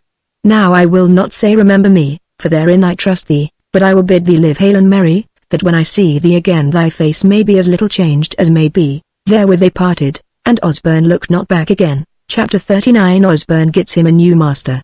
On the second day thereafter he rode through the gate of East Cheaping, and so up the street to the castle, and many of the townsmen knew him, and cried out good welcome unto him, but he stayed not for any, but came his ways to the castle, and lighted down in the forecourt and asked for Sir Medard. Here also was he well known, and men were joyful of his coming, and asked him many things of his doings and his welfare, but he answered as shortly as he might and still asked for Sir Medard, and they said that he might see him straightway, for that he was sitting in the solar, and albeit he had a guest with him, they doubted not but that the good knight would be fain of seeing his fellow in arms. So they led him in, and Sir Medard arose at once and greeted Osborne with great joy, and embraced and kissed him. Then he turned to the other man who was in the solar with him, and said, Lo thou, Sir Godric, here is a champion whom thou wilt be glad to talk to, meseemeth, when we have drunk a cup. Therewith he called for wine and spices, for it was the time of the morning bever. Sir Godric hailed Osborne, who looked on him and saw that he was a tall man, long-armed and very strong-looking, a man swart of visage, long-nosed and long-chinned, with light grey eyes, but though he was somewhat sober of aspect, there was naught evil-looking in his face. He looked downright and hard at Osborne, and said, If Sir Medard speaketh not by way of jest, thou hast begun early, young man, and I wish thee joy thereof. Osborne reddened and held his peace, but Medard said, There be of Offman no few, whoever if they jested at the lad have done with it now forever. Osborne reddened yet more if it might be, but the long man took him by the hand and spake kindly to him, and said, Be not troubled at a light word of mine. At the first thou didst seem so young and fair that it was not easy to think of thee grim amongst the edges, but many a man lies hid within himself. So now they were served of the wine, and Sir Medard spake to Osborne, Well, dalesman, thou art come amongst us again, grown in manliness, as was like to be. Now if thou be come but to see us and make us merry with thy fellowship, it is well, but if thou have an errand, and would ask something of us, it is better yet, since forsooth we deem that we owe thee somewhat. Said Osborne, Well then, True it is that I have an errand and crave something, and that is soon told, for I would have thee put me in the way of deeds to do, since I have left the dale and am seeking adventures. That will be the least of things to do for thee, my friend, said Medard, and in good time comest thou hither, for though the good town is in all peace and lacks not men, yet here is Sir Godric of Longshore, who is here with me partly for the gathering of men. But good must they be who ride with him, and all without fear, whereas I shall tell thee that he is the hardiest knight and the most fearless rider of these days. Now ye two talk it over together. Osborne looked Sir Godric in the face, and ever the more he beheld him the better he liked the looks of his eyes and his visage. So now spake the knight, how sayest thou, young man? After all I have heard of thee I may well ask thee to be of mine. Only I must tell thee that the work may be both hard and rough, and though there may be somewhat to be won, yet on the other hand the pay may be little more than leave to do the work. Said Osborne, so far as that goes, I am well willing to take my chance of it, but there is one thing which might stand in the way of service with thee. What is that? Said Sir Godric. Said Osborne, it is in my mind that from henceforth for a while my days should pass in some land that is far hence, that is, from mine own place, and rather to the south than the north, where dwelleth thy kindred then. Said Godric. In the dale, which is cleft by the Sundering flood, said Osborne, up under the great mountains, and I am of the East Dale, else scarce had I been here. Well, said the knight, my chiefest house, which hight Longshore, lieth a long way south of this, but I shall tell thee that it is no great way from the Sundering flood, that betwixt it and the flood is a great waste and forest. As to the flood, it is there, where it runs through this forest which is called the Masterless Wood, a mighty great river, whereon are barges and cutters and sea-going dromons even, so that it sunders naught, but joins rather. Now besides my house of Longshore, which is as it were the knop and ouch of my manors, I have other houses and strongholds, some of which be in the very forest itself, and none of them more than a little way thence. For, sooth to say, the said forest is a shield and a refuge to me, and I had been overcome long ago save for its warding. I must tell thee further, that the southernmost skirts of the said forest come down within a score of miles of the great city by the sea which men call the city of the Sundering flood, and that the city folk love the forest little, save they might master it and make it their own, wherein they have failed hitherto, praise be to Allhallows. For then were I their very outlaw, whereas now there be others of the knighthood who dwell anigh me who deem that I have the right of it in warding my lands and theirs from these king-ruled chapmen. More by token that the day may come when the folk of their own town, as the guilds of the lesser crafts and the husbandmen and simple mariners, may rise against them, deeming them, as the truth is, hard masters and tyrants, wherefore, despite all their mastership, when I will and have occasion thereto, I may ride their streets in safety, for they wot that if they laid a hand on me or mine, it would be bills and bows. Bills and bows. Up one street and down another. Wherefore they meddle not with me themselves, but set 2 or 3 of the barons who hold of them on the east side of the wood masterless to harry me from time to time. Lo thou, lad, now thou knowest not only whereabouts thou mayest go to serve me, but also some deal of the quarrel wherein thou shalt draw sword, if it come to that. How sayest thou? Wait a while, Sir Knight, said Osborne, and tell me first, if the king of the city overcome thee, will he take from thee that which is thine own of right, or that which thou hast taken from some other? He will take nothing more than my life, said Sir Godric, but ye may add thereto some small matter of the remnants of houses and land which erst my fathers owned, well beloved of all folk. Forsooth here and there I hold some tower or strength which I have taken from my foemen, who dared me thereto. Good is that, said Osborne. Now would I ask of another thing, when thou hast been so pushed to it that thou must needs burn men in their house, has it been the wont of thee and thine to let the old men and women and children come out safe, or to burn them in with the rest? The knight looked grimly on him, and said, Friend of the Dale, if thou comest to be my man, and thou dost such evil deeds as to burn in them that may make no defence, then if thou escapest hanging at my hands thou mayst call me thy dastard thenceforward. Quoth Osborne, one more thing I would ask yet, if these guilds of craft aforesaid should rise up against their king and the tyrants of the porty, and they sent to thee for help, wouldst thou give them so much help as not to be against them, but let them fight it out and the mightiest to prevail? Or how much more wouldst thou give? Stood up Sir Godric therewith and was very wroth.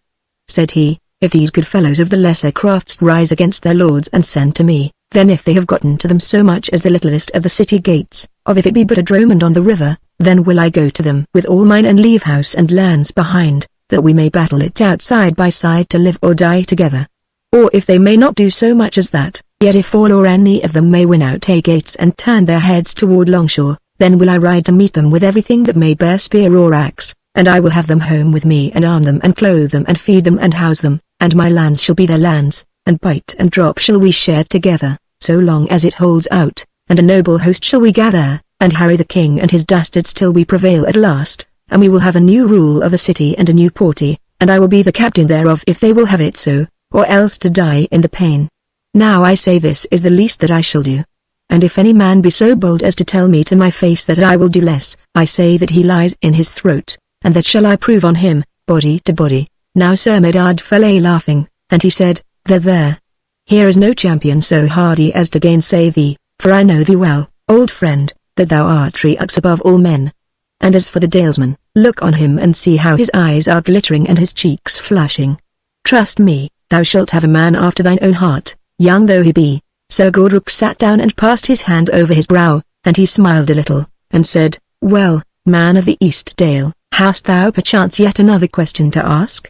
For meseems for a man who would take wages of me thou hast already asked a few. Quoth Osborne, Lord, be not wroth, but one more question have I to ask. And as to my wages, let that be, for to ask these questions and to have them thus answered, is better than wages to me. But now this is verily my last question.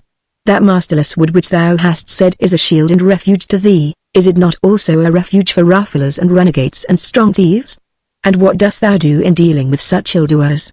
Now Sir Godric spake quietly and said, My lad, true it is that there is a sort of folk who haunt the said wood, who live by taking from others. But thou shalt wot that they do but little harm to husbandmen and other poor folk, because such have little to be robbed of. And forsooth many of those from whom they rob are worthy to lose that which they have gotten from poor folk by fraud and covin, and may as duly be called thieves as those that waylay them. Nevertheless we suffer not the said renegades to live and rob wholly in peace, and if we take them, they have the choice of a high gallows or somewhat hard service under my captains. Nay, if it be proven of them that they have been murderous and cruel, they may not forego the dance in the air, even as I said afore. Now then, deemest thou me so evil a lord? Or dost thou deem thee meet by naught save the host of heaven and to be a sergeant of the blessed Michael himself? May he help and save us, said Osborne, that may come to pass, Lord, one day, but meanwhile I pray thee receive me as thy man, and thou shalt find that I am not so ill at obeying a commandment as ye may deem. And therewith he knelt before the knight and put his hands between his hands, and swore by Allhallows to be true to him. Sir Godric was well pleased, and said to Sir Medard, Hath he done naught hitherto for which I might dub him a knight? Many deeds, said Sir Medard, hath he done whereby he might be made a knight, but he will not have it because his kindred are not and were not of the knighthood, albeit men of honour. Well, said Sir Godric, in these matters let each man go his own way, so let it be as it will, yet some name shall I give him that he may be known by it. And lo thou, he is clad all in red, and ruddy of countenance is he, and his sprouting beard shall be red when it hath grown greater, though his hair is yellow and shiny as glass. Wherefore now I shall call him the Red Lad, and by that name meseemeth he shall be known far and wide. Then they laughed all three, and the two knights drank, both of them, to the Red Lad, and Osborne thanked them and pledged them in turn. And well content was he with the way that things had gone. Chapter 40 Osborne rides with Sir Godric. Osborne tarried at East Cheaping for half a month while Sir Godric was doing his business, which was, in short, gathering good men for his fellowship. At the end of that time he had gotten him 105 besides Osborne, of whom a half-score were well known to Osborne from the War of Deepdale, and he was fain of them. At last they departed, and Sir Medard took a kind leave of Osborne. And Sir Godric rode oftenest beside the Red Lad and talked much with him. They had a let pass through the lands of the Baron of Deepdale, but he would not suffer Sir Godric to take any men from his country. So they came to Deefham, which was the Baron's chief town, in a very fair and fertile dale, well watered. And there was naught for it but that the Baron would see the Red Lad, for Sir Godric must needs speak of him to the Lord, and it must be said that there was now no enmity between the Baron and East Cheaping. So the Baron feasted them well amongst his folk in his great hall, and when he saw Osborne he knew him, and had been told as aforesaid that the Red Lad had been at the carrying him away from the midst of his warriors. But the Baron hailed him merrily, and cried out to Sir Godric, Sir Knight, if thou wouldst have any man stealing done thou art in the luck of it, for this youngling is a past master in the craft. And before the feast was over, he sent for Osborne to talk to him, and asked many things concerning the war as Osborne saw it from his side, and he showed that he owed him no grudge for the stealing, for he gave Osborne gifts, a fair gown of crimson cloth of gold, and a ruby ring. So all went well. Nevertheless Osborne was not loath to leave Deefham, and thought it not ill that his life lay not overnight to the lord thereof. Now when they had left the lands of Deepdale they turned away toward the south, and rode 2 days through a fair country and peaceful, of much tillage, besprinkled with goodly thorps, where they had entertainment for their money and none seemed to fear them. And there they saw no men at arms, and but few cars that bore any weapons save whittle or boar spear. At the end of that land they came to a good town walled and warded, and then none hindered them, for the knight had acquaintance with the captain of the porty, who had gathered him a half-dozen of stout cows, and there they rested 3 days. Thence they rode one day amidst the same fair country, and they entered a forest through which was a way which led them a little west of south. The said forest gave out in 3 days, and then they came into a wide valley watered by a fair river running due west.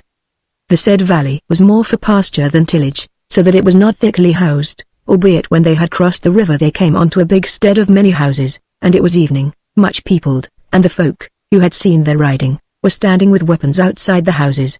But when Sir Godric had ridden forward alone and given out his name and errand, to wit, that he was riding to Longshore with some good fellows who were fain to be of his folk, they all cried out a fair welcome to him and his, for they knew of his deeds and his fame, and were well willers to him, and were fain of seeing him this first time.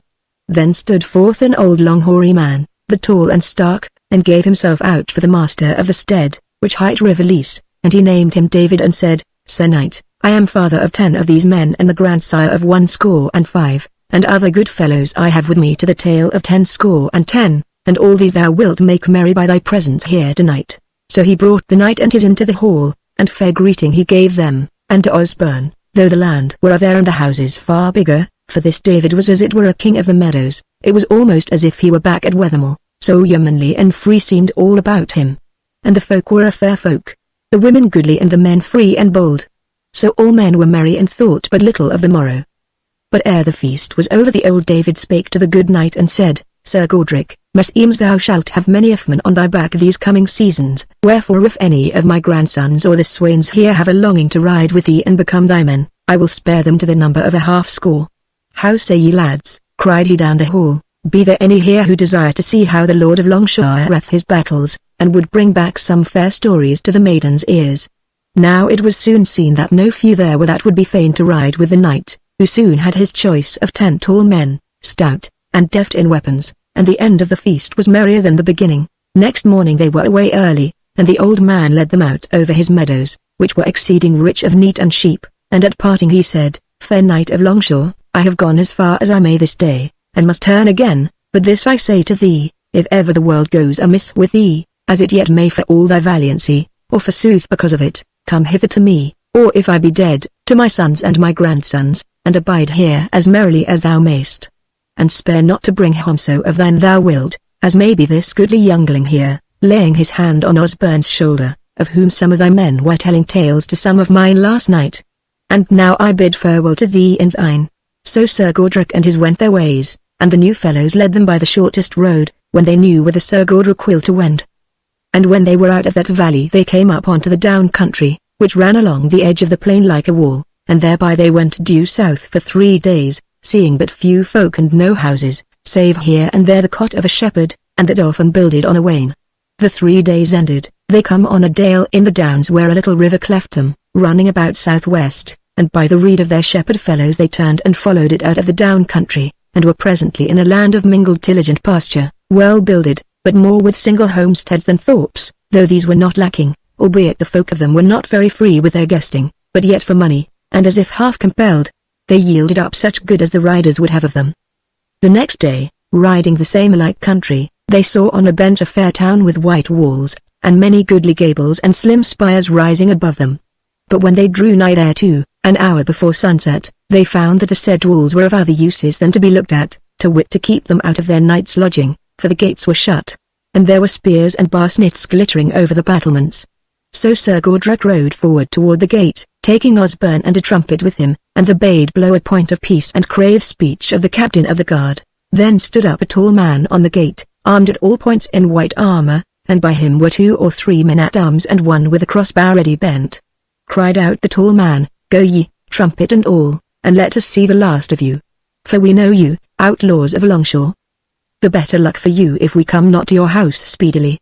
Go ye, make ready for us. Sir Godric's burst out a laughing and turned his horse's head, but even there with Osborne, who was exceeding keen-sighted, saw the crossbowman raise his engine, but the red lad had his dwarf-wrought bow bended in his hand, so that ere the crossbow stock came to the man's shoulder he fell clattering down with a shaft through his throat, and Osborne rode back speedily after his lord with a half-dozen shafts and quarrels whistling about him, but none touched him, and great was the cry and yell that came from the town gate. Now when Osborne was with his captain again, that one spake to him and said, Red lad, a sharp shaft is somewhat of a fierce answer to a rough word. Next time let them shoot ere ye shoot. Nay, lord, said Osborne, had I waited this time thou mightst have come by a knock from yonder car's quarrel. And he told him what he had seen. Then said Sir Godric, Then I am wrong and thou right, and I thank thee for the shaft. I might have known that thou wouldst be wise. So they fetched a compass about that surly town, and rode 2 hours ere they took harbour in a little wood, and held good watch and ward all that night. But none meddled with them. The day after, by the rede of the shepherd folk, they turned up into the hills again, for they had no wish to raise the country against them, and to say sooth, Sir Godric was somewhat pensive that he found enmity so far off his own land. So they rode the hills for 5 days, falling in with few folk, and going slowly because of the rough ways. Thereafter they needed victual, and had been fain of better lodging might they get it, and whereas they saw a fair plain well builded and tilled, with good roads through the same, and knew that this was the nighest way to the wood masterless, they turned down thither at all adventure, and found no evil haps there, but that the folk were well enough pleased to make their market of the riders, and had neither fear of them nor harboured enmity against them. Thus then they rode for 2 days, and at the end of the 2nd day entered a good cheaping town, unfenced save by timber pales. That they abode a whole day, yet warily, since, though there were not waged men-at-arms in the stead, there went about many stout carles, who all bore long whittles, and looked as if their bills and bows had not been far to seek.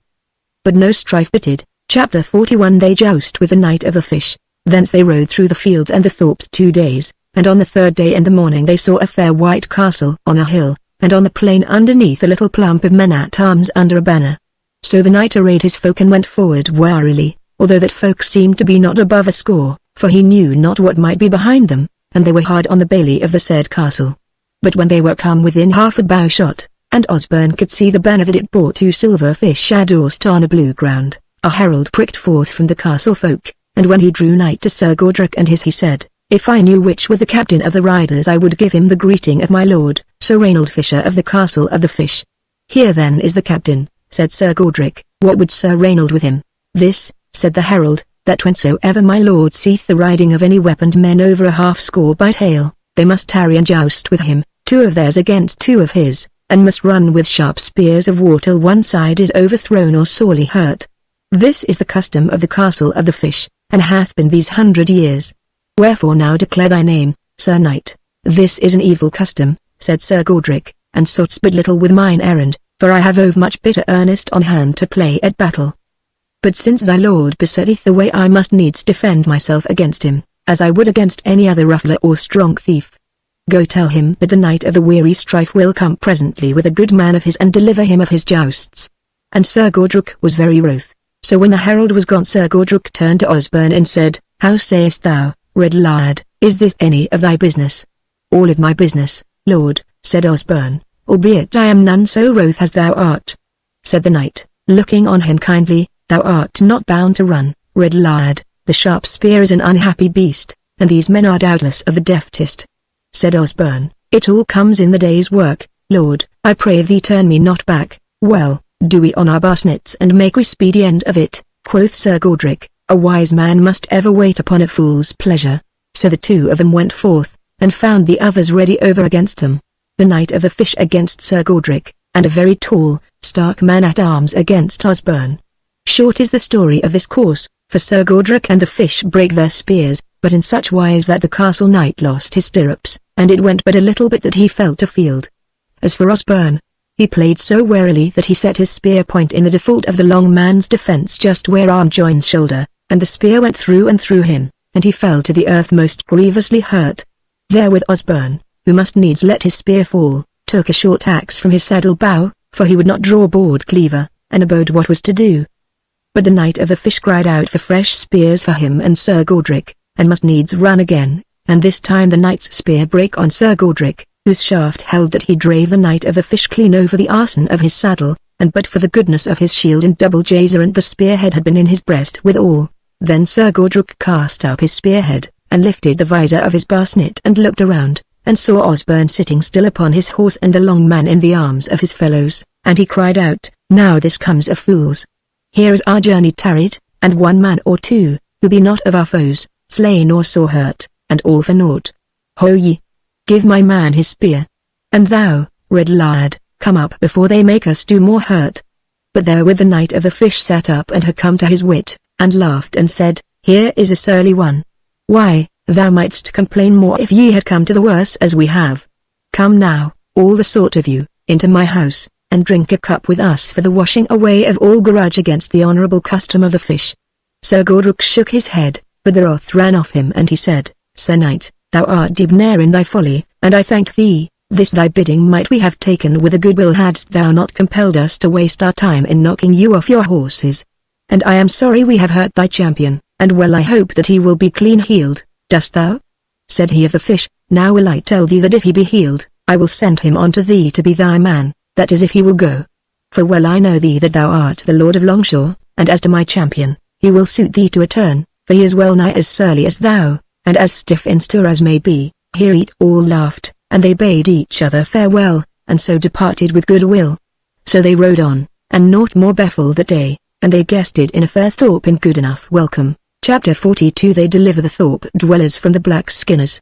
Now they rode that fair well-peopled land, and naught befell them to tell of till the fourth day thence, and then, as they were riding a good highway with a somewhat steep bank or little hill on their left hands, as they turned about the said hill and had all the plain to their right hands before them, they saw new tidings, and it was just about high noon. For there lay in their road, a mile and a half ahead, a thorp so big that it was well nigh a little town, but quite unfenced, though many of the houses were goodly and great as for such a place. But now all was going ill there, for they saw smoke and flames coming forth from the windows and roofs of many of the houses, and a confused crying and shrieking came down the wind to them, and Osborne the keen-eyed deemed he could see folk, some a horseback, fleeing down the highway toward them. Then Sir Godric cried out, "Prick on, good men of mine.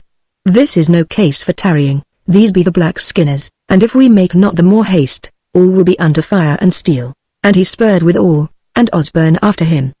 But now as they drew nigh there was no naysaying but that folk were fleeing desperately along the highway, and some with their hands spread out to the newcomers as if praying for help, young men and old, women and children, and after them came howling and smiting men at arms in wild armor, and though they were not in all ways like to those with whom the dalesmen had fought by the Sundering flood, yet somehow they called those wretches to Osborne's remembrance.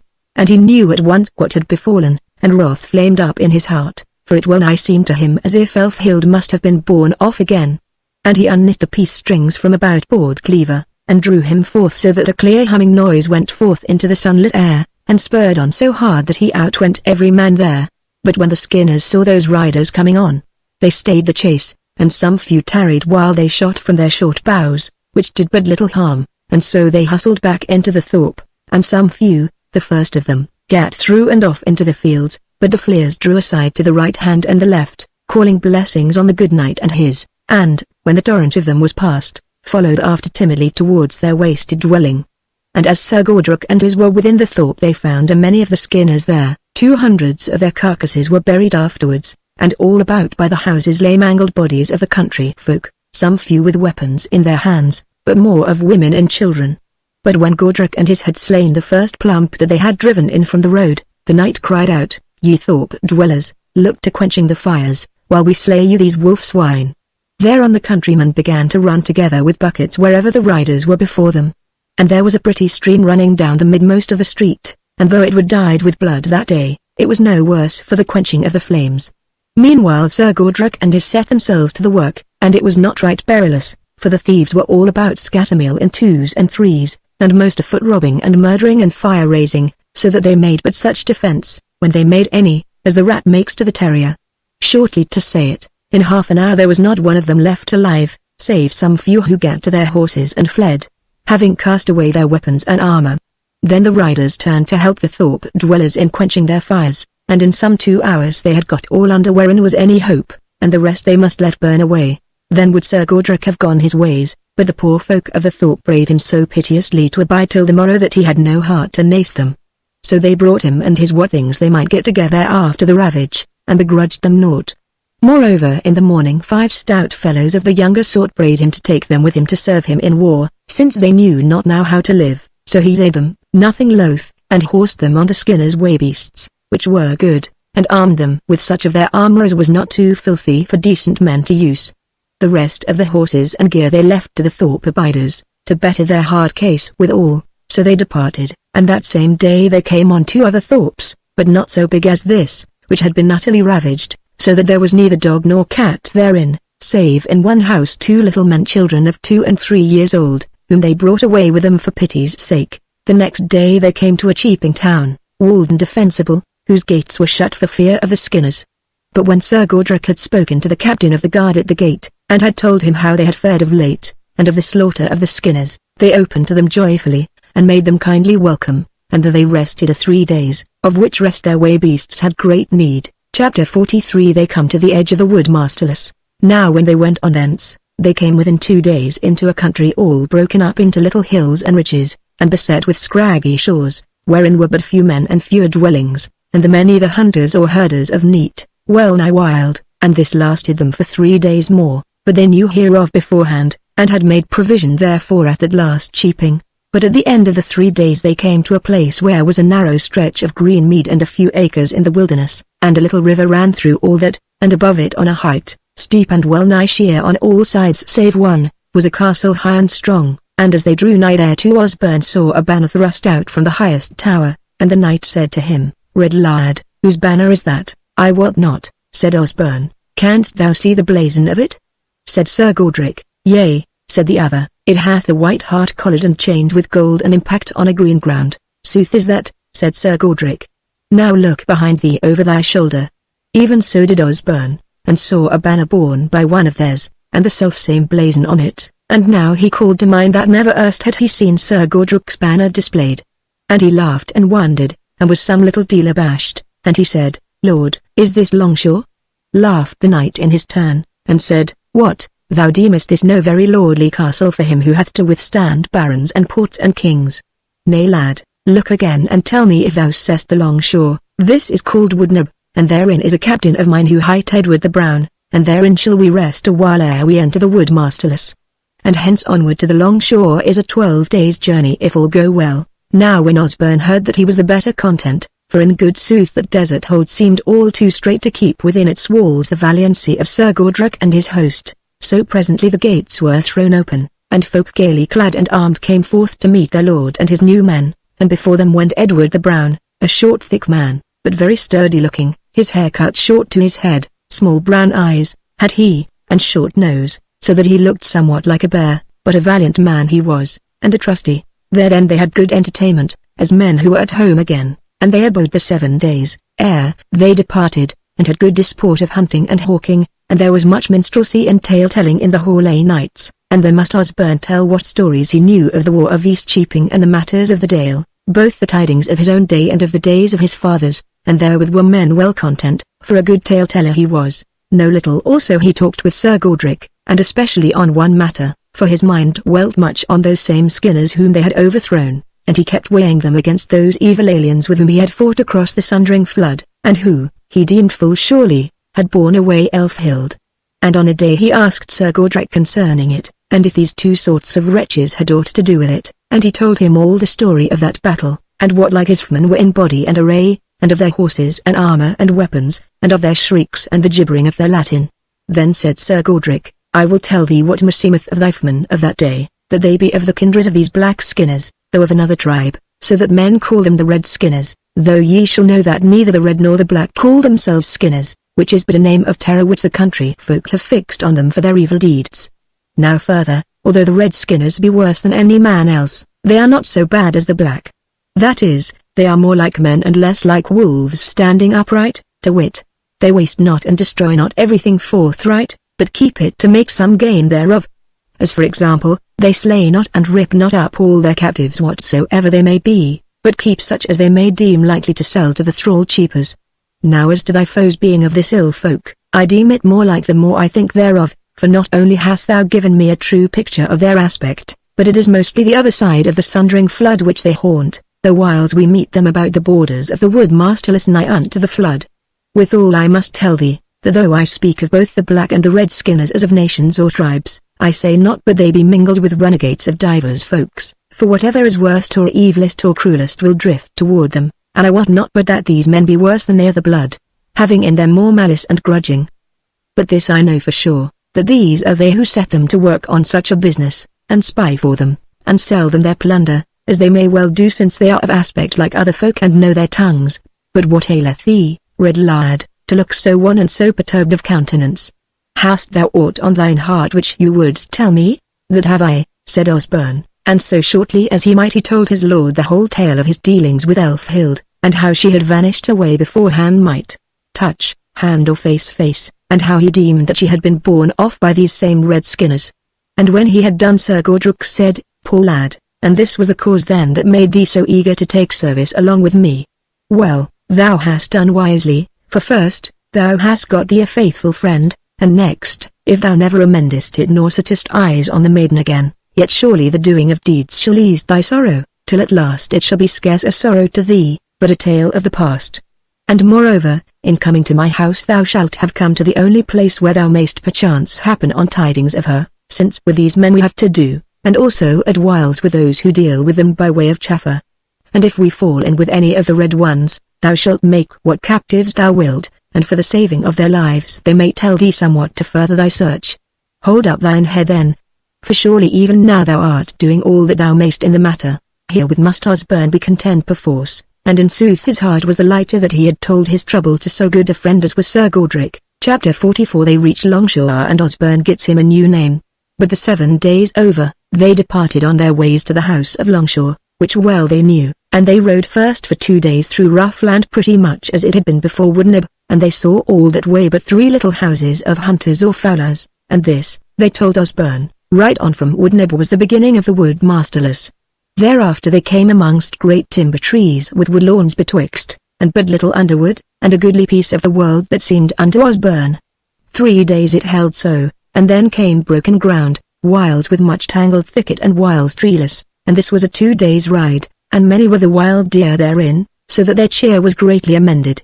Thereafter was the wood thinner and more plain, and there was a clear road through it, and on the first day of their riding this way they came upon a sort of folk who were sitting on the greensward eating their dinner.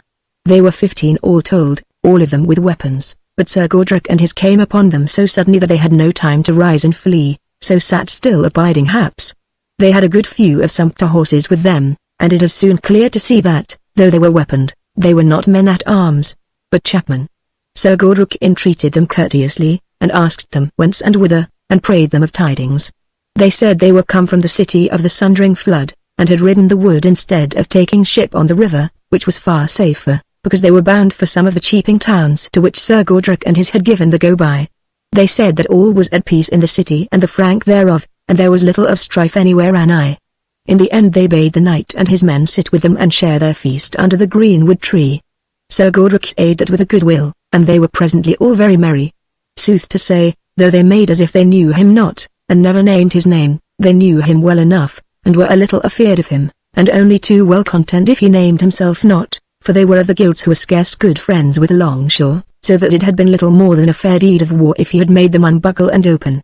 When dinner was over and they were drinking a cup, he called 3 of the wisest of them apart along with Osborne, and asked them straightway if they knew of any fair maid who had been bought of late by any chapman from the red skinners, and he bade Osborne tell closely what like was Elfhild. Even so he did, sore abashed the while.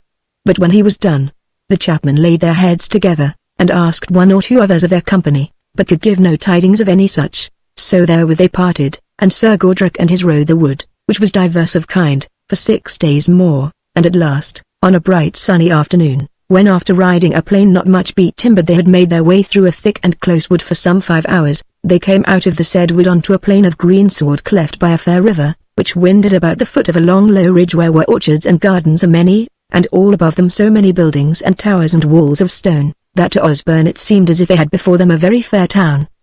But even there with all the company by Sir Godric's bidding stayed, and drew up in a line, and the banner of the Hart impaled was displayed, and Sir Godric spake to Osborne and said, Lo, red lad, my house of Longshore, and this is the shore which we have come through. Now how likest thou the house? Well, and exceeding well, said Osborne. It is as a town. Yea, said Sir Godric, and therefore if I can but keep it well victualled, and have with me a host big enough of stout men, it shall never be taken. Now Osborne looked again, and he saw that midmost of the towers and walls was a very great hall exceeding fair, with lovely pinnacles and spires and windows like to carved ivory, and beside it a church fairer yet, and then before it and lower down the hill and on either side were huge towers, stern and stout, all without fretwork or ornament, and there were many of these and one to help the other, all about the hill, and down by the riverside a bailey such as never was a stronger or a wiser. And Sir Godric said, See thou, lad, those fair and beauteous buildings were the work of peace, when we sat well beloved on our own lands. It is 100 of years ago since they were done. Then came the beginning of strife, and needs must we build yonder stark and grim towers and walls in little leisure by the labor of many hands. Now may peace come again, and give us time to cast wreaths and garlands of fretwork round the sternness of the war walls, or let them abide and crumble in their due time. But little avails to talk of peace as now. Come thou, red lad, and join the host of war that dwelleth within those walls even as peaceful craftsmen and chapmen dwell in a good town. Lo thou, they fling abroad the white hart from the topmost tower, blow, music, and salute it. Then all their horns blew up, and they set forward toward the bailey of the castle.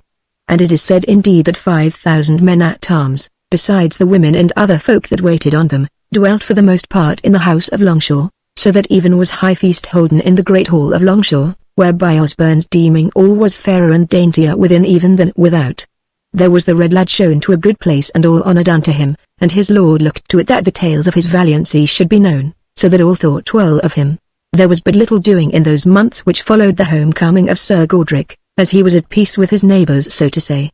But he made Osborne captain over a band of good men, and sent him on divers errands wherein was some little peril, and in all of these he did wisely and sped well. Amongst others he went down with 10 tens of men through the wood and right down to a certain haven on the Sundering flood, with the errand of warding chapmen and others who were bringing many loads of wares for the service of the house.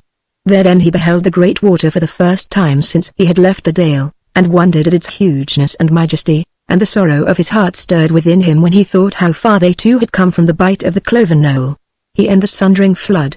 But he had no leisure to grieve overmuch, and his grief was but as the pain of a hurt which a man feels even amidst of his deep sleep.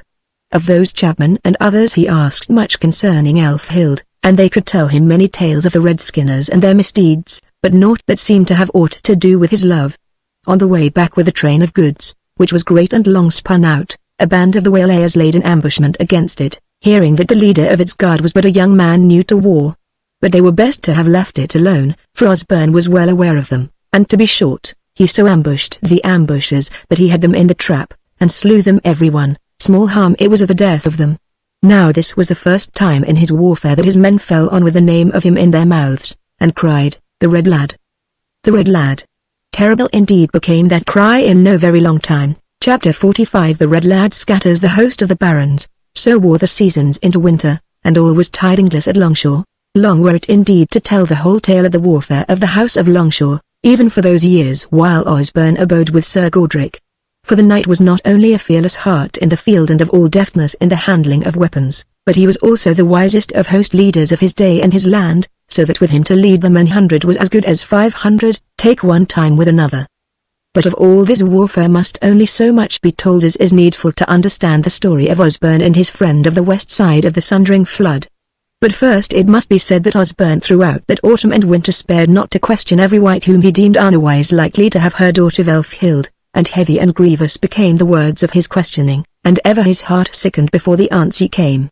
But of one man he gat an answer that was not menace, to wit, that months ago, and it must have been when Osborne first met Sir Godric at Eastcheaping.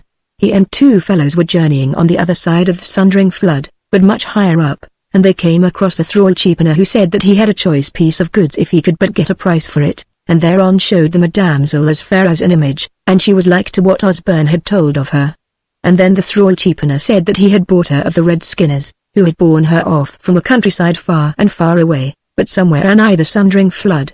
That man said that they bought her not at the cow, whereas the price was high and it was not much in their way of business. Now this story was told a little after Yule, and the chapman who told it was going back again presently through the wood and across the flood, since the season was mild, and Osborne asked would he take him with him, in case he might hit upon anything in those parts. The chapman was naught loath, as may be deemed, to have such a doughty champion to his fellow farer, so Osborne asked leave of his lord, who would not gainsay him since naught was stirring, but bade him take 3 good men of his friends with him. So they went, and crossed the flood a few days before Candlemas, and when they were on the other side they fell to asking questions at the houses of religion and of the chapmen whom they met there. Also they gat them into castles and great houses where many servants are wont to be, and not a few bought at a price, and that they used both tongue and eyes. Thus fared they a 20 days' journey up the water, keeping ever somewhat nigh, but were worth, if they gat them no great scathe, though they had some rough passages forsooth, which time suffereth us not to tell of, yet also they gat no good, and were no nearer to hearing a true word of Elfhild than ever. So back comes Osborne, cast down and somewhat moody, but straightway finds tidings that drive all other things out of his head for a while. It was a little after Merrymas that he comes home to Longshore, and hears tell how war, and big war, has arisen.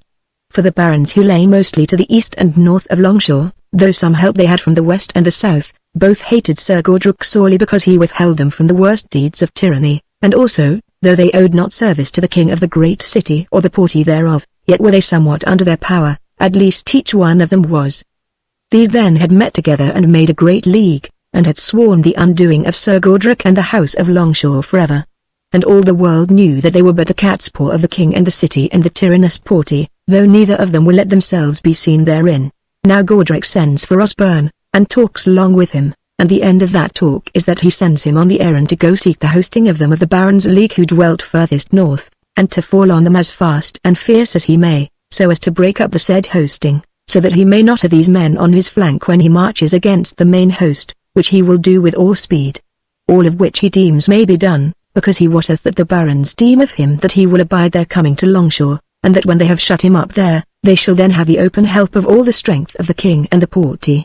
Now Osborne heard and understood all, and the men are all ready for him, 1,300 by tale, so he makes no delay and leads them by ways unkenned so diligently that he breaks forth on them before they be duly ordered, though they be all out in the fields drawing together.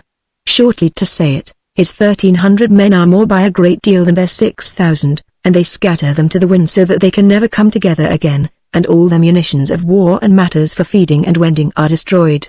Then turns the red lad and wendeth, not back again to Longshore, but thither whereas he wots the great battle shall be, and on the very eve thereof he rideth into Sir Godric's camp, and such an outcry of joy there was when he bears in the taken banners and such spoil as was not over heavy to ride with, as that no man there was a Sir Godric's but he knew full surely that the victory would be theirs on the morrow. As for Osborne, all men praised him, and the good knight embraced him before all the host and the leaders thereof, and said, Here is one shall lead you when I am slain. Even so it went. Of a sooth stiff was the stir, for the barons and theirs were hardy men and of great prowess, and were 3 to Sir Godric's 1. But they knew that they should not have the help they looked for they had seen, ere the battle was joined, those taken banners, and the others had mocked them and bade them come across to serve under such and such a banner. So it was not long ere many of them fell a thinking, What do we to perish here, when at our backs are those so mighty castles and strengths of ours? Let us draw away little by little and get behind our walls, and gather force again little by little. But soon they found that they would have no such leave to depart but as broken men fleeing at all adventure, for their foemen had entered too far into them, and had cleft their array in many places. And their banners were thrown down and their captains unheeded, and at last there was no face of them against the foe, naught but heaps of huddled men, who knew not where to turn or whom to smite at, and the overthrow might be no greater, for at noontide there was no host left that at matins had been as great and goodly an host as ever was seen in those parts. And now was the purpose of the king and the porty broken, and they must sit still and do nothing, nay, have got to be well content if the small crafts take not the occasion to rise against them. But to say sooth these knew their own opportunity and took it, as ye shall find hereafter. That great battle was fully foughten on the 1st of May, and ere a half-month was fully worn the Barons' League sent a herald to Longshore praying for peace, but Sir Godric straightway sent back answer that he would grant the barons peace when they had delivered up all their strengths into his hands, then and not before. Such answer the herald bore back. But their proud stomachs had not yet come down so far, and they but sent back their defiance renewed, for they though they were not strong enough to meet Longshore in the field, yet they might hold their strengths in despite of it, and so dally out the time until the king and the porty were strong enough to come to their help. Now was this put to the test, for straightway, when Sir Godric had their answer, he rose up and led a host against the castle of the greatest of these barons, and took it in 10 days, after much loss of his men. Then went he against the next greatest and took that, with less pain. And meanwhile the Red Lad to the north, and another captain to the south, had the business of riding here and there and making naught of any gathering if they heard of the beginnings thereof. And this they did, with much labour and no little battle, but thoroughly they did it, so as Sir Godric might carry on his sieges of the strongholds without let or hindrance, so that before the winter came he had all he wanted, and most of the barons captive at Longshore. As to the strongholds, into some he put his own men, and some he threw down, so noble Yule they kept at Longshore that year, with all those great men feasting at the table. But a day or two after Yule came a herald riding through the snow, for that season was hard, on behalf of the Barons' League, what was left of it, craving for peace, and Sir Godric said that peace they might have if they would, or not as they would, but the terms were that he should keep what he had got, but ransom his captives duly, or else they might dwell at Longshore all their lives long if they would. Now there was no help for it but such terms they must take, and be glad that it was no worse. So peace was made, and all was quiet till after Merrymass. Osborne had somewhat of a mind to get him into the wood, and seek through the strengths and other houses that were scattered about in the wood itself, and the edge thereof toward the Sundering flood, but partly he was sick at heart of for ever asking questions to which came evermore but one answer, and partly there was very much work come to his hand that he might scarce turn over to another, of visiting the captured strongholds, and seeing to the men at arms therein and their captains, and such like matters, for now he was closer to the rede and mind of Sir Godric than any other. Chapter 46 Osborne enters the city of the Sundering flood. So, as aforesaid, the time wore till Merrymass was over, and then came fresh tidings, to wit that the men of the small crafts and the lesser commons were risen against the Porte and the king, and had gotten to them the north gate of the city, and were holding it against Defman, together with that quarter of the city which lay round about it. The news hereof was sure, for it was brought to Longshore one night by 3 of the weavers who had ridden on the spur to tailor to Sir Godric, and these 3 men he knew well, and that they were trusty. Now so it was both that it had not been easy at any time that war should find Longshore not duly prepared, and also that at this time there was no tidings which Sir Godric looked for more than this. Speedy therefore was his rede. For he gave unto Osborne's hands 1500 of his best men, and bade him ride to the city and the north gate and see what the fields without the city looked like, and the very next morning the Red Lad and his rode out of Longshore, having with them 2 of the said weaver carles, but the third abode with Sir Godric. Now so good were the Red Lad's way leaders and knew all the passages and roads so inly, and so diligent was the Red Lad himself and his men so good and trusty, that by the second day about sunset he was but 5 miles from the north gate, and he and his covered by some scattering woodland that lay thereabout. Straightway Osborne sends a 50 of spies to get them to the city and see what was toward, and come back, they that were not slain, and tell him thereof. Straightway they went, and had such hap that all they came back unscathed, and this was their story, that the men of the small crafts were not by seeming hard pressed, for still their banners hung out of the north gate and the wall and towers thereabout, but that both within the city had been bitter battle against them all day long, and also a host of men of their foes had come out from the east gate, and were now lying round the north gate in no very good order, because they looked for no peril save from them within the north gate, and deemed that as for them they had enough on their hands to keep them within their walls, and least of all things did they look for any onfall from without. Thereon the Red Lad called to him his captains and host leaders and asked them of rede, and to be short therewith. Some said one thing, some another, as to send back news hereof to Sir Godric, or to array them in the best wise to fall on these men on the morrow. Nay, some were for hanging about till they should have news of Sir Godric, but when they were done, spake the Red Lad, Sirs, many of these things are good to be done, and some not, for sure am I that we be not sent hither to do nothing. But now if ye will, hearken my rede, it is now well nigh dark, and in 2 hours or somewhat more it will be pit murk, and these men outside the walls will be going to their rest with no watch and ward set outward toward the upland. Wherefore I say, let us leave our horses here and do off so much of our armor as we may go afoot lightly, for if we win we shall soon get other horses and gear, and if we lose, we shall need them not. But meseemeth if we do deftly and swiftly, all these men we shall have at our will. Now they all saw that it would do, so there was no more said, but they fell to arraying their men on foot, and in an hour they were on the way, and going wisely and with little noise. In 2 hours thence they were amidst the foe and doing their will upon them, and when they were well entered in amongst them and had slain many, they fell to the blowing of horns and crying out, The Red Lad! The Red Lad! Longshore for the small crafts, Then both there was no aid to come to the men of the party, whereas they were far away from the east gate, and also they of the north gate heard the horns and the cries, and guessed what was toward, so they issued out with torches and cressets and fell upon the foe crying their cries, and so it befell that none of that host of the party escaped save they who might make the night their cloak. Then was the gate thrown open, and the red lad and his entered, and ye may think whether the townsmen were joyous and made much of them. But when the tale of his men was told, Osborne found that but 3 of his were missing. And so soon as it was light, he sent back a band of his men to bring on their horses and armor. Thuswise first came Osborne to the city of the Sundering flood. Chapter 47 The battle in the square. On the morrow's morn, the leaders of the town met Osborne and his captains in council, and their rede was that they should do warily and not throw the helve after the hatchet. This they deemed best, that they should now, while they might, make strong with mound and wall their quarter of the town, since, until Sir Gordrick was come to them, they might even now look to it to have much might against them. This rede did the red lad nowise gainsaid, knowing well how valiant and stout these men would be behind walls, but he said, Yet, my masters, the more leisure you have for this spade and mattock work, the better it shall be for you and the work. Wherefore my rede is that some of your chosen men go with the best of mine, and that we issue out of our quarter and fall upon the others, and make a good space clear of foes of the streets and Carfaxes that march unto your quarter, which forsooth shall serve you as an outwork to your castle until Sir Gordrick comes with a great host and fills up all that and more. And, sooth to say, now at once is the best time to do this, while the foe is all astonied at what befell last night. That seemed good to one and all, so when they had eaten and were duly arrayed they issued forth into the streets, and at first indeed wondered those that were truly of their quarter, only on the day before they deemed them not big enough to hold all that. But now it was their mind to bring it within their defences. So the red lad and his rode on warily, taking heed that they should not be cut off by any at their backs. So at last they came unto a great Carfax with a wide square round about it.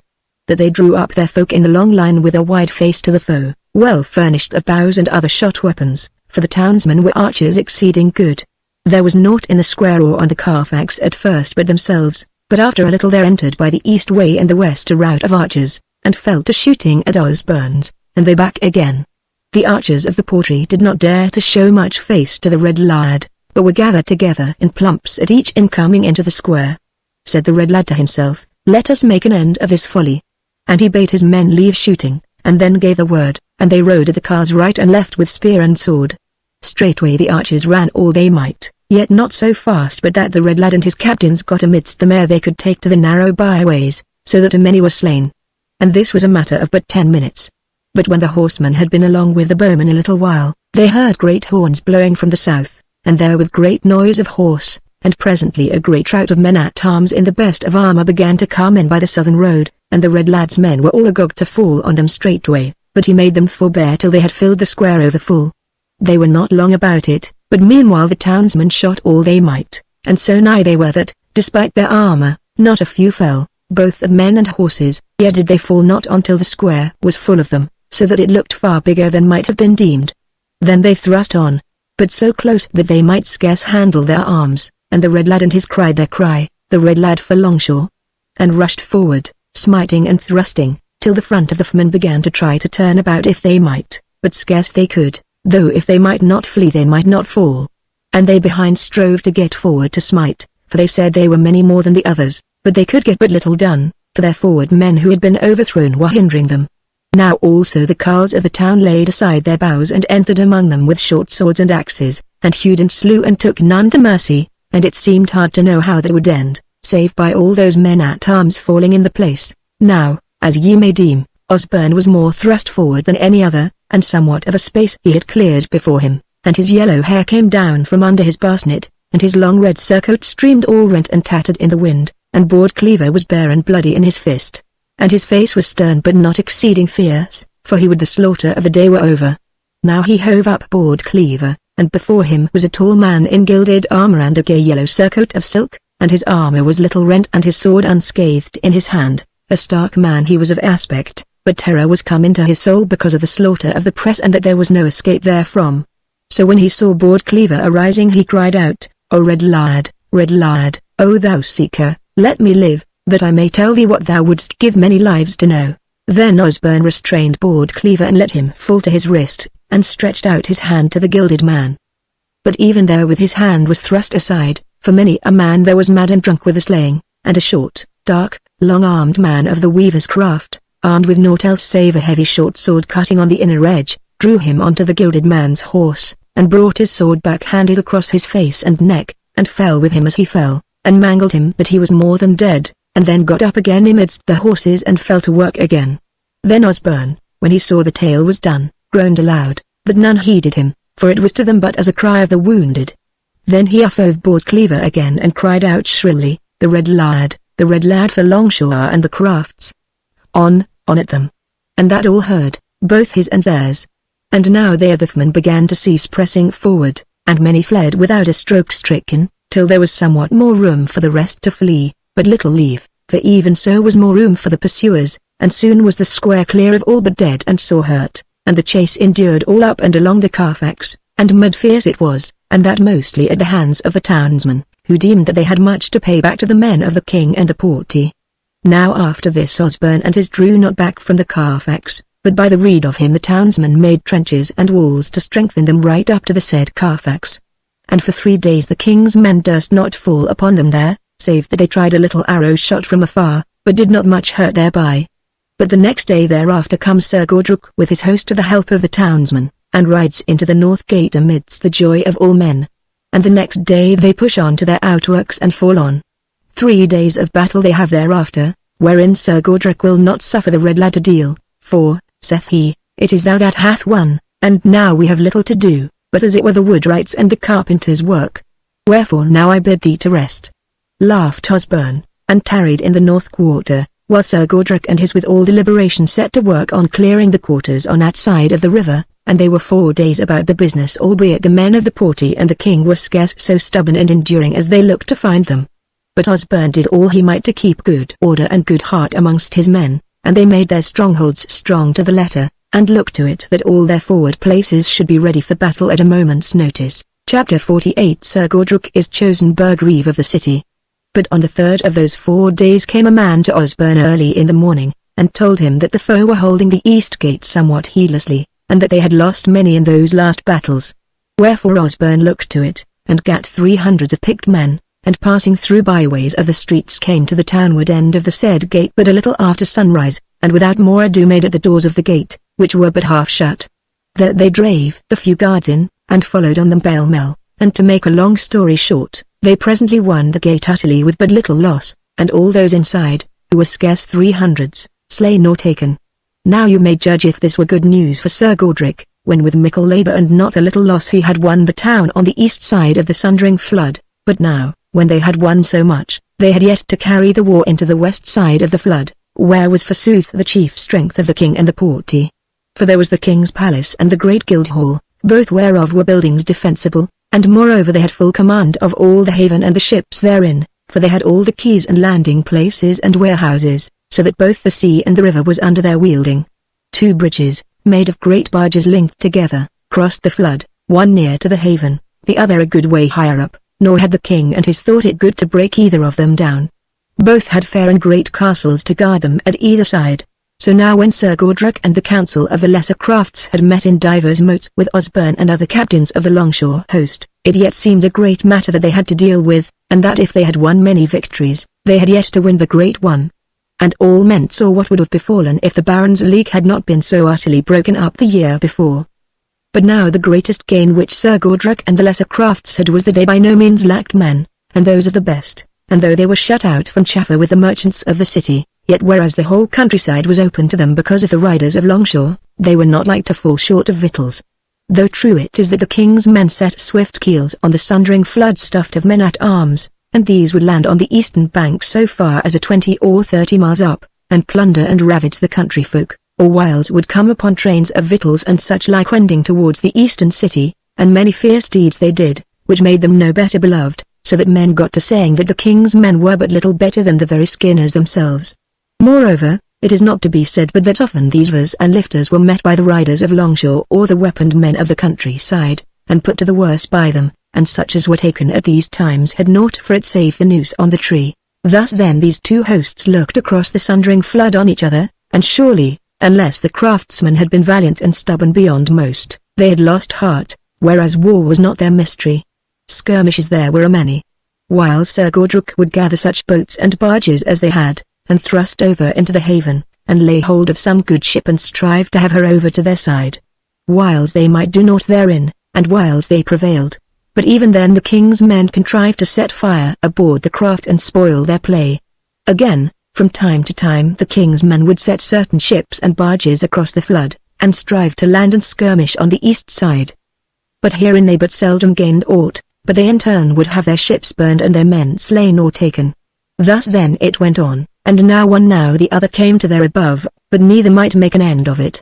At last, on a day when September was well worn, the king's folk came to the midmost of the upper bridge with a white shield held aloft in a herald, and craved safe conduct for 3 of theirs, an old knight to wit, and 2 aldermen of the porty. This was granted, and they came all to the north gate, and the council chamber of the lesser crafts therein. There they set forth their errand, which was in short that they would have peace if it might be had on such terms as were better than war and destruction. The men of the small crafts took their errand well, and asked them how long they might tarry, so that they might bear back conditions of peace. The messengers said that they were not looked for back that day, and the others said that by the next day at noon they would be all ready to send 3 of theirs back across the water with the terms of peace. Then were the messengers handed over to the guest masters and made much of, and the masters of the crafts fell to close council with Sir Gordrick and his captains. Now whatever other terms they bade need not be told, but the heart of the matter was this: first, that so many of the masters of the small crafts should sit on the great council of the city, and that enough of them to make them of due weight in the council. This they doubted not to gain since the war had gone with them. But the other was a harder matter, to wit, that a burgreave should be appointed to govern the city, and that he should be of might to hold a good guard, and eke it at his will and the will of the great council, the said burgreave to be chosen by all the guilds of craft, voting one with another, and not by the great council, which, as things went, would give the naming of him into the hands of the lesser crafts, who were more than the great ones, though far less rich and mighty. This indeed seemed like to be hard to swallow, whereas it was much like putting the king out of his place. Yet some said that belike by this time the porty was grown mightier than the king, and if they would have it so, then would he have to give way.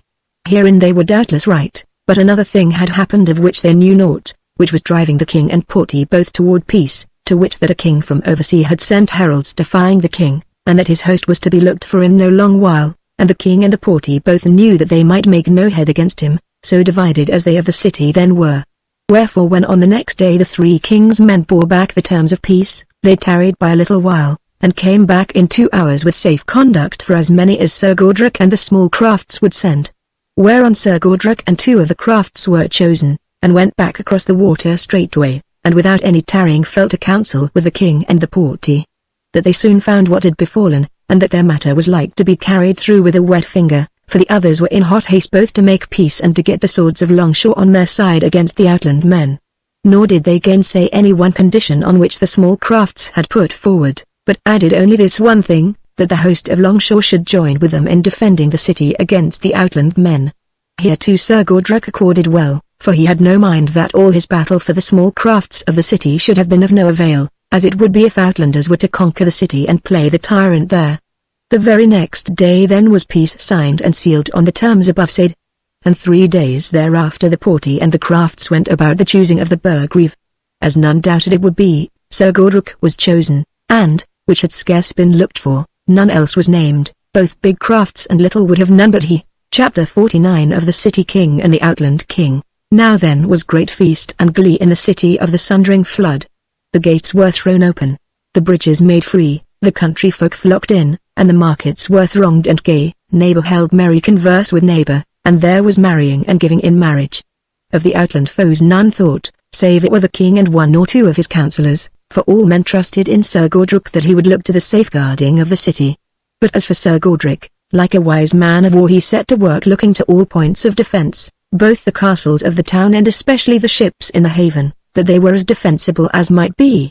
And after all the outland king came not at all that year, whereas he had fallen sick when he was just at point to take ship with his host, so that all was put off till the next spring, and there was time and to spare for Sir Gordrick to do all he would strengthening the defences of the city. But none the more for that was he sluggish, but did so much that he made the city of the Sundering flood exceeding strong, so that it might scarce be stronger, and all things flourished there. Old foes became new friends, and all men were well content, save it were the king and his fighters, who rued it now that they had sold themselves so cheap. Amidst all this, Osborne was somewhat more at Longshore and the borders of the wood masterless than in the city. Of numberless folk did he ask his old questions, and get ever the same answer, that they knew naught of it, and indeed now it was less and less like that they should know aught as time wore. So that at last he began to get ungleeful at whiles, and few spoken with men. Came the spring, and therewith the mighty outland conqueror, but the shortest tale to tell of him is, that there he conquered nothing, but was held aloof at all points, save here and there he was suffered to break through to his great scathe.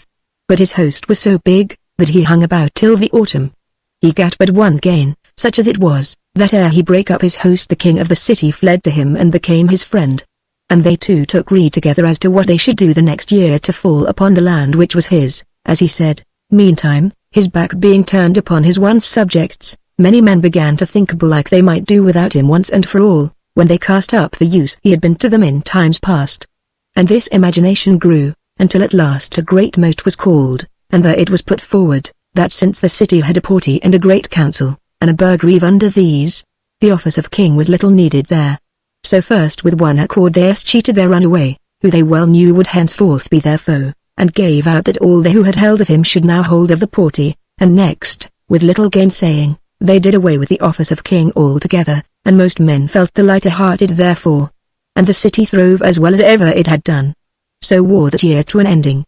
The next year the two kings did in very sooth bring a great host against that folk, but fell not on the city itself, but gat a land some 20 miles to the east thereof, and this they did easily, because Sir Godric, with the rede of the great council, let them do so much, whereas he deemed it were well if he might be done with them once and for all. So he gat the very pick of his folk together, of whom was the red lad in high place, much dreaded of all his foemen. Then Sir Godric by his wisdom chose time and place for the battle, whereas the others must fight when and where he would. Such an overthrow they gat, that they might not draw to a head again. The old city king, fighting desperately, was slain by the red lad in the beginning of the rout, but the other king escaped by sharp spurring and the care and valour of his best knights, who rode about him in a plump. He stayed not till he came to his ships, where he gat aboard and sailed away to his own land, whence he came back again never to trouble the city of the Sundering flood. Chapter 50. The red lad speaks privily with Sir Godric. This befell in April, and toward the latter days of it Osborne came before Sir Godric and would talk with him apart, and Sir Godric received him with all kindness, and spake to him privily, and asked him what he would. Said Osborne, Lord and dear friend, thou art now become a mighty lord far greater than most kings. So busy have our two lives been with deeds that might not be set aside, that now for a long time we two have had but little converse together, such as friends desire. Yet nevertheless through it all I have felt thy love unto me, as mine unto thee, wherefore this word that I must say irks me sorely, to wit that now at last we must presently part. Said Sir Godric, if I am become a mighty ruler, thou hast become a warrior such that I well think the world holds none other so mighty, and true it is that I love thee no worse for all the hard and troublous days. And hard and troublous have they been forsooth, so that oft have I bethought me of that old man the king of the kine, and his welcome and his bidding, in the wide green valley by the river whereby we passed when we were wending to Longshore that first time, though well I wot that earth has no such refuge for me. I say thou art great, and I love thee, wherefore thou hast a right to make thy choice, and least of all would I baulk thee in thy desire. Belike we may meet again. Now wilt thou tell me what thou wilt do? Said Osborne, with a good will. For this is true, Lord, that having been now 5 years amongst all sorts of folk, and some of them being such as might tell me some tidings of what I seek, I have had no tidings, and now needs must I say that lost is lost. But first, before I give all up, I will go to Longshore and abide there, and hang about the wood for 1 month, to give me one last chance, and then if naught befall, I shall ride straight to my folk in the dale beside the Sundering flood, and there shall I live and die in such content as I may. And I do thee to wit, my friend, that the picture of the grey bents and the long houses, and the sheep and beasts going to and fro, and the few folk of the stead, and the hall within its shining black timbers, all this comes before me and softens my heart.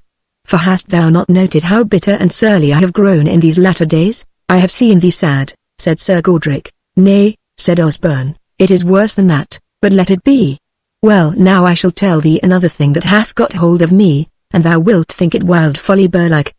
But this it is, when I am in my own dale again, then the first morning when I arise I shall hie me straight to that old trysting place, and look across the Sundering flood, and then it may be that a miracle of God will betide, and that I shall see my maiden there in her old place, and then shall we be no more utterly disunited, as though each for each we were neither of us in the world," said Sir Godric. "This is a hope of no great things, nor is it like to come about.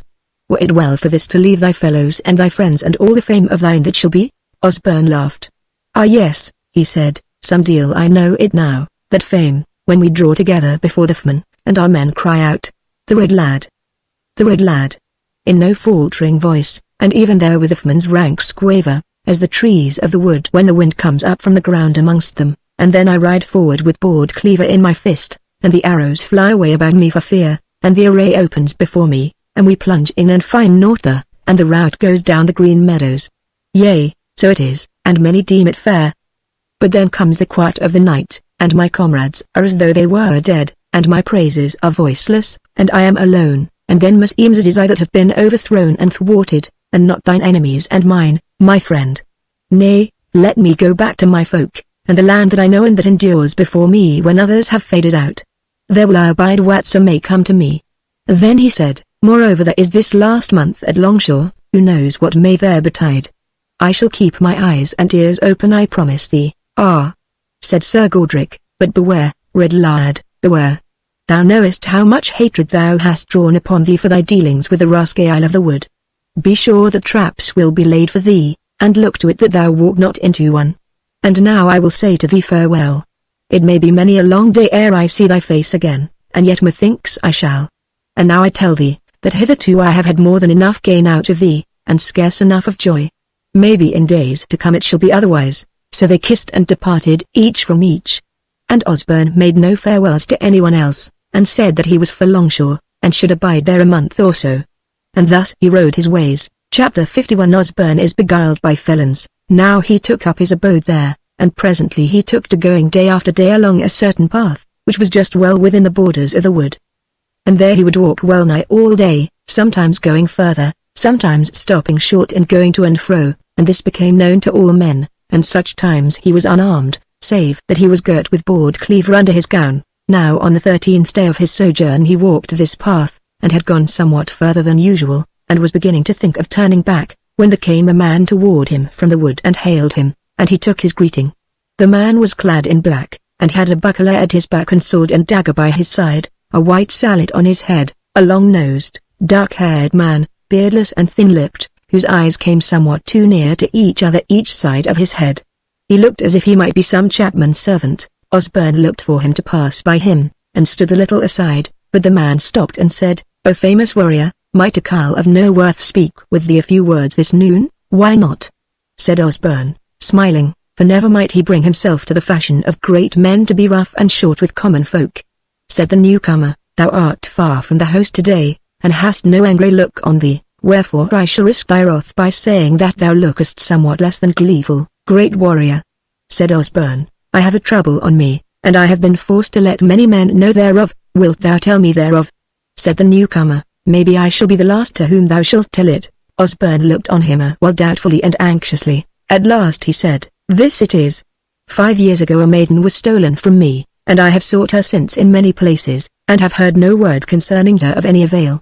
Said the carle, "Dost thou remember the battle in the square by the Carfax of the great city, and how there was a man before thy mighty hand who cried out to spare his life, for that he could tell thee of the said maiden, and thereon thou wert about to give him peace, but ere thou couldst take him to thy mercy he was slain by one of the carle weavers?" "Yea," said Osborne, "I remember it." "Now," said the carle, "I shall make no mystery of it, but shall tell thee at once that that same man was the brother of the master whom now I serve. And I have an errand from him unto thee, and he saith that what his brother knew, he knows, and somewhat more, and thy maiden is yet alive, and that he can tell thee how to find her surely if thou wilt. And he is not far hence." Osborne looked somewhat wildly, and he caught the carle by the hand and cried out, "Good fellow, bring me to him at once and I will well reward thee." "Nay," said the carle, "but there comes something before that. My master is a chapman, and liveth by selling, not by giving, and he will take of thee 200 nobles before thou hast his tale. Thou and I may call that regild for the slaying of his brother." "Yea," said Osborne, "but I carry not 200 nobles in my pouch." "Well then," said the carle, "I will be here tomorrow or the day after if thou wilt." "Oh nay, nay," said Osborne, "but abide thou here, and I will go up to the castle and fetch the gold."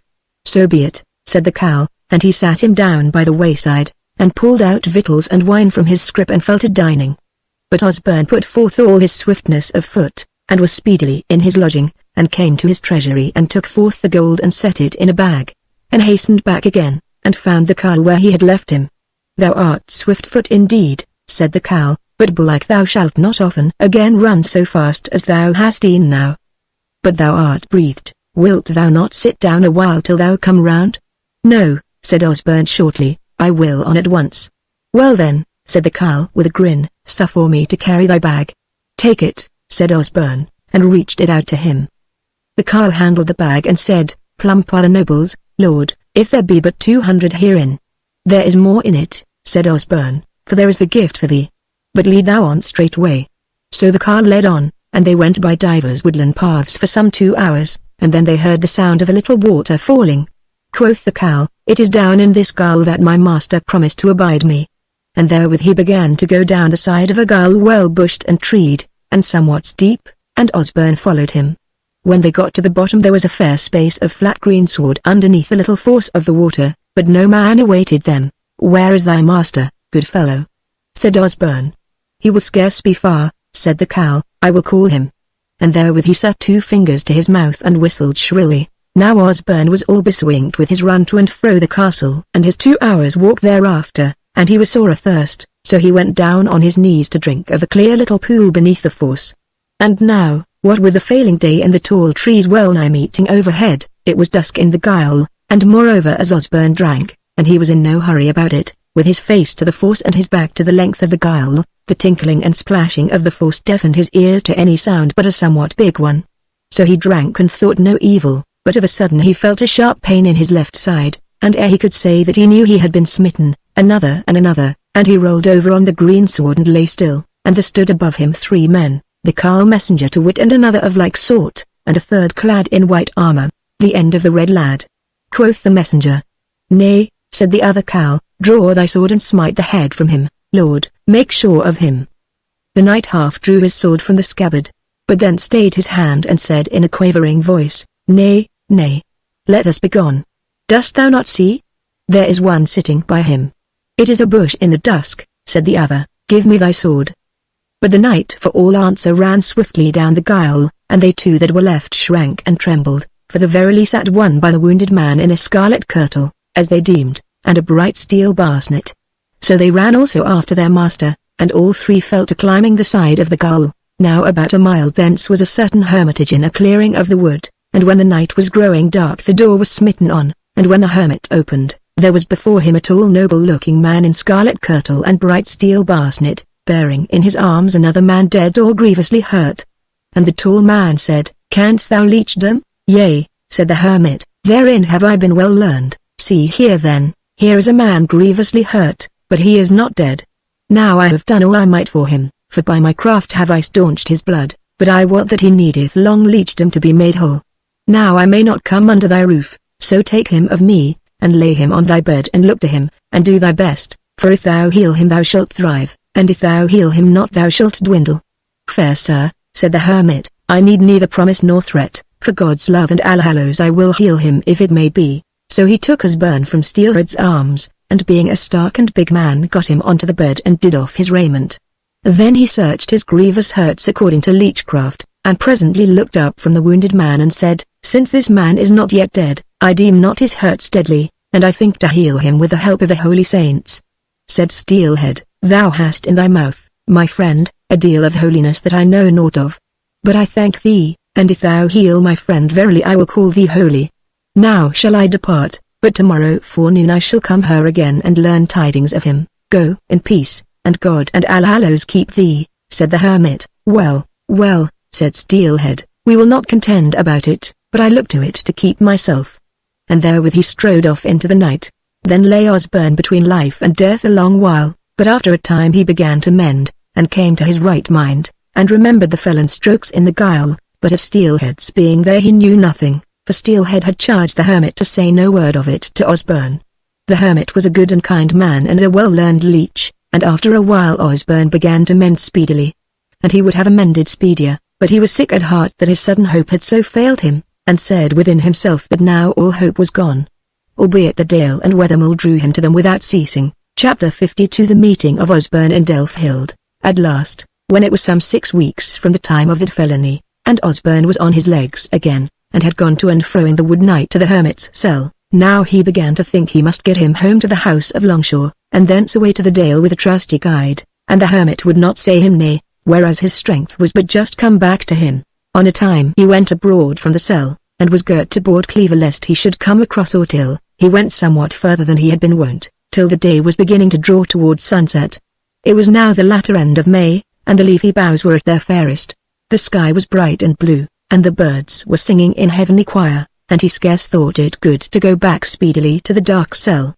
So he went on a little further and a little further, till he was where in the glade before him, of one, whom, as she drew nigh to him, he saw to be a seemly dame as for her years, straight and tall, neither was she clad in rags, but in a comely black gown and white coif. Nevertheless, as 'tis said, once bit, twice shy, so it was with him, and he was for giving her the go-by. But she would not have it so, and she greeted him and said, "Hail to thee, noble, whence art thou last?" Her voice was clear and good, and now as he looked in her face he deemed he saw no evil in it, but goodwill rather. But he said, "Hail to thee, dame, I am last from a sick bed, where guile and felony laid me." "Well," said she, "but there is something else than guile and felony in the world, is there not?" "I know not," said he shortly. "I have seen somewhat else, if only once," she said. "I have seen truth and good faith and constancy and hope without reward, and 5 years have worn no whit of that away." "Ha," said he, "was it a man, a warrior?" "Meseems I know one such, were it not for the hope." "Nay," said she, "it is a woman." "And what like is she to look on?" said he. She answered, "If thou wilt come with me, she is no great way hence abiding my homecoming." Said Osborne, "But what or who is it she is true to? Or for whom doth she long, hoping against hope? Is it father, brother, son, sister, or what?" Said the carline, "It is her troth-plight man, and verily I, as well as she, deem that he is worthy of it, or was, when she saw him." Osborne laughed, and said, "Good dame, if this be so, what profit were it to me to see her? I am not her troth-plight man, and if it be as thou sayest, I shall be unto her as one of the trees of the wood." "There will be this profit," said the carline, "that thou wilt set eyes on one of the fairest creatures that God ever made." "Small profit therein," said Osborne, laughing again, "if I set eyes on her beauty and am ensnared thereby, then maybe shall be another tale for this woodland. For belike thou deemest me old, but I am a young man, only I am haggard with the battle between life and death as I lay wounded yonder." Therewith he pulled back his hood, and the carline came close up to him and looked him hard in the face, but said nothing. Then he said, "Dame, to be short with thee, I have walked into the trap once, and will not again, if I may help it. Now I know not what thou art, for all I know thou mayst be a bit of bait of my foes, or even ascending from evil things. Nor hast thou said any word why specially I should come with thee." She was still standing close to him, and now she laid her hand on his breast and said, "This I say is a last word, and thou must take it how thou wilt. If thou dost not come with me now, thou shalt true it only once, to wit, all thy life long." He looked on her and knit his brows, and said at last, "Well, it is little to throw away the end of my life, and there may be some tidings or tracks of tidings to be found. I will go with thee, dame. Only this time," he muttered, "let there be no coming to life again." "Thou art wise," said the carline, "let us lose no time." So they set off, and up and down by rough and smooth, till the wood was quite dark, and the stars were overhead when they came to a clearing, and sweet was the peace of the May night.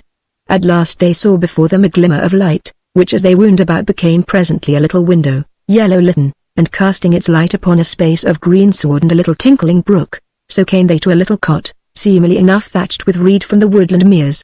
Osborne made up toward the door, but the carline put forth her hand and thrust him back, and said, "Not yet, abide where thou art a minute," and straightway fell to going with the shins round the house. This she did 3 times, while Osborne gat his anlace spear in his hand. At last the carline came to him, and spake softly to him in his ear, "All is free now, dalesman, come thou." And she took him by the hand and opened the door, and lo, a little hall like many another cot, but clean and sweet and comely. Now Osborne had pulled his hood about his face again, and looked round, for as often happens when one enters a chamber, the child of Adam therein is the last thing one sees. Then he drew back a little, and stood there trembling. For what was in the chamber besides the simple plenishing was a maiden who stood up to receive them. Tall she was and slender, clad in a dark blue gown, her hair dark red and plenteous, her eyes grey, her chin round and lovely, her cheeks a little hollow, and in the hollow of them entreaty and all enticement. She stood looking shyly at the newcomer, of whose face she might see but little. The carline seemed to note neither her nor Osborne, but cried out in a cheerful voice, "Now, child, if I be somewhat later than I was looked for, yet I have brought the gift of a guest, sayest thou, a good knight who hath of late been brought to death's door by felon's deed, but is now grown whole and fight-worthy again. So let us bestir us to get him meat and drink and all that he needeth." So they fell to, while Osborne stood where he had first come in, and he scarce knew where he was, but looked down on the floor, as through the sundering flood of the dales rolled betwixt him and the maiden, for indeed when his eyes first fell upon her he knew that it was Elfhild.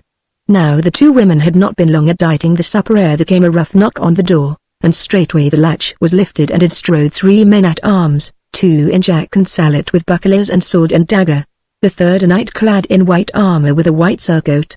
This stirred Osborne out of his dream, and he sat down on a stool nearer in than he had been. The knight cried out, "Ha, dame, I see thou hast one guest, and now here be 3 more for thee. We have stabled our horses in thy shed already, so thou hast naught to do save getting us our supper. Dispatch I bid thee. And now who is this tall cowl sitting there?" Osborne knew them at once as they came in, that they were the 3 felons who had smitten him in the gaol. He answered naught, and kept his hood about his face. "Roger," quoth the knight, "and thou, Simon, cannot ye get an answer from the Lithe-loon?" Roger lifted up his foot and kicked Osborne roughly, and Simon laid hold of his hood to pull it off him, but found it held tight enough, and Osborne spake in gruff and hollow voice, "I'm a living man, ye were best to let me be." Then had there been battle at once, but even therewith comes in Elfhild bearing a pewter measure of wine and beakers withal, and the newcomers stood staring at her beauty, silent for a minute. Then the knight did off his basnet and spake in a loose, liquorous voice, "The liquor we hoped for, but not the cup-bearer, and so it is, that I would liefer have the cup-bearer than the cup. Fair maid, will not a kiss go before the pouring out? Or never shall I have heart to drink?" And he rose up and went toward the maiden, who stood confused and trembling, and turned pale. But Osborne had risen also, and with a quick turn had thrust between the White Knight and Elfhild, and now stood with his back to her, facing the felons. "What, cur?" cried the White Knight, "shall we have thee out and flay thy back with our stirrup leather?" Said Osborne, speaking slowly, "That is the third question too much thou hast asked in the last few minutes. Lo thou!" And he shook his hood from his face, and had brought Cleaver Bear in his hand straightway. Then those 3 set up a quavering cry of, "The red lad! The red lad!" and ran bundling out of the cot, but Bord Cleaver was swifter than they. One of the serving men lost his head just outside the threshold, the knight stumbled at the brook and fell, and never rose again. The messenger strove hard for the thicket, but the moon was up now, and it was but a few strides of the swift runner of the dale ere Bord Cleaver had taken his life. The 2 women stood looking toward the open door the while, and the maiden said faintly and in a quavering voice, "Mother, what is it? What has befallen? Tell me, what am I to do?" "Hush, my dear," said the carline, "hush, it is but a minute's waiting after all these years." Even therewith came a firm footstep to the door, and Osborne stepped quietly over the threshold, bareheaded now, and went straight to Elfhild, and she looked on him and the scared look went out of her face, and naught but the sweetness of joyful love was there. And he cried out, "O my sweet, where now is the sundering flood?" And that they were in each other's arms, as through the long years have never been. Chapter 53 Strangers come to Wethermill. Now turns the tale to Wethermill, and tells how that on the morrow of midsummer, 5 years to the day since Osborne had bidden them farewell, the folk once more sat without doors about the porch in the cool of the evening, neither was there any missing of the settled folk of those to whom he had said farewell. For all had thriven that while. There sat the goodman, more chieftain-like than of old, there sat the good wife, as kind as ever, and scarce could she be kinder, there sat Bridget, not much aged in the 5 years, for ever she deemed it a certain thing that her nursling would come back to her.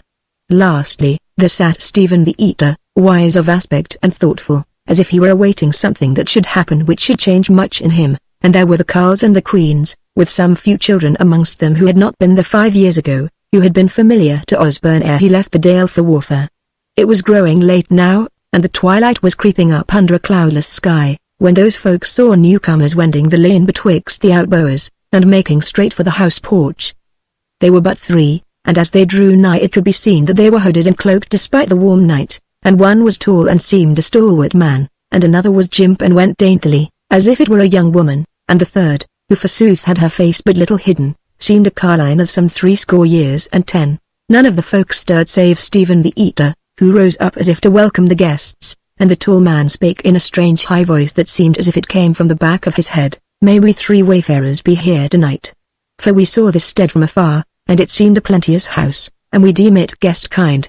Quoth Stephen, "A free and fair welcome to you, ye shall eat of our dish, and drink of our cup, and lie as the best of us do. Ho, ye folk!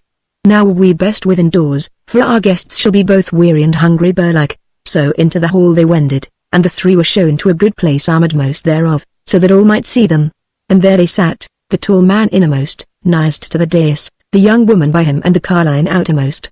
Then came in the meat, which was both plenteous and good, and when all were fulfilled the drink was brought in, and the tall man arose and called a health on Wethermill, and that it might thrive ever. But some men thought that, as he lifted his hand to put the cup to his lips, a gleam of something bright came from under his wayfarer's cloak.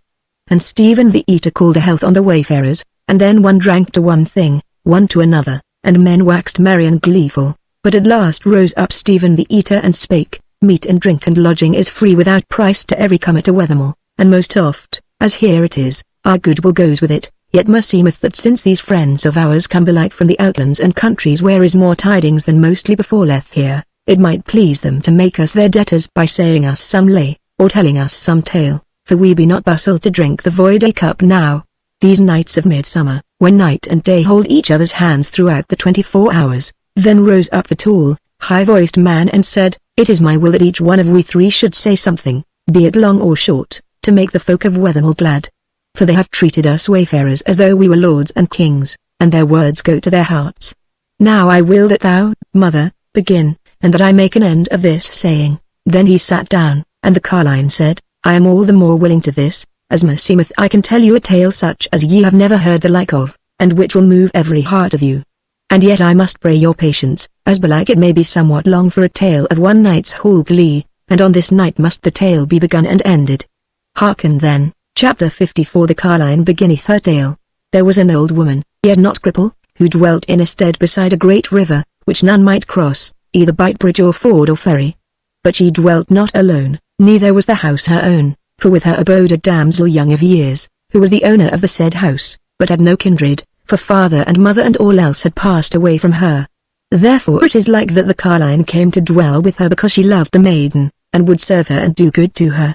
And no wonder was that, for not only was the maiden now grown so beauteous that she was the pearl of all beauty, but also she was merry and kind, and loving as might be. So that none that saw her but must love her if they had any good in them. Now ye will ask, since it was so with her, was there no young man who was drawn into the net of her love? But I must tell you that the stead where these twain dwelt was lonely, and there was but little recourse of folk thither. Yet I say not but that there was more than one young man of the dwellers thereby who thought it better than good to come to the house and sit and talk with her, and would have kissed and caressed her had they durst. But they durst not, for not one of them touched her heart, and though she was kind and friendly with every one of them, there was naught in her words or her mien by which they might unawise deem that she would suffer the toys of love from them. Sooth to say, the maiden had a love, a fair youth and stalwart, and a glorious man, and many were the words they had spoken together, but never had her hand touched his hand, nor his lips her lips, because betwixt these two was a river such as are few upon the earth, unbridged, unfordable, unferriable. And few might think that it was unwise like to betide that ever their 2 bodies should touch each the other, but the carline, who was somewhat wise in law, had an inkling that, despite this terrible hedge of water, the twain should one day meet. Now it is to be said that oftenest the maiden was patient, and abode the sundering will no ill cheer. But whiles her trouble was over heavy for her, and she would wander forth into the wood or the field, and go weeping and lamenting there, or she would sit in the chamber with the carline, and cry out loud on her love to come to her, and on all things on the earth and in the heavens, yea, the great God himself sitting amongst the cherubim, to help her, that for once, if once only before she died, she might feel her love's arms about her and his face laid to hers, or again, she would, as it were, tell stories of how it would betide that at last they should meet, both grown old, and kiss once, and so walk hand in hand into the paradise of the blessed, that to grow young again amidst the undying spring, in the land where weariness is come to naught, and there would she sit and weep, as if there were no ending to the well of her tears. At such times was the carline sore grieved for her, and would strive to comfort her by giving her some little inkling of the hope which she, the old woman, had conceived in her heart, that the meeting of those two should come about whilst they were yet young and lovely, more than that she might not tell the maiden, lest the might should ebb from her.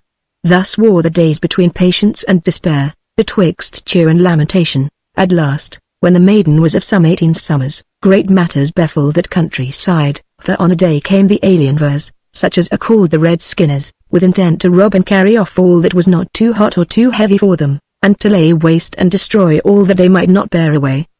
But the folk of the land met them valiantly, and their friends on the other side of the fierce river aforesaid helped them what they might with the shot battle, and great and grim was the murder, and the store of the hardest. Now there were the maiden and the carline at their house, and not easy was the rede for them. The maiden bade flee to the next stead, which was some 4 miles thence, but the carline bade abide, lest they be caught upon the way, which forsooth she deemed was most like to betide if they left the house, and that rede they took at the last. So they sat expecting what should befall them. For a long while none of the aliens came near them, but at last, when the battle was at its fiercest, rode up 3 men leading 2 unbacked horses, and they were of the mien and in the gear of the Redskinners, and the carline stood in the door to meet them, and she spake to them and said, What will you warriors? Why are ye not in the battle with your fellows? Said one, Because our errand is here and not there, neither are those men our fellows. We be the servants of that goodly merchant who guested here a while ago, and would have bought the maiden within there in all honour, and he rewarded his goodwill with scorn, and mocks and japes and scurvy dealing. Wherefore he hath set these words on your folk, and hath sent us along with them to look to you. And twofold is our errand, to bear away the maiden without a price, and to slay thee. Ha! Dost thou like it? Now the carline remembered the coming of the said merchant, and how he had cast his love on the maiden unhonestly and lustfully, and would have lain by her against her will had it not been for the law of the said carline, who letted him of his evil will and sent him away shamed.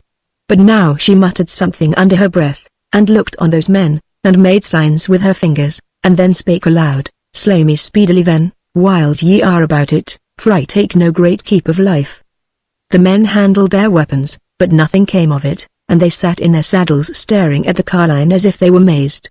And even therewith ran the maiden forth from the house, and cast her arms about the carline, and cried out, Nay, nay. But ye shall not slay her. For as my mother hath she been, and none other have I had save her. But I pray you by your salvation to take this my mother with you, for I cannot do to be without her, and if I miss her, then shall I be of little use, miserable and forlorn, to that lord of yours that ye tell of so goodly. The old woman kissed her and embraced her, and then turned to those men and laughed in their faces, and they seemed presently as if awaking out of slumber, and one said, Well, this may be, I see not why we should not slay thee there as well as here, and since the damsel would have it so, we will have thee along with us, and let the maiden settle it with our lord whether he will be wheedled by her or not. But come, to horse both of you. For time presses. So the 2 women were set a horseback, and they men rode with a good pace out of the dale toward the fells at the back thereof, and if at any time the women thought of turning rein and riding off, they had but to look at the men, how they were horsed, for their way beasts were mighty strong steeds of good race, but the women were set on everyday nags, such as be seen on any highway.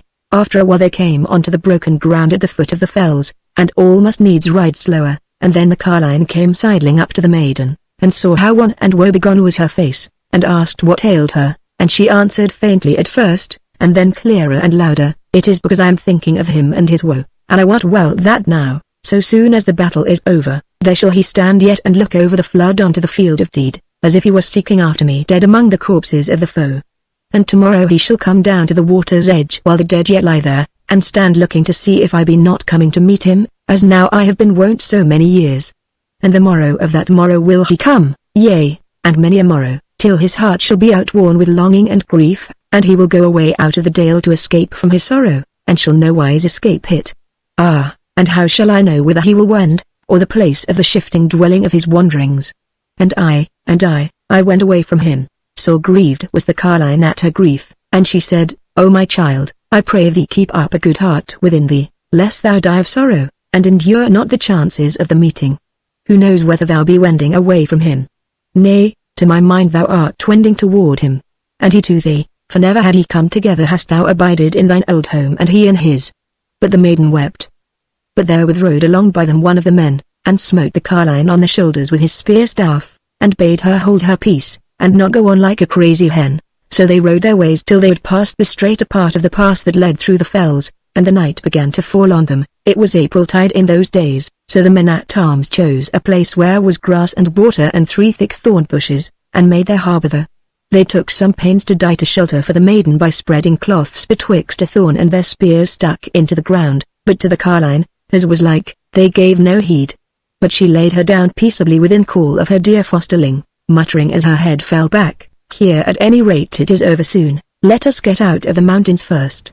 So they slept, yea, even the maiden amidst her grief, so weary as she was. And when morning was they fared on, after a short tarrying for breakfast, whereof they gave of the best they had to the maiden, but naught at all to the carline.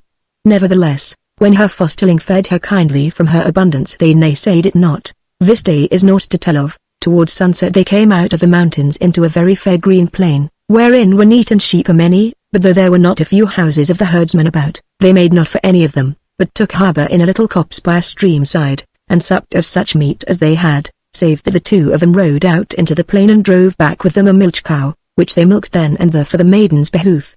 The next day they rode across the plain, and here and there fell in with some of the herdsmen by the way, but small greeting passed betwixt them, and the country folk seemed well pleased that the men-at-arms had little to say to them. Before evening was they rode off the plain and into a land of little hills and streams, with green meadows for the most part, but here and there a little tillage, and a good many houses, yet these but the cots of husbandmen. This day they rode long and late, yea, till it had been dark night but for the rising of the moon upon them.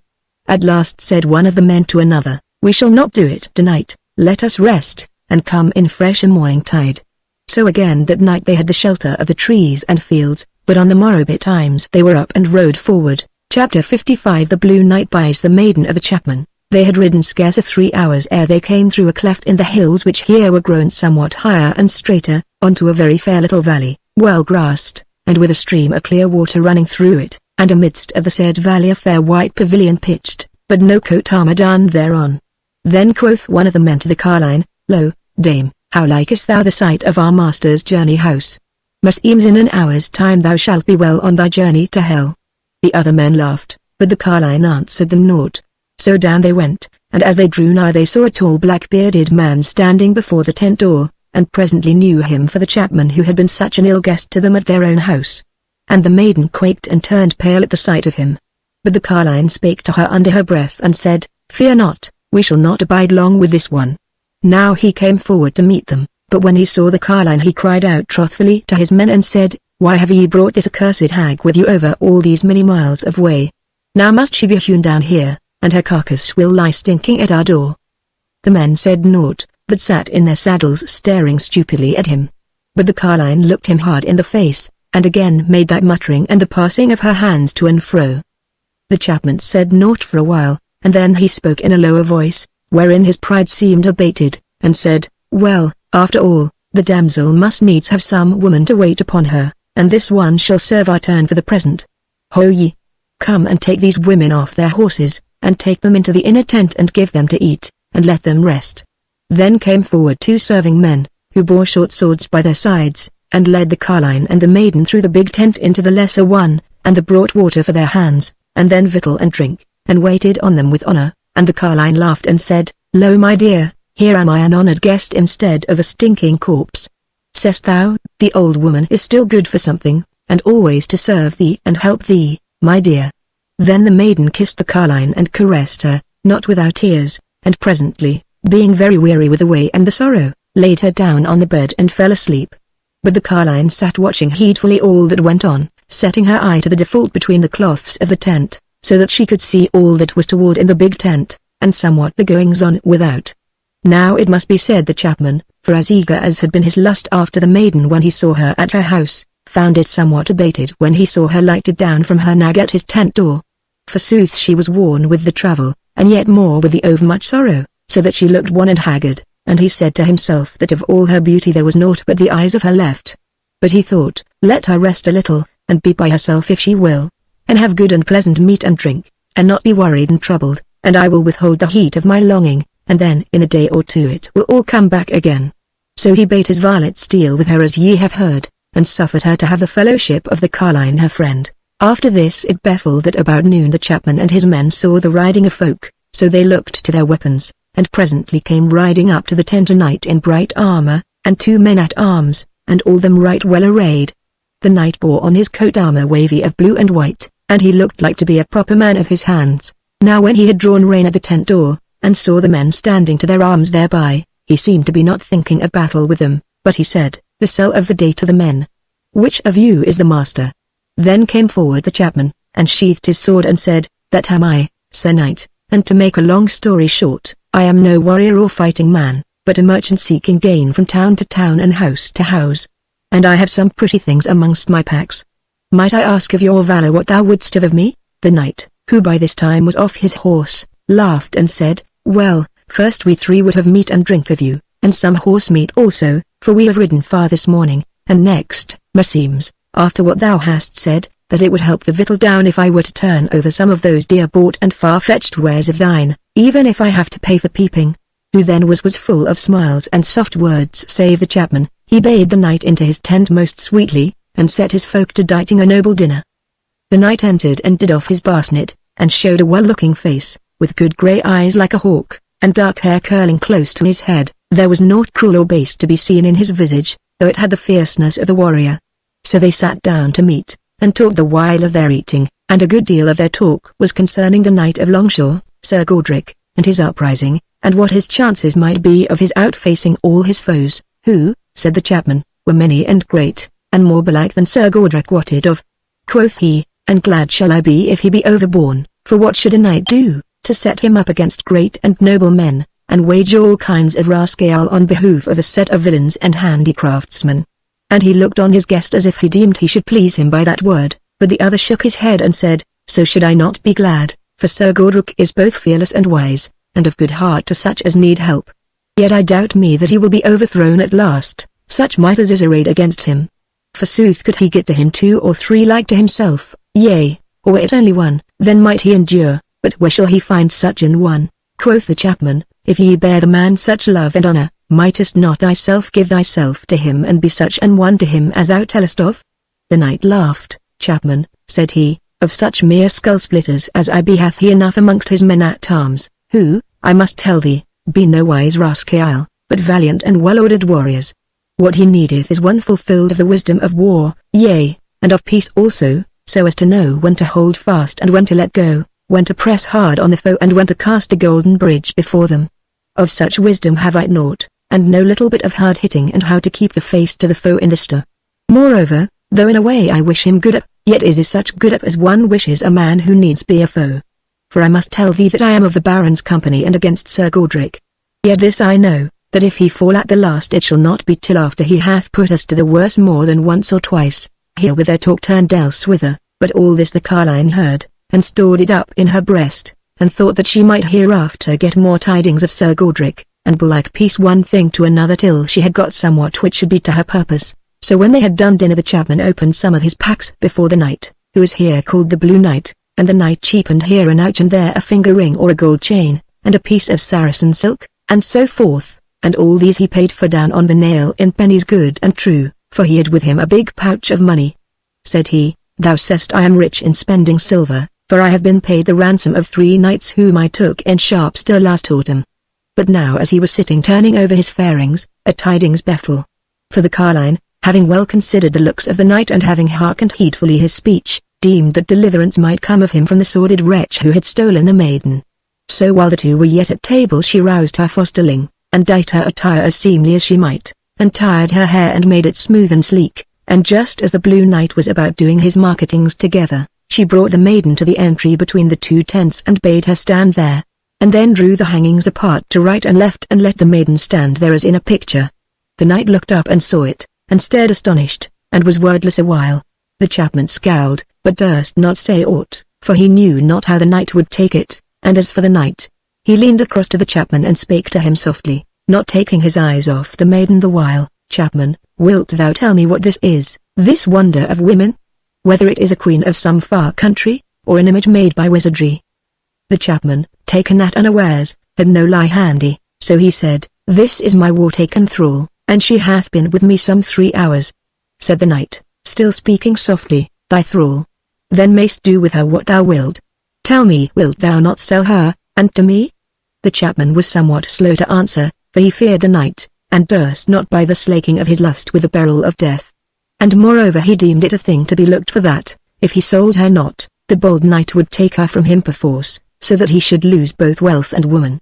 Again, it came into his mind that if he sold her he might yet take an occasion to steal her again, so he said in a surly voice, I took her not to sell her again, but to keep her and make her one of my household. Yea, said the knight, and wilt thou bring her to the church and wed her before the priest with ring and book? The chapman answered naught, and the knight held his peace a while. But presently he spoke to the maiden kindly, and said, Sweet maiden, wouldst thou draw nigh to me, for I would speak with thee? Then she left the fold of the tent and came and stood before him with no fear in her eyes. Said the Blue Knight, Tell me, fair damsel, is it true what this man says, that thou art his war-taken thrall? Said she, 3 days ago I was stolen from mine own home by this man's servants while the stout men of my folk were in battle with a sort of others who had fallen on our land. How might we defend us, 2 weak women against 3 weaponed men? Wert thou thrall or free before that day, damsel? Said the knight. She flushed red, and said, Never has there been an unfree man of our blood for generation after generation. Said the knight, Now thou art here in this man's tent, wilt thou go with him freely and of thine own will, if he swear to thee to take thee into his household and deal honestly by thee? She reddened again, But he will not deal honestly by me, lord, she said, and never will I go with him uncompelled. How knowest thou that he is not a true man? Said the knight. Fair sir, she said, hast thou looked in the face of him? Look now with what eyes he is beholding me. The Blue Knight was silent a while, then he said, but halted in his speech, And with me, wouldst thou go with me of thine own free will, if I swore to deal with thee in all honor? Yea, she said, or without the swearing if thou make me the same offer after I have said a word to thee, to wit, that there is a young and goodly man whom I love, and he me again. And now I have lost him, and know not how to come to him, but I will seek him the world over till I find him, and he me, and if I find him not, then never shall I come into any man's arms in this world. What sayest thou now? The knight rose up and walked to and fro a while, casting a look on the chapman every now and then. At last he came to the maiden, and said to her in a low voice, I make thee the same offer, and will swear to thee on my father's sword, which here is. She looked on him, and the tears came into her eyes, nor forsooth were they very far from his. But she said, This goes with it, that thou take along with thee my foster mother, who is hereby, and suffer her to be ever with me if I will. That is soon said, quoth he. Then he sat her down in his chair, and said, Fear nothing, I will see to this matter straightway. Then he turned to the chapman, who sat scowling on the maiden, and said, Now, chapman, wilt thou sell me thy thrall as thou hast sold me those pretty things? The other answered him not a while, and the knight said, Nay, it avails naught to draw faces at me, one way or the other the thing can soon be settled. For look to it, that thy war-taken thrall may be mine by the same title. There are weapons enough hereby, and ye are 5 and we 3, and thou shalt arm thee, or I will unarm me to my kirtle and my sword, and then let us out onto the green and fight for the maiden. The chapman said, I see thou wilt take her perforce, so give me her price, but take heed that I sell her not uncompelled. And thou who hast eaten and drunk with me, I would I might vomit up thy victuals, said the knight angrily, for then I knew not that it was that I went to carry off free women from their houses while other folk were fighting. But I will have no more words with thee, save this, that thou shalt sell me also 2 of thy nags, that we may all ride and be away hence the speedier.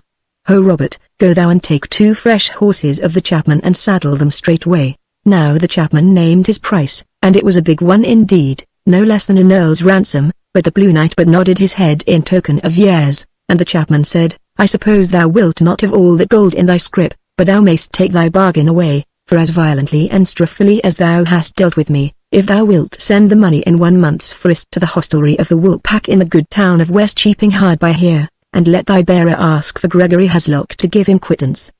But for thine ill dealings with me I shall give thee no quittance, but shall watch my turn to do thee a service. The knight said all shortly, I shall send thy money as thou biddest, and then turned away from him, and took the maiden by the hand and led her out of the tent, and the carline followed them. So they gat to horse and rode their ways. But so it was that the carline rode the last of them, and when they were gone but a few yards the chapman ran to the tent door with a bent bow in his hand and an arrow notched to the string, and drew on the said carline, who was but some 10 yards from him by then. But, whether it were the caitiff's evil shooting or the carline's wizardry, ye must choose between the two. The arrow flew wide of the mark, and the carline laughed merrily as she rode along. Thus were those two quit of this felon for that time. Chapter 56. The Blue Knight talks with the maiden by the way. The Blue Knight rode beside the maiden, and it could be seen that in all ways he would take care of her and give her honor, but he was few-spoken at first, nor for a while had she much mind to speak. But after a little she looked on him aside, and seemed to think that he would be fain were she to cast a word to him. And she herself was grown of good cheer now, for she deemed herself delivered from captivity, and, however it were, she trusted in this man's good faith and kindness. So she asked him some simple question about the way, and he started when he heard her voice, but turned and answered her frankly, and seemed as if he had liked it better if he might have made more of it. Then she said, "Fair sir, thou hast not yet told me whither we be going." "Nay," he said, "that is true, and heedless it was of me, and I pray thee pardon me. We be bound for the castle of Brookside, which is my chiefest manor house, though no great things. But we shall not be there tonight, nor for many nights. Now if thou ask me what we shall find there, I shall tell thee that beside the serving men and a few men-at-arms and sergeants, and 3 squires, thou shalt find little save my mother there, for I am unwedded as yet." At that word the maiden fell silent again, for she was wondering what like would be the knight's mother, and what days she was like to make for her. But presently she set all that aside, and fell to ask the knight of other matters, such as the fashion of the countryside and the ways of the folk round about his castle, and freely he answered to everything, and so at last began to ask her concerning her land and folk, and her way of life, and she told him of all freely. But no word did she say to him of the man whom she loved, nay, when the talk seemed drawing near to such a point that it seemed he must be told of presently, she would break off and hold her peace straightway. Neither did the knight say aught, nor ask her wherefore she went not on with her tale, but let speech be till the spring thereof began to run again of its own will. Thus then they wore the day, riding through a fair country of husbandry, not very thickly housed. None meddled with them, till at sunset they came to a goodly grange walled and moated, and the Blue Knight said, "If we take not harbour here we shall have to lie out in the field, for we shall fall in with no other house till the night is well deep." Therewith he rode up to the door and lighted down, and so did they all, and there came forth a tall and somewhat goodly man of some 50 winters and bade welcome, Sir Mark. And without more ado they entered the hall, which was fair and big and well plenished. Presently they were feasted by the goodman and his sons and his folk, for Sir Mark the Blue Knight was well known to the said goodman. In due time with all the maiden was shown to a fair chamber well hung and with a good bed therein, wherein she slept sweet without dreams. So was the ending of that day better than the beginning. They took to their road betimes on the morrow, and 2 of the goodman's sons and 3 of his men rode with them, well armed, for though this was a peopled part, yet whiles others rode therein. But on the way the Blue Knight excused him to the maiden for suffering this seeking of his army, and he said, "Say'st thou, lady, were I with my 2 lads here, or even were I riding bird alone, I would have bidden these 5 good fellows abide at home, but I fear for thee, lest the fewness of our company should draw on this rascal to come within smiting distance, and then who knows what might betide? For a chance stroke might do all the scathe at once, and make me an unhappy man till the end of my days." She smiled on him friendly and said, "Sir Knight, there is no need to excuse thee. Trust me, I am nowise greedy of battle, and thank thee heartily for thinking of me." The knight made as if he would have said something which would not come forth out of his mouth, and he turned very red, and so rode, but presently drew rein, and bade the others ride on and he would catch up with them. So they went on, and the maiden would have ridden on also, but he said, "I beseech thee to abide with me, for I have a word or 2 to say to thee before we get on with this day's journey." She looked on him wonderingly, and was somewhat abashed, but turned to hearken to him. And he said, not speaking very glibly, "Thou thankest me for thinking of thee, but meseems I have nowise thought of thee enough. I have told thee that we be riding to my house of Brookside, but now I will ask thee if thou hast will to go thither." "Why not?" She said, "I deem not by thy looks and thy speech that thou wilt be hard or cruel with me, or do me wrong in any wise, or suffer others to do so." "Nay, by Allhallows," said he, "but this I ask. Tell me right out if thou hast any will to go back to thine old home in the dale. I beseech thee to tell me thy mind hereon, and if thou longest to go back, then will we turn bridle at once and seek to the stead where thou wert born and bred, and there will I say farewell to thee." "For what?" "It may not be for ever, I shall ride to see thee once and again, I promise thee." Now the maiden flushed red and the tears gathered in her eyes, and she looked piteous kind on him, but she said, "Thou art kind indeed, but that farewell in the dale needeth not to be, for I have no will to go back home. Such an errand is laid on me that hath made me homeless now, for I must go seeking that which is lost, it may be, wide over the world, and if thou wilt shelter me a while in Brookside Castle I shall thank thee and bless thee as scarce a man hath yet been thanked since earth was new. The knight hung down his head, but presently he raised it, and heaved a sigh as if a weight were lifted from his heart, and he said, Let each of us take what content may be in the passing days. Then he shook his rein, and they both sped on together till they caught up with their company. That night they harboured at a husbandman's cot, where was no room save for the two women, and the men lay out under the bare heaven, but all was done that might be for the easement of the maiden. The Franklin's folk rode on with them on the morrow, and whereas they must needs went a somewhat thick wood the more part of the day, they rode close, and hid the maiden in their midst, while the Blue Knight went the foremost of their company, and was as wary as might be. So whatever strong thieves might have been lurking under cover of the thicket, they adventured them not against so stout and well-ordered a company, and they all came safely through the wood into a fair grassy valley some little time before sunset. But though the pasture was good there and the land well watered, there were no houses within sight, for it was overnight to the wood for folk to venture their goods, yea and their lives, by dwelling in neighborhood to such ill men as haunted the thickets of the forest. Wherefore this night all the company, women as well as men, must needs forego lying under rafters, albeit they dight some kind of tent within what cloths they had for the maiden and her fosterer. The fourth day, as they rode the grassy fair valley, as it was noon, they saw somewhat to love the riding of another company, which they deemed to be more than they. So they looked to their weapons and rode on steadily, but without haste, lest the others might deem they were fleeing them. So the others, when they had well espied their demeanour, passed on without meddling with them, and well nigh the whole valley could be ridden, so there was naught to drive them to meet side by side in a straight road, wherefore they came not very nigh, but yet nigh enough to know the newcomers for such as would be evil wayfellows to any whom they feared not. As it was, the Blue Knight and his drew rein and turned a little toward them as they went by, to show that they feared them not, and Sir Mark rode forward before his folk and abode them with a sword in fist. But the newcomers did naught but set up a yelling and jeering, and rode on their way not over slowly. 3 hours thereafter they saw, a little mile aloof, a fair white house garnished with towers on a knoll, round about which ran a little river. So the maiden, who was now again riding close beside the Blue Knight, asked him if that were Brookside, and he smiled and said, Nay, my house is still 5 days' ride away, but this house, which hight warding know, is the house of a friend, and there shall we have good guesting, whereof I rejoice for thy sake. Then he was silent a while, and said thereafter, Tell me, lady, doest thou wish those 5 days over? Nay, she said, it is little matter to me where I am, and to say sooth, this riding through the fair land likes me well. He sighed and said, yet slowly, Well, for my part one would that the 5 days were 50. Why? She said heedlessly. He reddened and said, I must needs tell thee since thou askest me. It is because I have got used to seeing these men and thy carline about thee, neither does it irk me to see the folk that give us guesting gazing on thee or speaking to thee. But when he come to Brookside it will be all other than that, for there will be the folk all about, and some belike will make friends with thee, and there will be my mother. And look you, all and each of these folk shall have as much part and lot in thee as I shall have. Now, art thou angry that I have said this? Nay, she said, and knew not what more to say. And she looked at him covertly and saw grief and torment in him, and she was sorry for him. But within herself she said, Woe's me! And how long it shall be belike ere I meet my beloved. Chapter 57. They come to Brookside. They were not long ere they were before the gate of warding know, and the master thereof standing over against them, bidding them a free and fair welcome. He was well on in years, more than grizzled, but a stout and stark knight. He hight Sir Alwyn. He embraced Sir Mark as he got off his horse, for they were dear friends, and then looked keenly on the maiden, and took her by the hand and led her in and treated her with all honour.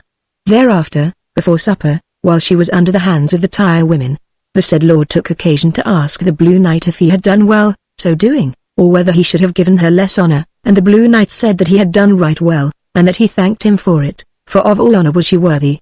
Now the maiden sat at table beside the lord and Sir Mark, and hearkened their talk, which at one time ran much upon that great captain of war whom they called Sir Godric of Longshore.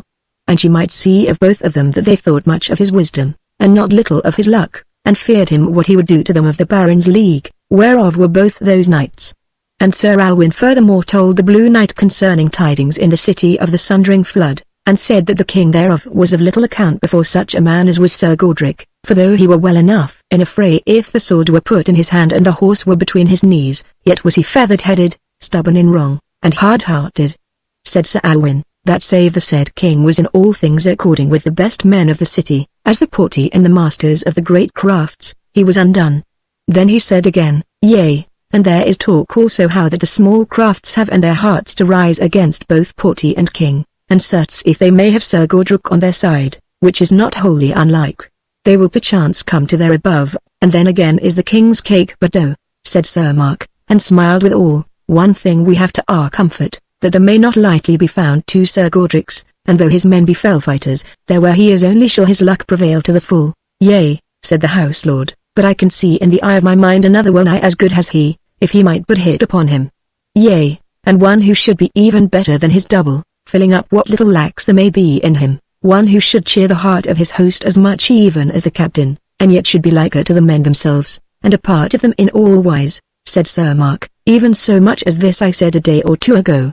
Yet scarce is such an one found by seeking. Sooth is that, said Sir Alwyn, but such like haps drift toward the lucky. So the talk thereof dropped down in a while, but the carline, who had been shown to a good seat not far off, heard all this, and said to herself, I wonder if this old knight is somewhat wise of foresight, for surely along the same road wendeth my mind.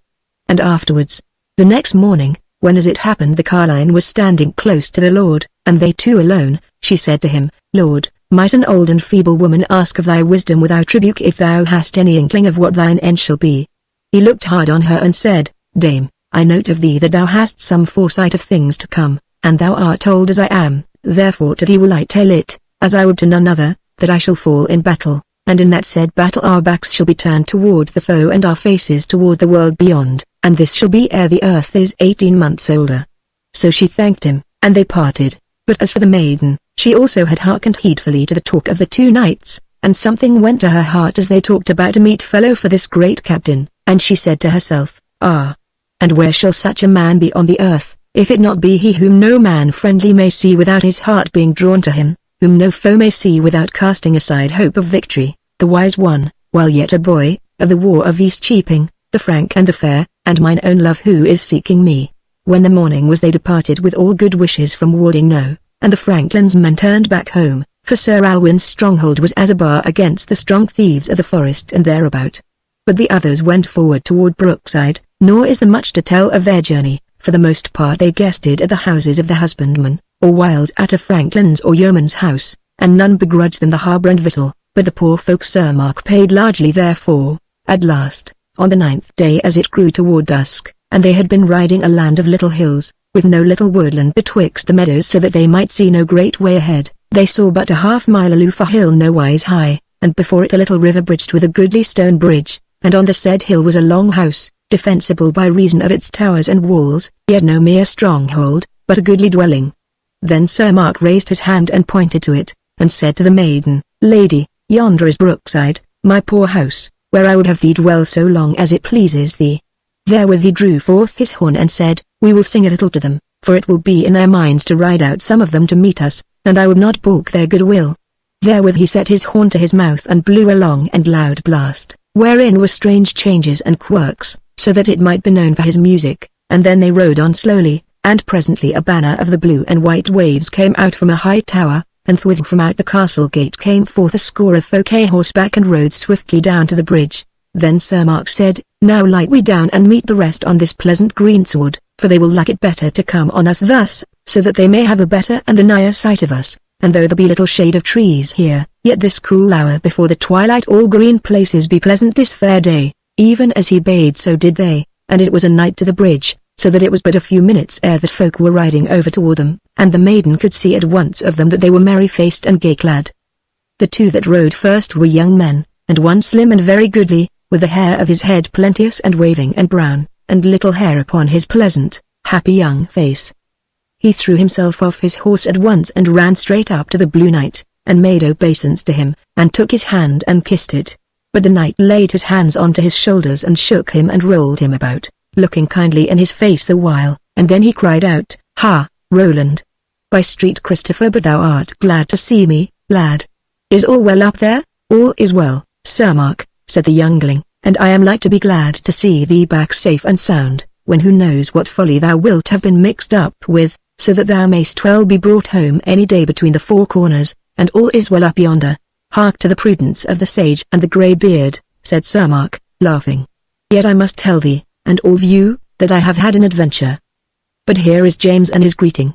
Now this was the other young man, who got off his horse in less haste and came up slower to his lord, and as he went cast an eye on the maiden, who had risen up to meet the newcomers and was standing there simply and somewhat shyly, and the young man beheld her. He blushed red and cast his eyes down. He was not so fair a youth as the other, tall and stark, red-haired, the hair cut short to his head, yet no ill-looked man neither, grey-eyed and firm-lipped.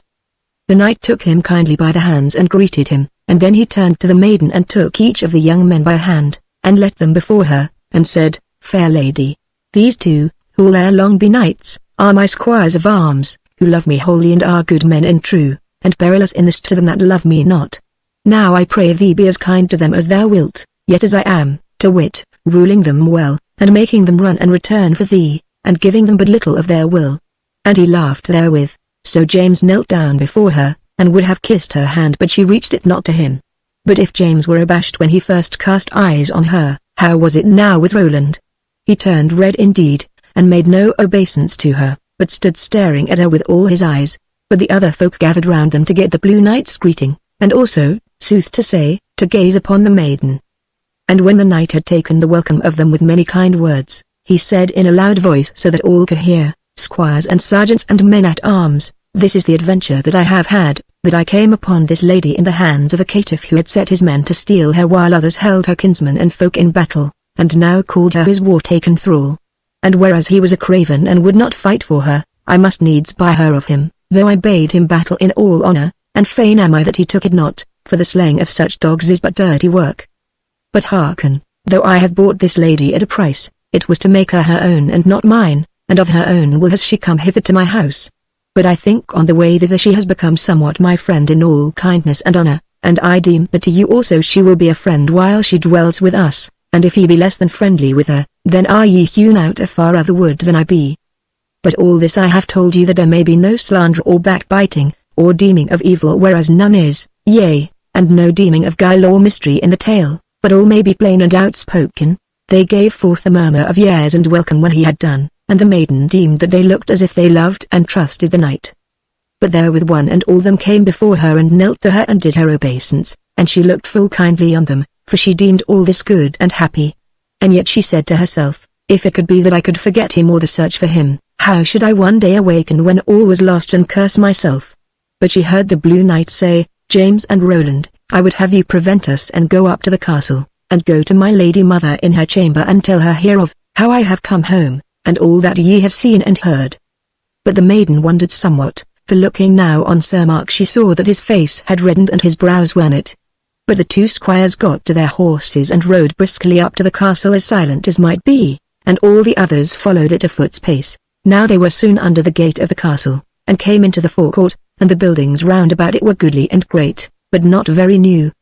There were a many weaponed men in the said court, all come together to welcome their lord and his fellowship, and they clattered their spears on their shields, and tossed their swords aloft and shouted, so that the maiden's eyes glittered and her heart beat quick. But when they were off their horses, straightway Sir Mark took the maiden by the hand and led her into the great hall, and all that folk followed flock meal. Long was the said hall and great, but not very high, and its pillars thick and big, and its arches beetling, and that the folk loved better than flower-fair building, for very ancient it was and of all honor. Ancient with all its adornments, and its halling was of the story of Troy, and stern and solemn looked out from it the stark-woven warriors and kings, as they wended betwixt sword and shield on the highway of fate. Chapter 58 Peaceful Days in the Castle of Brookside. Now the knight led the maiden up to the dais, and thereon were squires and priests and ladies, for Sir Mark's mother was there, sitting on a very goodly chair beside his seat of honor, and when these two came onto the dais the said lady stood up to meet them, and put her arms about the knight's neck and kissed him. Then she turned to the maiden and said, Thou also art welcome, and thy follower the old woman, since my son hath bidden you to the house which is his own. But look to it that thou be obedient to him, and take more heed of his honor and his welfare than thine own welfare. Then shall I give thee what honor thou art worthy of, and thou shalt find in me a well-willer. So the maiden knelt before her and kissed her hand, but the lady looked no more on her, but on her son. She was a tall and goodly woman of some 55 winters, hawk-nosed and hawk-eyed, dark-haired, and her hair waved as the coat armor of the house.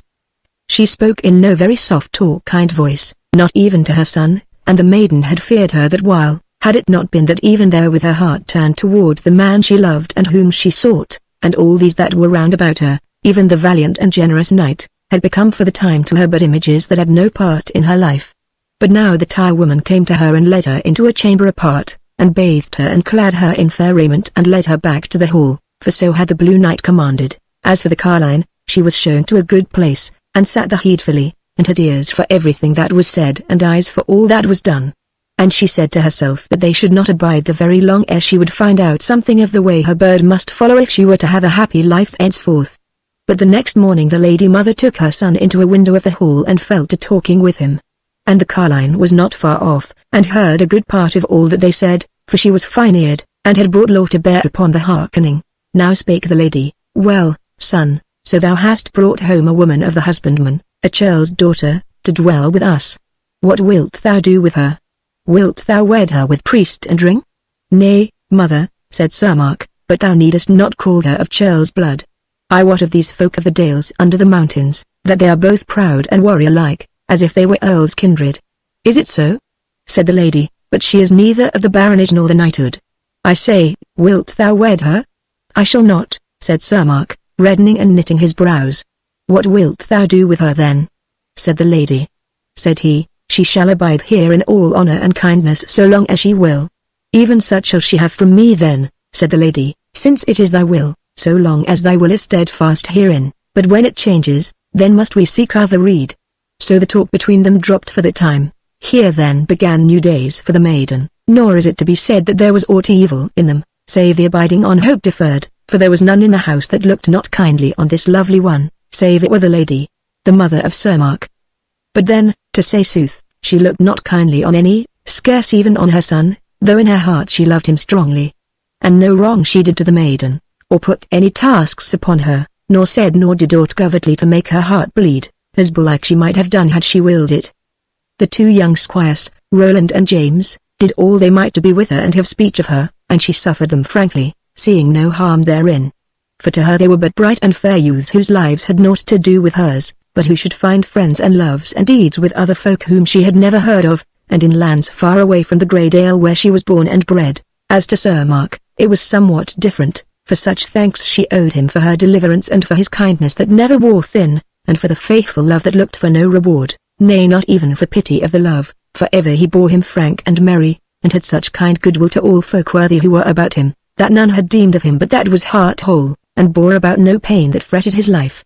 So much she owed him, I say, yea and was glad to owe him, and so fain she was to hear and see this friend, that scarce might she think of her life on the earth and he not a part of it in some way. So wore the spring and summer, and all seemed at peace about Brookside, and many merry days did the maiden and the carline share in, as riding in the meadows and woods with hawk and hound, and feasts in the fair land further aloof, and the midsummer and Michaelmas markets, which were held in the meadow betwixt the castle and the township of Brookside, and a riding more than 2 or 3 to the cheaping town of that country side, which was some 5 leagues distant and was a good and plenteous town. Withal a many folk came a-guesting to the castle, knowing it to be a guest-kind house, as pilgrims and chapmen, and knights and men-at-arms riding hither and thither on their errands, so that it was no unlikely place to hear tidings of the countries and kingdoms. Chapter 59 Tidings of Longshore and of the hosting of the Barons' League. But when the aforesaid Michaelmas market was, great recourse was there of far-travelled and wise men, and the carline set herself diligently to learn all she might of such like folk. And she had wherewithal to buy wares of likely chapmen, and to treat men-at-arms and others to wine and banquet. For she had brought away with her a marvellous collar of gems, which the maiden owned, and which, as she said, was the gift of the dwarfs, and the maiden consenting thereto, the carline had sold 3 gems from the said collar, so that they lacked not money.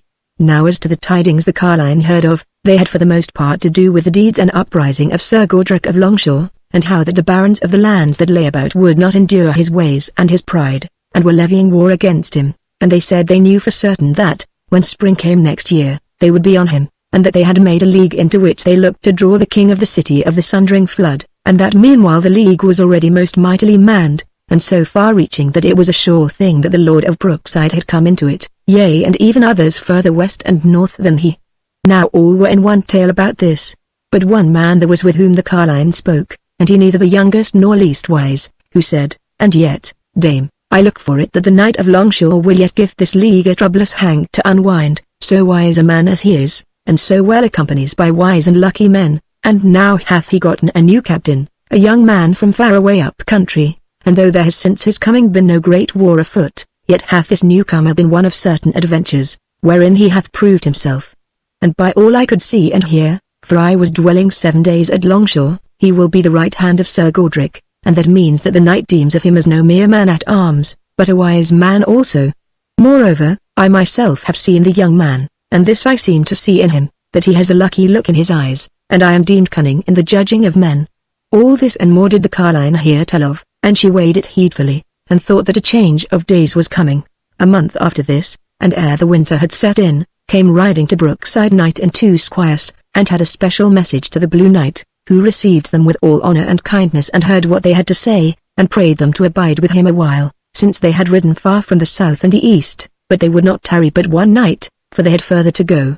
When they were departed, Sir Mark made no secret of their message, which was that the hosting of the Barons' League would be in such place, east of the water and far to the south, a month before Merry Mass of next year, and they prayed him to be leal and true to the League, and gather to him what force he might, as well armed and formed in all ways as could be done. But he answered that he was already there too, and should do his devoir to the uttermost of his power. When the maiden heard this she was troubled, and asked him what he deemed of the chances of the war, and he said, "Lady, this is what we were talking of with the Lord of Warding know that other day, and I must tell thee, though I shall go to the hosting merrily and expend me that to the utmost, yet I deem that they be the luckiest who may keep them out of this strife, as I may not. Yet," said she, "be they not mighty men, these barons? And all men say that their league is well knit together, so that at the worst, they overwhelm not the knight of Longshore. They may hold them well against him." "Lady," said he, "by my deeming, if we crush not this valiant man utterly he will scatter us. He is not such a man as, if he have any force left, may be held aloof, as a man will hold a fierce sheepdog with a staff till the shepherd come.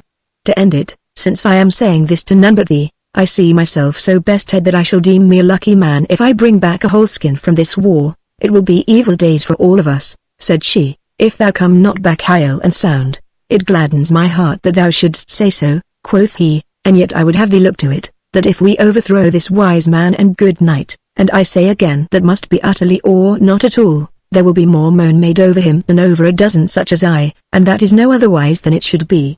Said she, "I would thou wert with him and not against him." The knight said kindly, "Dear maiden, thou must not say such words to me, for thou knowest that my part is chosen by my own will."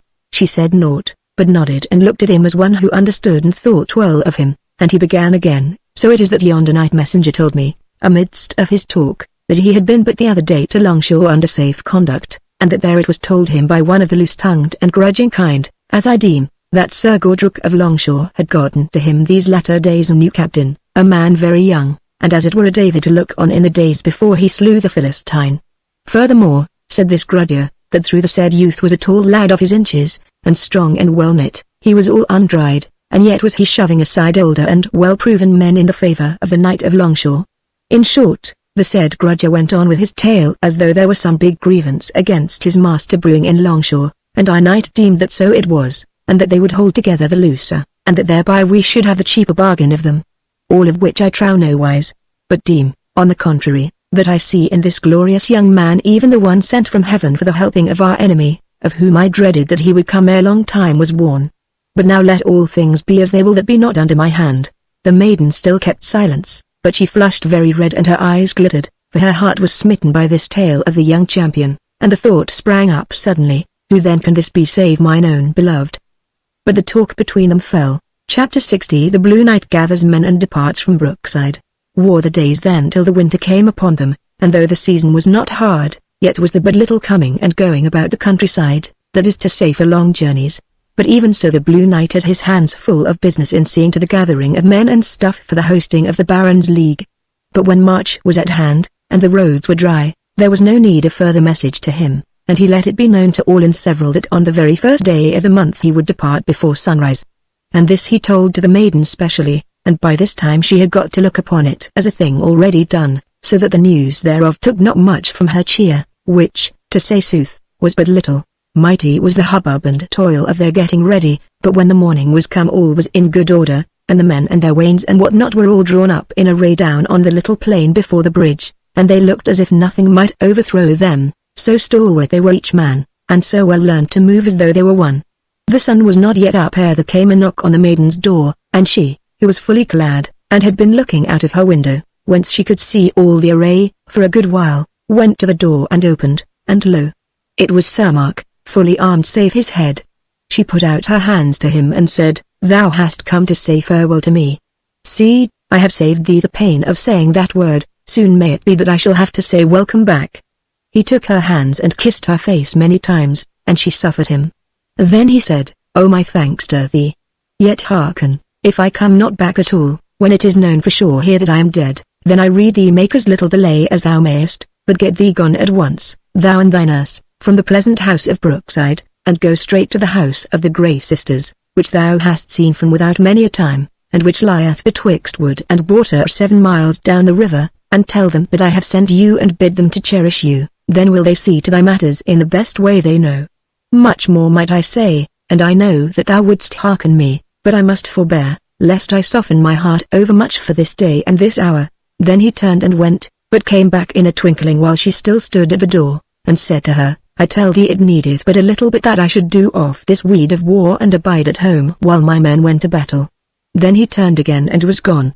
But the maiden went to the window weeping thus to lose her friend, and the carline came to her there, and they looked forth, and beheld the knight ride down to his men. And then all the array shook and clashed, as they shouted for joy that their captain was come amongst them, and there were the 2 young squires, gay and bright in their broidered surcoats, and they fell into their places beside the lord, and Roland bore the wavy banner.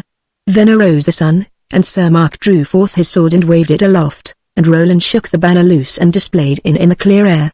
The horns blew up, and the whole band of them got onto the bridge and went their ways toward the place where the road to the south and the east turned off from the northern road.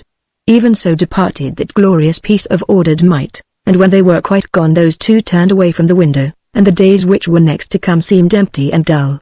But the maiden told the carline all that the Blue Knight had said to her about fleeing straightway to the Grey Sisters if he himself should fall in the war, and the 2 looked at each other a while, and each knew the thoughts which were in the other's heart, and which each left unspoken, to wit that Sir Mark feared his mother's pride and malice, what she might do if he were no longer there to refrain it, yea, and she seeking some outlet to her grief and solace for it in wrath and cruelty. Chapter 61 The maiden and the carline flee to the Grey Sisters. Now wore away the days of March, and all was peaceable.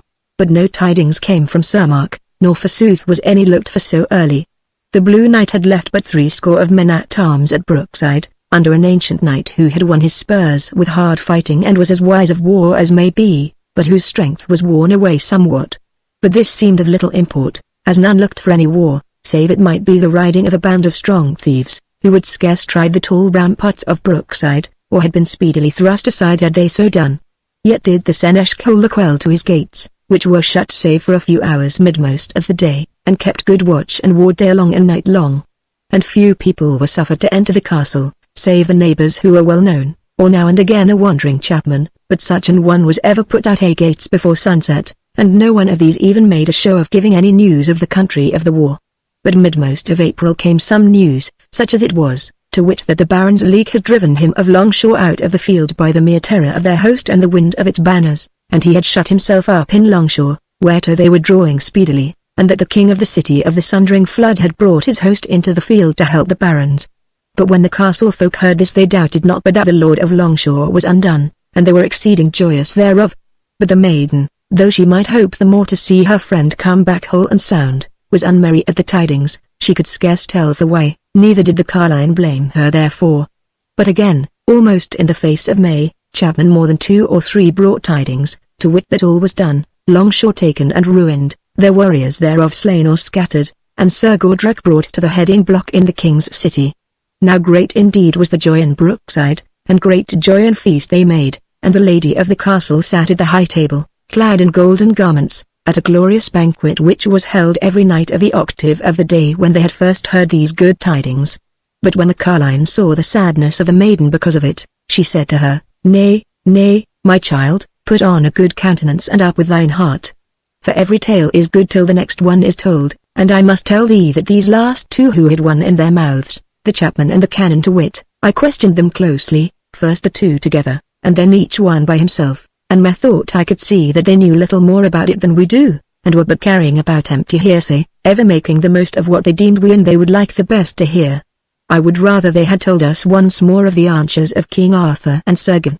The maiden smiled at her word, and her heart was lightened, for it pleased her not to think that this good knight, Sir Godric, whom her friend had so bepraised to her, should have been overcome and led to death by his foemen. Now after this they gat no tidings of any account till May was well on, and then none at all a long while, till at last June was come, and folk about the castle were getting fearful, lest something untoward had befallen. At last, on a hot and dry afternoon of June, when the carline and the maiden were together and had gotten leave to be without the gate, they saw a horseman come riding from the wood on the other side of the gate, with his head turned toward the castle, and then another, and then two more. And as they drew nigher, they could see that these were gaunt and tattered and in evil array, and they rode very slowly. And those two beheld them, and saw that no more came, and they wondered what they were. But at last, when they were close on the bridge, they saw only too well by the rags of their array and by the faces of two of them, whom they knew, that these were men-at-arms of Brookside. And the women stood still astonished and wist not what to do, and the men also drew up to them and then abode, and one, he whom they knew the best, spake to them in a harsh voice and said, God knows we have striven hard to save our lives this long while past, that there might be one or two left to tell the tale. But now it is not so sure but that they will slay us for coming home alive. But we heed not, for we be foul like beasts and hungry like beasts and weary like beasts. Let the beasts pass who were once men of Brookside. Poor men, said the maiden kindly, you need not wound your lips by telling me the tale, for I know it, to wit the others are all slain and perished, and that your lord fell with all valiance in the heat of the battle. Oh woe is me for my friend. And she wept, but the man stared at her wildly, as if he were astonished to hear the unused sweetness of her voice. But she said, come now, and let me lead thee to thy fellows, maybe they will be astir now. So she put her hand on his bridle to lead him, and he followed without nace, and the others after him. And they passed in under the gate, and by this time there were a score of more folk in the court, for they had seen the riding of men from the walls or windows. But lo, now the maiden, when she looked about for the carline, might see her nowhere. But even therewith came one man and another thronging about those runaways, and some crying out, tell all, tell at once, and blubbering outright, bearded men though they were, and some standing stock still and staring straight before them in the extremity of their overthrow. And amidst of all this the maiden was shoved aside and swept out of the way, till presently she felt a hand laid on her shoulder, and found it was the carline, who spake, come out now amidst all this hubbub ere someone think of it to shut the gates. Come speedily. And they came outside the gate, and found none there, but two horses, and saddle bags and a pack upon each. And the carline said, mount now, and we will go as thy dead friend bade us, for none may stay us now, and these horses are our very own. Now will we ride away. Tonight it may be as far as the Grey Sisters, but tomorrow further. Chapter 62. They fall in with 3 chapmen. Now when the next day was, the Lady of Brookside sent a half-score of men-at-arms to the house of the Grey Sisters, and bade them give up to them the carline and the maiden, if they had them there. But the sisters said that they had come to them indeed the night before and had slept in their house, but had gone on early in the morning, and when the men asked what road they had taken, they said they had gone north, and were minded for the uplands and the mountains. So the men-at-arms made no delay, but turned and rode the northern way, diligently, and put their horses to it all they might, and they rode all that day and part of the next, but rode they fast or rode they slow, it was all one, for they came across neither hide nor hair of those twain, and so must needs come back empty-handed to Brookside. And when they told the lady hereof, she fell into a cold rage, and cursed those twain for their folly and thanklessness, and said now that they had missed all the good which she had in her heart to do them since they had been such close friends to her dear son, late murdered. But however that might be, the carline and the maiden never saw Brookside again. Sooth to say, it was by no means north that these twain rode, but as near south as might be. The sisters were good to them, and gave them each a gown such as their lay sisters wore, for they said that so arrayed they would be the less meddled with. Thwithal the prioress gave them a writing under her seal, praying all the religious houses to help them wheresoever they came, whereas they were holy women and of good life.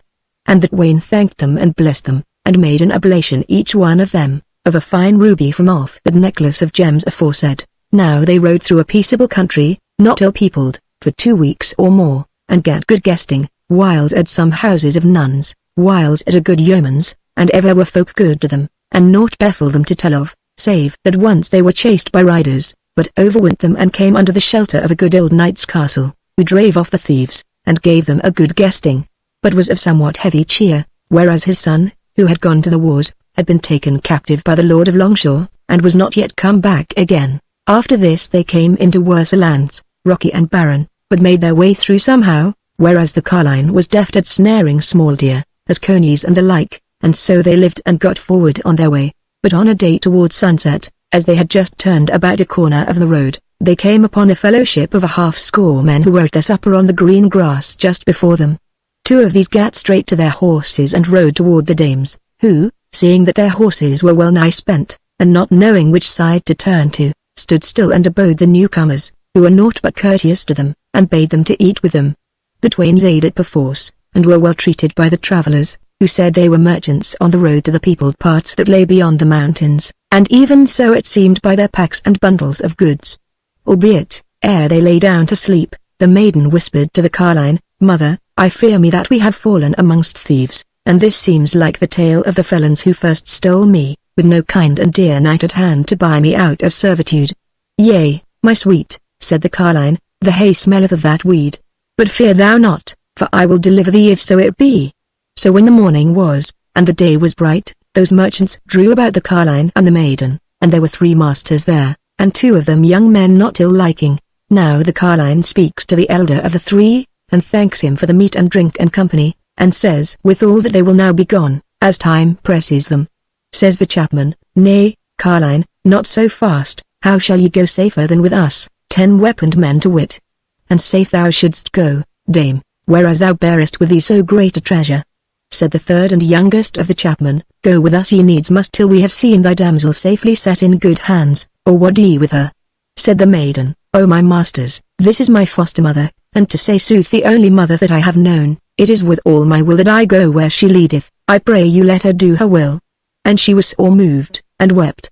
"Let her be, child," said the carline, caressing her, "if these lords are fain to be our guides and guards, let us thank them kindly for it and go with them joyfully." The chapman looked keenly on her, but could see naught amiss in her way of speech, so they trowed in her, and went about their matters arraying them for departure, and right joyous they seemed of the adventure. As for the maiden, she yet wept, and when the carline got to talk to her apart, as was easy amidst all the bustle, the sweetling said amidst her tears, "O my mother, I know not how to bear it, that now after all is done I am to be a thrall, and sold to someone, I know not who. And I shall be hidden away from the quest and the quest from me, so that I shall never see my love again. And even now who knows how sorely he longeth for me." "Nay, my sweetling," said the carline, "hold up thine heart, no thraldom shall befall thee from these men, for I shall most surely deliver thee, but let them first bring us safe toward the edge of the mountains, and, we will, take their false guesting the while for what it is worth, and trust me I shall watch them all the while." So the maiden stayed her weeping, but was shy and timid these days, and her loathing of these thieves of folks' bodies and souls made her downcast. 2 nights after, when they were resting at the day's end, the carline, she hidden in the brake, came across the 3 men contending together in speech, and the words of the elder ending his talk she just caught. 2,000 nobles at the least would the Lord James pay down for her. He hath none like her in the house. Nor will have ever, said the second man. And for my part one will not give her up for my share of a 2,000 nobles. Spake the third thereon, and he was the stoutest built and the gallantest looked of the 3, "Thou wilt not, thou. What sayest thou to me then? The beginning and the end of it is that I will take her to myself alone and sell her to none." "Yea, yea," said the elder, jeering, "and what shall we do?" "Thou shalt give her to me for a price," said the youngest. "Nay, but to me," said the second, "every one of thy pieces can I cover with a piece."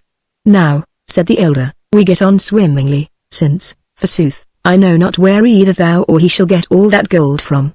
Wherefore now the best thing ye two may do at this present is to fall both upon me, and slay me, and after that ye two can try it out betwixt yourselves, and he who is left can go back to Arcals, who will straightway slay him when they have found the other 2 corpses.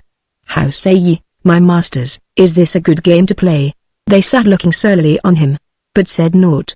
Then he said, "Since this is come above ground, which to say sooth I looked for, as ye are two such brisk lads, and the woman such a pearl of beauty, I bid you this way to take, let us bring her down into the peopled parts in peace and good fellowship, and then go all three before a priest and take God's body at his hands, and pray it may choke us and rot us if we take her not straight to the Lord James and sell her unto him for the best penny we may, and share all alike, even as the honest and merry merchants we be. Ha, what say ye now? Belike they saw that there was nothing else to be said, but as moody they were as moody might be. And to say sooth, the carline deemed that, had it not been for the serving men that would be left over, she might well leave them to slay themselves. But now they went back to their folk, and the carline followed them in a little while. Chapter 63 They escape from the chapman by the carline's wizardry.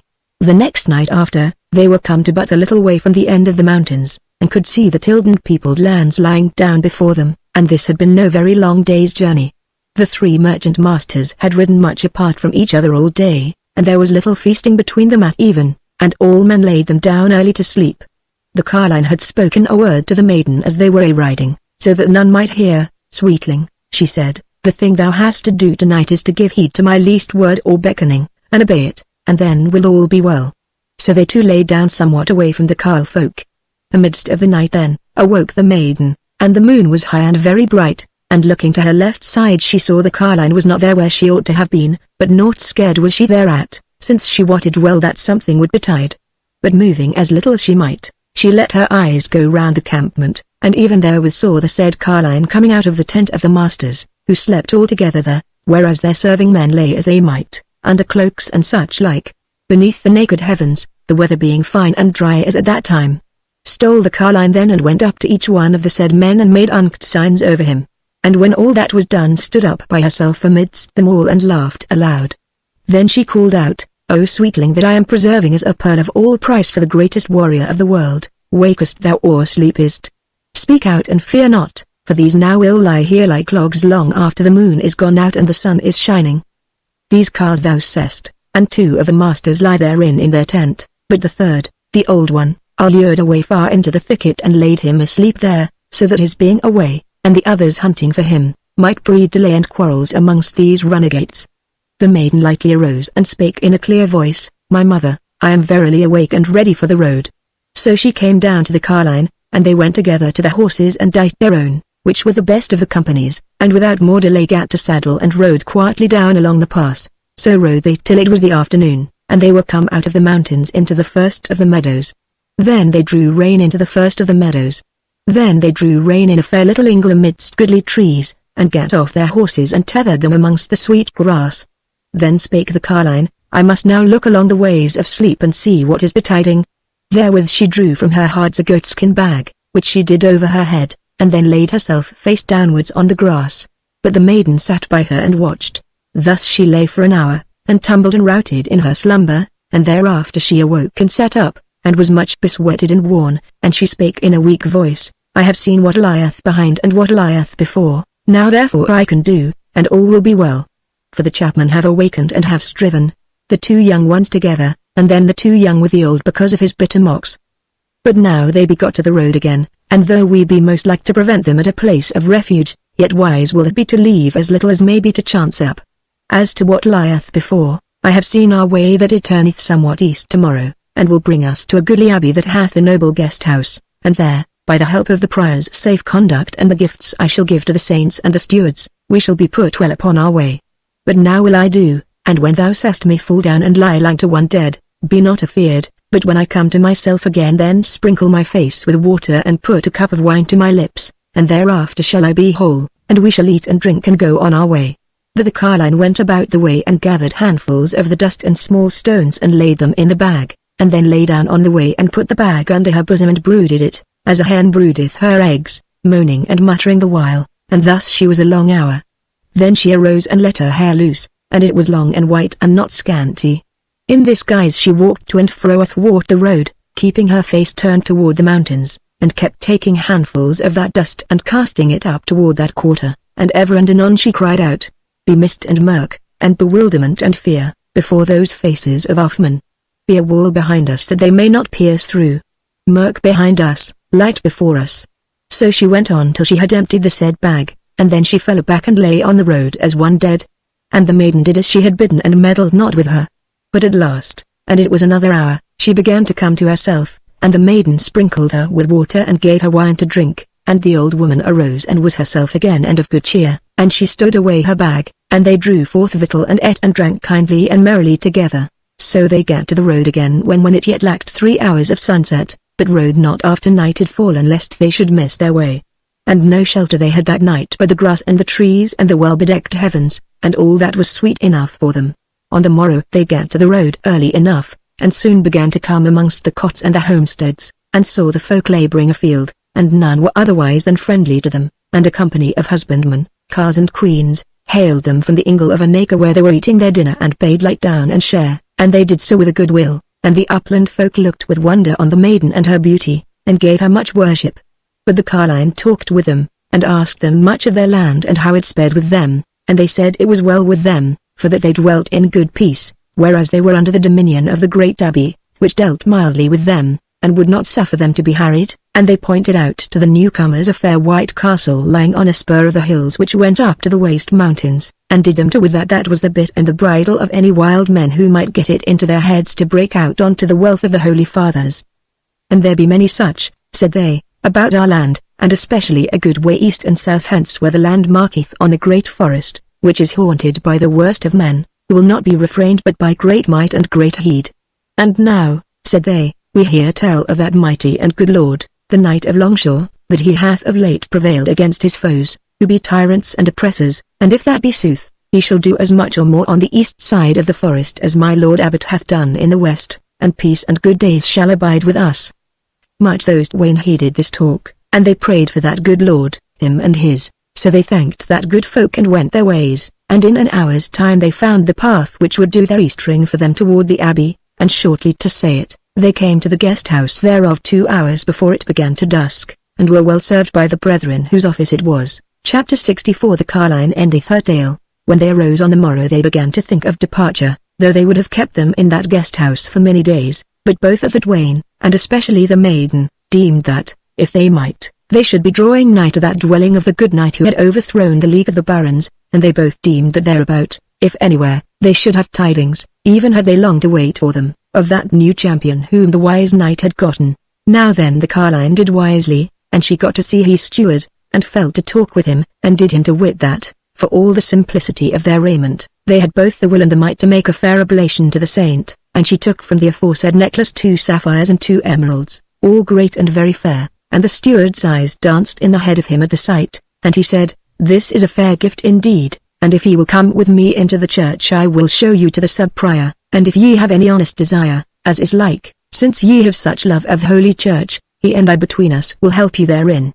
And if not, naught is your time wasted in seeing our church, which is of itself worth a long journey to behold. So they went, well pleased, and when they were in the church they found that he had said naught but the sooth. So many pillars there were reaching up and toward the sky, so nobly wide it was, and as long as it should be. And there were many altars therein, all as well furnished as might be done, and long had it taken any lettered man to have told up the number of histories on the walls and in the windows, wherein they were all as if done with gemstones, and everywhere the fair stories told as if they were verily alive, and as if they who did them had seen them going on the earth and in the heavens. So the two waited the ravished while the steward went to fetch the sub-prior, and brought him presently, a kind and holy man, and humble of demeanour. He spake to them and said, My daughters, it is told me that ye need somewhat of our house in all honesty and holiness. Now when ye have laid your gift on the altar, if ye will come with me and our steward here to the parlour, I will hearken to all ye have to say, and if the thing ye need of us can be done, done it shall be. They thanked him humbly and went and made their oblation, and prayed, and the sub-prior blessed them, and brought them out of the church into the parlour. And there they sat down together. Then the carline opened her budget, and told how they too had suffered from war and rapine, and when they had been delivered from a foul caitiff by a good knight who had cherished them with all honours in his house, and all went well a while, it endured not long, for needs must he go to the wars, and there was he slain, how they, to escape the malice of the mother of the said knight, who was a proud and hard woman, and now that her son was dead neither loved nor feared aught, must needs flee away. But withal, said the carline, even had that good and kind knight lived and come back to us, needs must we have left his house, and his kindness ere long. For this I must do you to wit, says she, that we deem we have a weird and a fortune abiding us, and that through all trouble we shall be brought thereto in the end, and that the said knight's house of Brookside was over far from it. This therefore we ask of you, since ye have shown such kindness unto us as the man of Samaria to him who fell amongst thieves." The sub-prior smiled at her word and said, "Well, dame, neither the priest nor the Levite pass by the poor souls." "Father," she said, "thou and thy house, are ye foes or friends to the knight of Longshore?" The sub-prior smiled. "Friends forsooth," said he, "so far as we may do him any good, but ye wot that we give him no carnal help with sword and spear, yea and little indeed might we give were we temporal lords, so far off as we be from Longshore, and the river and the wood masterless lying all between us. And now indeed we begin to deem that the good knight may yet come to his above, though ere he had given the barons league that great overthrow things seemed much going awry with him. Moreover we have heard of a new champion whom he hath gotten, and who counted for much in that battle with the barons, and well nigh as wise in war is he as the knight himself, say men. But now, my daughters, what would ye with the knight of Longshore?"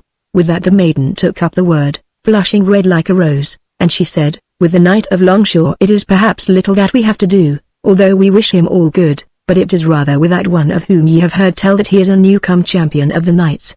The sub-prior smiled withal and said, "But what have ye to do with this champion?" The maiden blushed no longer, but said, "I will tell you the story in as short a way as it may be told. I was a damsel living much all alone by the side of a terrible river, not lightly to be crossed, or indeed not at all. And on the other side of the said river was there a bold lad of about my years, and we fell into converse, speaking together very sweetly each from our own side of the water.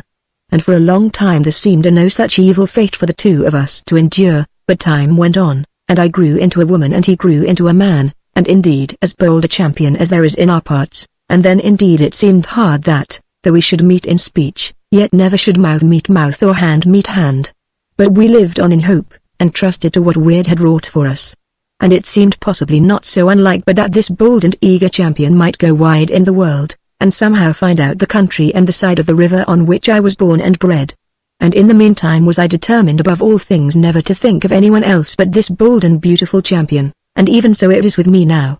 And this good dame here, who is my very foster mother, and is somewhat wise, though I would hope not more so than Holy Church alloweth, has always bidden me to hope to see my champion again, and even so I do. And we both know that it is only amongst the knight of Longshore and his men that he is to be found," quoth the sub-prior, "and when he was found, and ye let him know where ye are, will he come to you, think ye?" "Even so we believe," said the maiden. "Well," said the sub-prior, "tell me what ye would have, and it shall be done for you." Said the carline, "We would come across the water and have guide and guards through the wood masterless to some place where we may dwell alone. Can ye do this much for us? And we shall be well willing to pay with such like gems as ye have already seen of ours for such a small house." "Well," said the sub-prior, "that may well be, and tomorrow morn, if ye will take the whole thing on your own heads, I will send you down to the ferry that lieth betwixt us and a house of friars on the further side of the water. And a writing from us these good brothers may find you some such dwelling in the wood masterless as ye seek, and will furnish you with way beasts and guides thereto, but I leave it to you, carline, whether ye do not risk greatly to take such a pearl with you into the place which is peopled by the worst of men." Said the carline, "To tell you the truth, father, I have pieces of wisdom by which I can blind the eyes of foolish men, so that they will see nothing of the delicate beauty of my daughter here." "Well," said the sub-prior, and smiled. So the very next morning it was as the sub-prior said. Two lay brothers brought them down to the waterside, and at parting gave a writing into the hand of the carline.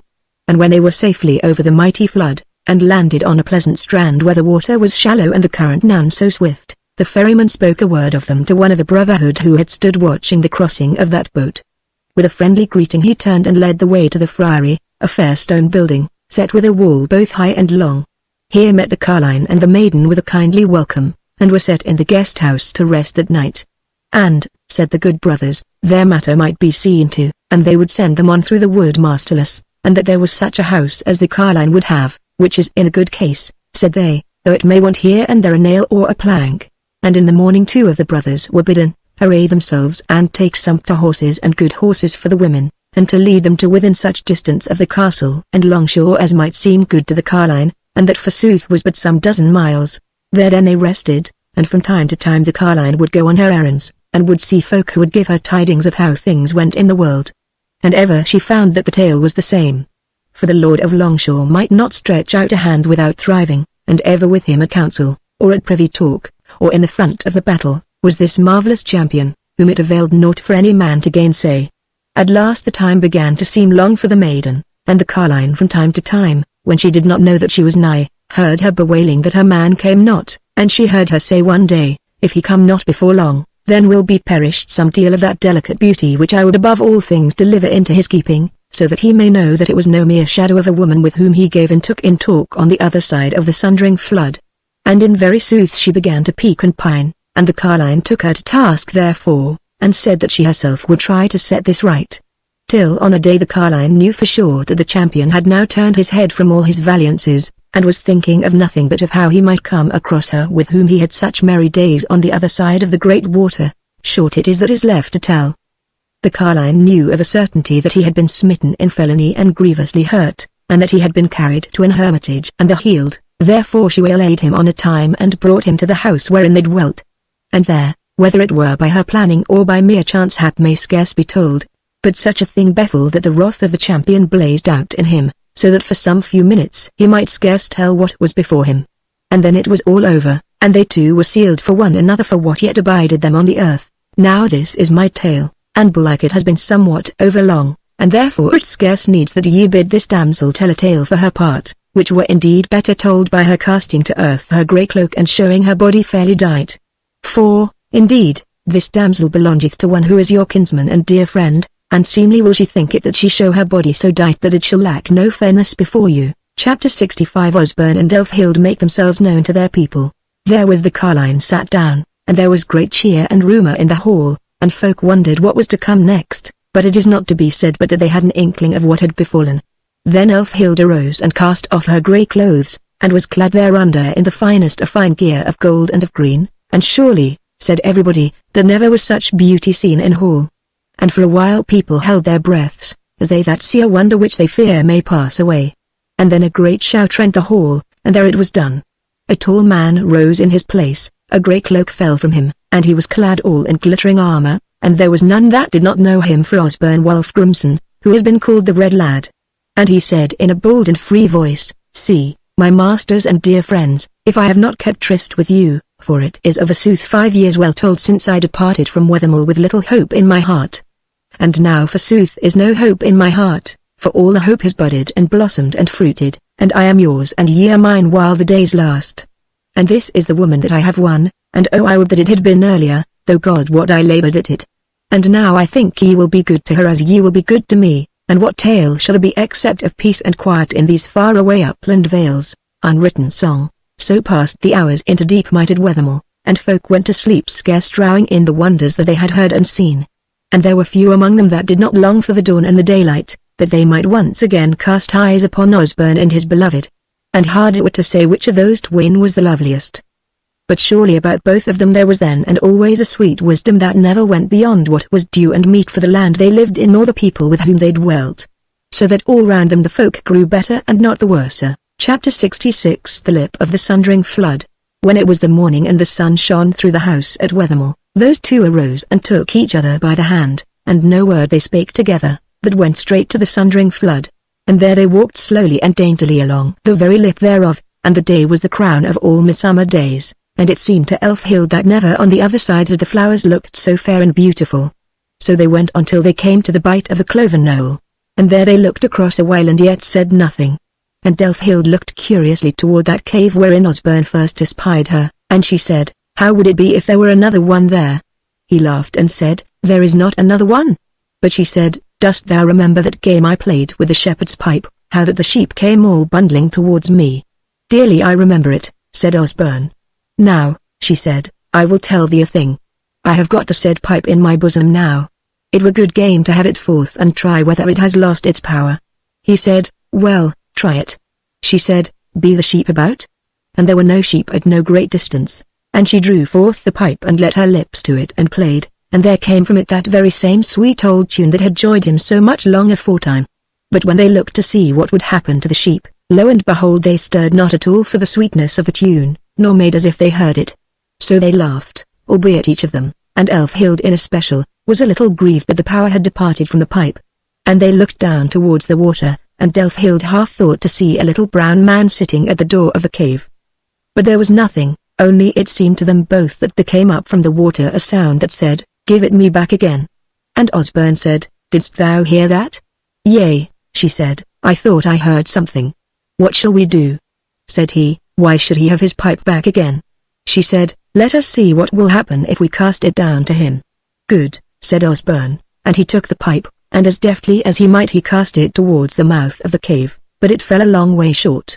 But lo, as it was on the very point of striking the water, it seemed that it was wafted up to the cave's mouth, and it vanished away into the cave no slower than might have been looked for. And a faint voice came up from the water and said, "I am pleased, good luck go with you." So they sat down and pondered on these things a while, till at last Elfhild said, "Now will I tell thee a tale as in old days." And he said, "That is good." Then she began a tale which was sweet and pleasant, and little like to those terrible things that had happened to those two since they were sundered by the flood. And it lasted long, and the afternoon was hot, and they were fain for coolness' sake to creep into the shadow of certain bushes that grew a little off the lip of the sundering flood. There they rested them, and when the shadows began to lengthen, they arose and went back hand in hand to Wethermill as they had come. Chapter 67 A Friend at Need. It was some 3 years after this that weaponed men came down into the dale. It was told to Osborne, and he took his sword and went to meet them. He came across them as they fared slowly down the bent, looking weary and fordone. He looked at them, and he saw that there was nothing for it but that the chiefest of them, and there were but 3, was the knight of Longshore. So he ran up to him, and cast his arms about him, and kissed him, and asked him what ailed. And the knight said, and laughed withal, "That has befallen me which befalls most men. I have been overcome, and I believe that my foes are hard on my heels." "Will they be a many?" said Osborne.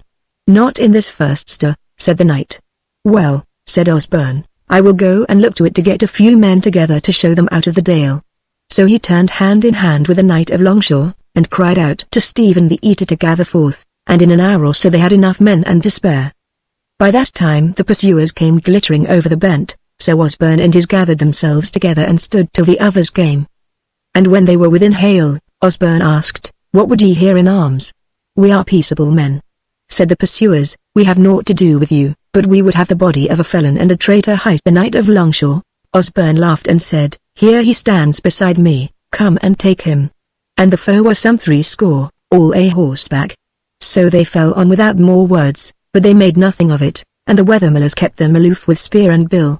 Albeit Osborne did not draw his sword, nor did the knight of Longshore. Then the foemen held off a little, and they said, "Hark ye up countrymen, if ye do not give up this man, then will we burn your house to the threshold." "Yea," said Osborne, "ye have all day long to do it in, make no delay therefore.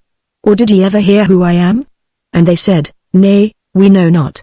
Then he let his red cloak float over him and let his byrnie show glittering, and he drew broad cleaver and suddenly cried out, "The red lad! The red lad!" And all the others did in likewise. Then the foemen fled up the bent. And Osborne said, "Lightfoot men of Wethermill, here is a jobs for you, let not one of these men escape from out of the dale." So they fell to, and hard they worked at it, and so they wrought that they slew them every one. Then Osborne went back to the knight of Longshore and said, "See, master, it is still a name to conjure with. And now what wilt thou do? Wilt thou gather men in the dale here? We can find thee a 10 or thereabout of as good men as need be." "Nay," said the knight, "I will not have them, for meseems I am getting towards the end of my tether, and I will not carry away your good men and true from your wives and your children." So therewith they went into the stead and were joyful together. Chapter 68 The knight of Longshore gathereth force. The knight of Longshore abode at Wethermill in much content, and much it pleased him to look upon the beauty of Elfhild and the fairness of the life that men lived in the dale. At last he said, "Now I must shake off my sloth somewhat, and it will be a case of farewell." "Will it?" said Osborne. "Yea," said the knight, "for I will to Eastcheaping, and there I will set me to gather men, and I look to it that, ere 3 months are over, I shall have a good host on foot." "It is well," said Osborne. So in 2 days' time the knight went, with his 2 men that had fled into the dale with him, to Eastcheaping, and Osborne rode with him.